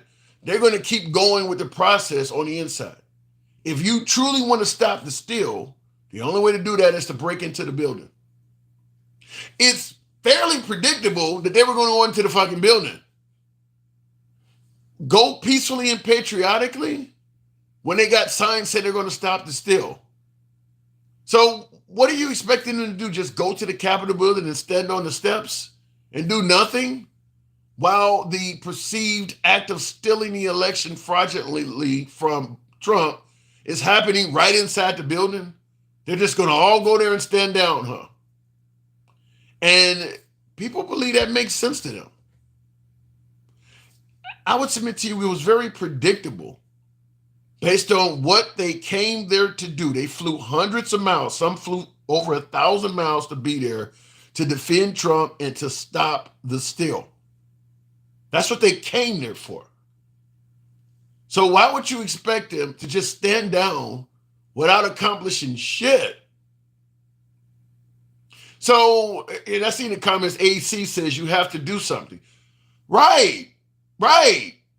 You know that that's on their mind. We got to do something. The election's been stolen. So why would you expect go peacefully and patriotically to end there? You're literally sending them to the location where the steal is taking place that you know they all came out here to stop. What do you expect them to do? Just look in through the window while it happens? So when Trump said, well, I ain't got nothing to do with it, I just sent them to peacefully and patriotically. That doesn't make sense. You told them to come out here to do this. You're going to send them to the right place where it would be desirable to do it and expect them to do nothing. All right. And a lot of Trump supporters bought that. Well, he said peacefully and patriotic. He didn't tell them to act that way. It's predictable they're going to act that way. The steal is happening in the building you sent them to. The Alamo is the first Confederate monument to slavery. You know how I feel about the monuments. I think that they are a tribute to bad people. I don't think they have anything to do with history. They're a tribute to bad people. In honor of it. You're honoring people that's what a statue is, good or bad. A statue is a tribute to you. Your history is not going to go away if a statue goes away. It's a tribute to you. But yeah, like I said, the idea that these folks are going to go to the Capitol building and just sit on the porch steps like a dog waiting for the owner to come home makes just no sense at all. Makes no sense at all. They went in and they did what they said they was going to do. They were going to go in and attempt to stop the steal, which is why they went in and they then started parading, looking through hallways, attempting to find out where the steal was taking place. I mean, what they did is what they planned to do. Stop the steal. What Trump is saying he expected them to do makes no sense because there was never a plan to come all the way to Washington to just stand around and do nothing, which is what he's trying to get you to believe, that I just wanted them to come here and hear me give a speech about the election being stolen, and then afterwards just go to the Capitol building and yell a few things out and go home. Yeah. The real question is, who the fuck would pay $1.5 million to sleep with a woman? Who paid a $1.5 million to sleep with somebody? Well, if you're Elon Musk and you really want to tap that ass, you could pay 1.5. It ain't really hurting you that bad. That's a lot of money for some pussy. That's a lot of money. That's a lot. Love the uneducated, said Chris Vaughn. Yeah, there's Charles Vaughn. There's a lot of money to pay for some ass, even if you got Elon Musk money. There's a lot of money to pay somebody for some poo nanny. I mean, you could literally buy a slave for 1.5 million. I mean, I'm gonna take your 1.5 mil and I'm gonna pay you like the lottery proceeds do. Every year I'm gonna give you 1/20th of this, and over 20 years you'll get your 1.5 mil. I'm gonna hand you a pager or a phone or whatever the case may be. When this goes off, you come to my crib and you top me off or you do it. You can buy somebody for 1.5 mil. You don't pay for one hit. Are you kidding me? You can literally buy somebody for 1.5 mil. Anytime I need it, unless you're dealing with some kind of major illness, there'll be an Uber out in front of your crib. You don't even need to talk to the driver. You know where it's coming. I mean, you want this every year? I mean, you got to work. 1.5 mil will give you, every few, what is that, about 60, 70,000 a year? You can buy somebody for that. You don't need, we're going to pay 1.5 million for one episode of sex? That's crazy. The plan was to have a showing of support for Pence to select the alternative electors, which was legal at the time. I think on January 6th, it was pretty obvious that Mike Pence was not rolling with Trump. So I don't think that, and you say the plan was to have a showing of support for Pence to select the alternative electors, which was legal at the time. The plan was to intimidate Pence to doing that shit. You got Trump saying, if Mike Pence don't do it, I might not be that favorable to him. And now he's standing like I don't know how many of you guys are old enough to have seen the movie The Warriors, but Trump is standing on the beach like the fucking riffs at the end of the movie with all the MAGA folk. Yeah, the plan wasn't to show support for Mike Pence. The plan was to intimidate Mike Pence. I got all these motherfuckers on standby. I think it's about time you pay the piper. That's what the plan was, to support Mike Pence. Boy, you guys really good at trying to switch the narrative. What, they ain't got nothing to do with show support. They came out there to intimidate Mike Pence because Mike Pence was not down with the program. And Trump was making it clear Mike Pence was not down with the program. And even saying out loud, I don't know, I might not like him after tomorrow if he don't do this. And you're going to rile that whole crowd up so that crowd will let Mike Pence know, if you don't do this, all right. That's what the goal was, to intimidate Mike Pence. And it didn't work, by the way. Pence wasn't going to listen to Trump, and he didn't. Hey, Tim, you cockroach-eyed rascal. I like that. Art of Minus. Look, at the end of the day, because I'm staring at so many monitors, I don't know, for some reason, when I'm staring straight ahead at my TikTok monitor, the eyes, it plays really, really weird games, but the cameras are pretty close to each other on all the devices. But for some reason on my YouTube vertical audience, it always looks like my eyes are crooked, unless I'm looking right at the screener. Check out Sanford part. I don't know what that means there. Too many lame people in the chat though. Well, shit, someone refer to me as lame. Maybe it's getting late. Maybe it's about time I step away. You have to do something. But you said but MLK was pew-pewed with others. Well, shit, I mean, my guess is if Colin Kaepernick and Al Sharpton and Jesse Jackson didn't walk around with protection, they would get pew-pewed too. I definitely believe that Al Sharpton and Jesse Jackson both have probably received over 1 million death threats each. Colin Kaepernick has probably received tens of thousands, but Sharpton and Jackson, they've received a ton of death threats. Which is why when people tell me, well, Al Sharpton's a racist or Jesse Jackson's a racist, I'm like, what do you think they're gonna be? Kumbaya. I mean, they've seen the worst white America has to offer. They were around in the 50s and 60s when that shit was really happening. I mean, they just got to die off. They're not going to come around. They've seen way too much. You got folks that have only seen a handful of illegal immigrants commit a crime, and they already got an adverse opinion to illegal immigrants. Jesse Jackson and Al Sharpton have seen a whole lot more bad white people than we've seen in terms of illegal immigrants. They've seen, I mean, because they've attended funerals and lynchings, and I mean, they've defended families that have seen their kids murdered by cops. I mean, they've seen all that shit. You only needed a couple of Lincoln Rileys, and all of a sudden these immigrants got to go. Imagine if you've seen as much awful activity from immigrants as Jesse Jackson and Al Sharpton have seen from white America. I mean, just imagine if you've seen Lincoln Riley dangling from a tree. They've seen that stuff. They've actually seen people like that. So yeah, they're not going to be like you or I. They're probably not going to just get past it. I know a lot of folks say we need to get past all of that and get to a post-racial America. That's for the younger crowd. But somebody that's in their 70s or 80s that's lived through all of that shit, they're not going to get past it. They've seen too much. And I don't think any of us will get past it.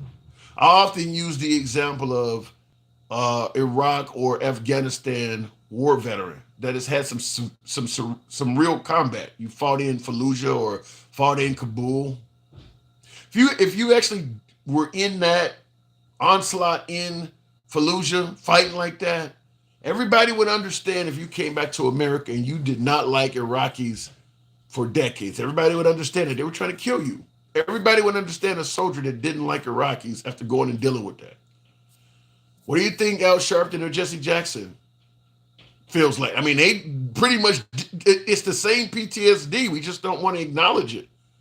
I mean, people were I mean, Jesse Jackson was standing next to Martin Luther King when they shot him in the face.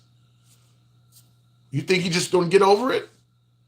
If you were a soldier and you were standing next to one of your brothers in arms and an Iraqi shot him in the face, people would understand why you don't like Iraqis. They would understand it. They had a whole unaliving platform for Pence. Yeah, they had a Gallo threatening to take the life of Mike Pence.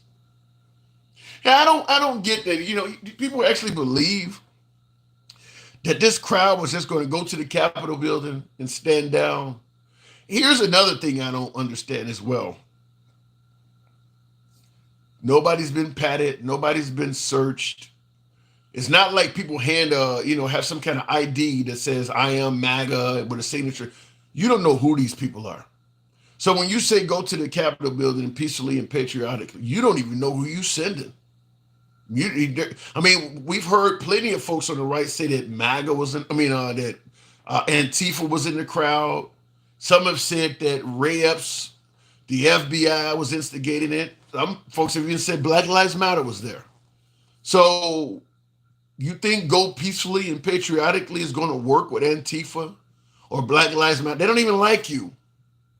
So the whole idea that you would send a crowd of thousands full of unknown people to such a sensitive location, that's why I always say, at the very least, he's guilty of negligence. At the very least, okay, I didn't expect him to do all of that. You don't know them. Why do you have expectations at all? You do not know who this crowd is. At the very least, that is a huge safety risk.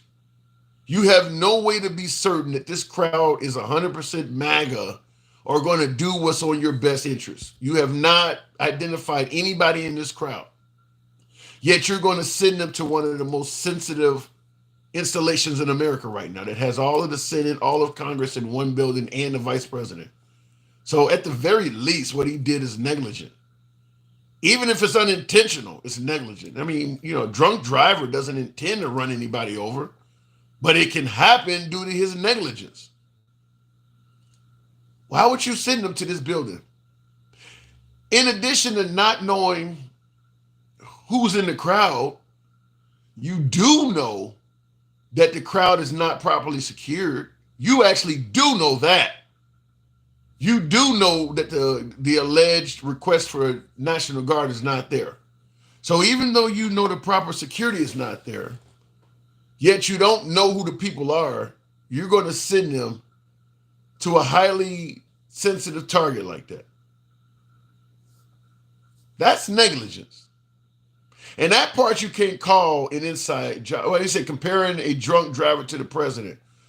Negligence. I'm comparing it to doing something that has predictable results. Plenty of drunk drivers drive home just fine and don't hit anybody. But there's a high probability of it happening. Just like what Trump did. A bunch of unknown people going to a location where all of these sensitive targets are, and none of the people have proper security. It's like driving drunk. It could go okay, but there's a definite possibility that this could go really bad. Yeah, like driving drunk.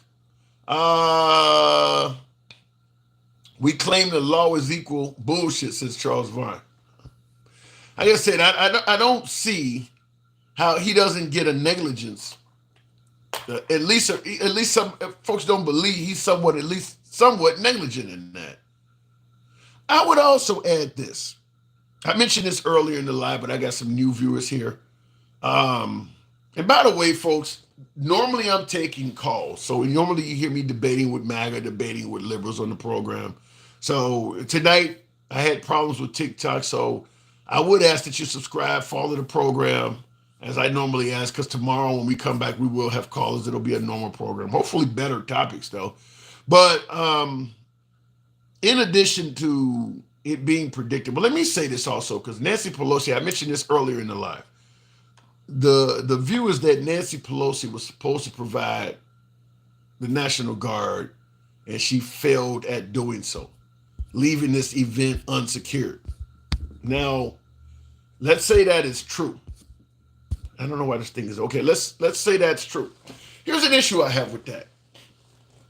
Where's the proof? The January 6th hearings committee came to the conclusion that it was not Nancy Pelosi's job to provide the National Guard. But I understand a lot of my beloved MAGAs has no tolerance for that committee. They believe the whole thing was a sham. I get that. So let's say it was Nancy Pelosi's job to provide the National Guard. She failed at that, and Trump requested it. Well, if it is Nancy Pelosi's job to provide the National Guard, why can't Trump show the proof of that? I mean, because the January 6th committee came to the conclusion it was not her job.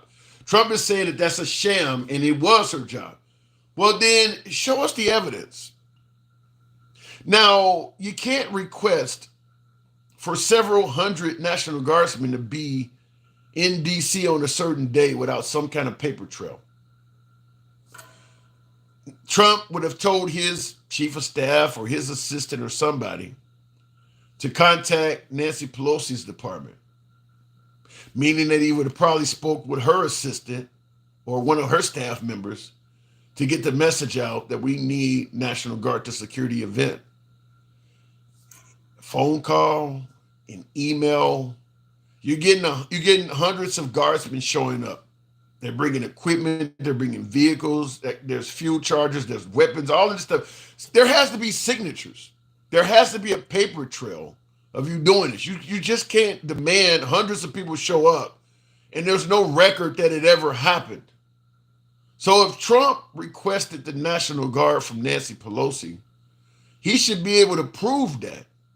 It should not just be where it was her job to provide. You should have proof that you requested that, because it's got to be signed off on. She can't just send National Guard to your event. If you ask for it, there should be something in writing from Trump with his signature or the presidential seal or an email. There should be a paper trail from Trump's camp, whether it's Trump, whether it's his assistant or whatever, going to the camp of Nancy Pelosi. He hasn't presented any evidence of that whatsoever. 4 years almost. He hasn't presented any evidence to that because you can't have hundreds of people moving around and there's no evidence that it was ever requested. And I've told you in the beginning why that is. Is because let's say Trump requested the National Guard from Nancy Pelosi. And let's say she actually did it. She provided hundreds of National Guardsmen to secure that event. And there's no paper trail. It was just a phone call and she took it and did it. So there's no paper trail that ever happened. So all of a sudden during the event, some of the protesters are calling for the hanging of Mike Pence. And the National Guard hears this, sees it as a security risk, and they run in there and they roughhouse the crowd and take some of them folks out in handcuffs or whatever. If Trump, favoring his supporters who got arrested, gets up there and says, this was a peaceful protest, we were exercising our First Amendment right to protest, and things are going fine until Nancy Pelosi sent in the National Guard, who heavy-handed came in here and arrested some of our beautiful patriots. Nancy Pelosi should do time for this. How could she ever prove that she was only doing her job and sent them in there because Trump requested it? There's no paperwork. There would be no paperwork for that. That would leave Trump open to flip the tables if anything goes wrong. I'm going to call and tell her to provide the National Guard. But since there is no paper trail of me ever asking for it, if they do something wrong to any of my supporters, then I'm going to chastise her for sending them here unnecessarily because she can never prove that I even asked for them. They don't work like that. That's not how it works. If he requested the National Guard, there should be a paper trail. If he cannot provide a paper trail, it did not happen. It's as simple as that. If he don't provide a paper trail, it ain't Nancy Pelosi's job to provide something that you never ever even asked for. He should be, and if you're not demanding that from him, then you just favor him and you're biased towards him. Shouldn't be any problem at all for him to prove that he asked for that. That should be, like I said, a piece of paper, an email. Somebody signed off on it. You basically gave all of these troops orders to report here on that day. Those orders came from somebody. That somebody signed off on that. If he can't produce evidence to that, it didn't happen. It's as simple as that. It did not happen. If he can't produce evidence that he gave that order to Nancy, it did not happen. And there's no one on the right demanding that he produce that. They're just, hey, the January 6th was a sham. That whole January 6th trial or hearing, that was a sham. Okay, fine. But he has a right to prove what he is saying is true. And he has not. Why are they still in jail, says AC. That's how the criminal justice system works. You think the protesters of January 6th are the only people doing more time than they should? I didn't hear anybody bitching about Biden's crime bill when it was happening for locking up all of the black folks you want to bring up now that shouldn't have been in jail. Now, all of a sudden, a few January 6th protesters do a little extra time, and now you want to complain about it? Our system has been locking up folks for too long, forever. It took for January 6th protesters for you. Well, let them out, though. Okay. Let them, all of these folks, marijuana and prostitution and shit, doing long time in jail for shit that ain't really got no victim. But all of a sudden, some Trump supporters, well, you need to let them out. That's wrong, huh? All right. January 6th pardons ASAP. Overdose edibles. Love the name. I think you'll get that. I don't think it'll be long. I think before Valentine's Day, some of those folks will be out of jail. So it won't be long. So you'll get that. And it'll make for some interesting commentary because Biden just pardoned a judge that was sending kids to jail to profit off of. Kids for cash. He was sending kids to juvenile institutions because somebody that the judge knew that was profiting from the institution or owned the institution was giving him a kickback. Biden pardoned that guy.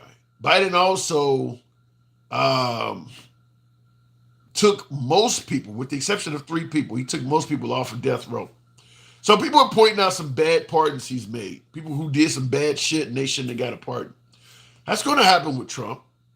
When he pardons those J6 protesters, all of them are not going to be some old lady that just walked in and walked right back out. Some of them are going to be people who smeared shit on the walls, who stole stuff, who was vocally making threats toward Mike Pence or other. I mean, some of them are going to be some bad people, I guarantee you, because the liberals are going to do that. The liberals are going to put on TV some of them folks beating the cops with flagpoles and shit. It's going to be some of them that a lot of America are going to say they should not have been pardoned. We'll see. But every one of them that's in jail are not people that were just peacefully in there looking around. Some of them actually were committing some felonies. So we'll see if he pardons all of them. Now, he's indicated 2 different ways. Sometimes he indicates he'll pardon everybody. Sometimes he indicates he'll look into it and pardon some. I don't think pardoning some is that bad. Like I mentioned, a 75-year-old woman that got $103,000 fine, and I think that they kind of threw the book at the old lady. She's not an innocent person. She put the quarter in the jukebox. She deserves to dance to a few songs, but I think that they fined her $103,000 for being in the Capitol building for, I think, less than 10 minutes. That's a bit much. If he wants to pardon her, look, she doesn't have any remorse. She clearly would do it again, but she's like 75 years old. Look, if he pardons her, I don't give a damn. But if you got people on TV bear spraying cops and beating them with flagpoles and things like that, folks smashing the cop in the door when he's screaming and begging for his life, those are different. Those are different. So we'll see who he pardons. If he pardons all of them, if he pardons all of them, he's going to pardon some people that don't deserve it. But if he looks into it, there might be a few of them he could pardon. And I think even from a liberal perspective, it might not be that bad. Certainly at the Biden has pardoned a cash for kids judge. If you're going to have a podcast, then tell the truth, says Tommy Brown. Really? He says, if I'm going, I guess he's referring to me. If you're going to have a podcast, then tell the truth. One of the largest podcasters out there, Tucker Carlson. I think Alex Jones has done some podcasting. They don't tell the truth all the time. Alex Jones has been ordered to pay millions of dollars for getting online and telling lies.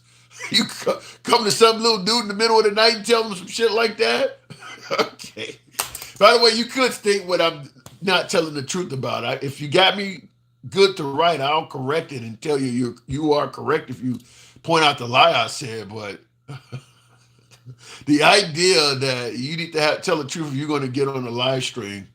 Like I said, Alex Jones and Tucker Carlson have been literally caught and sued to oblivion and back and lost in a court of law because they were caught lying.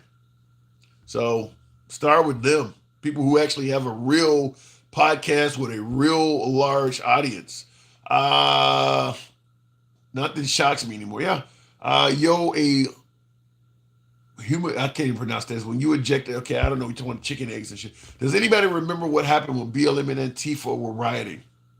I do, because it gets brought up on this program anytime January 6th happens. And I often say the same thing.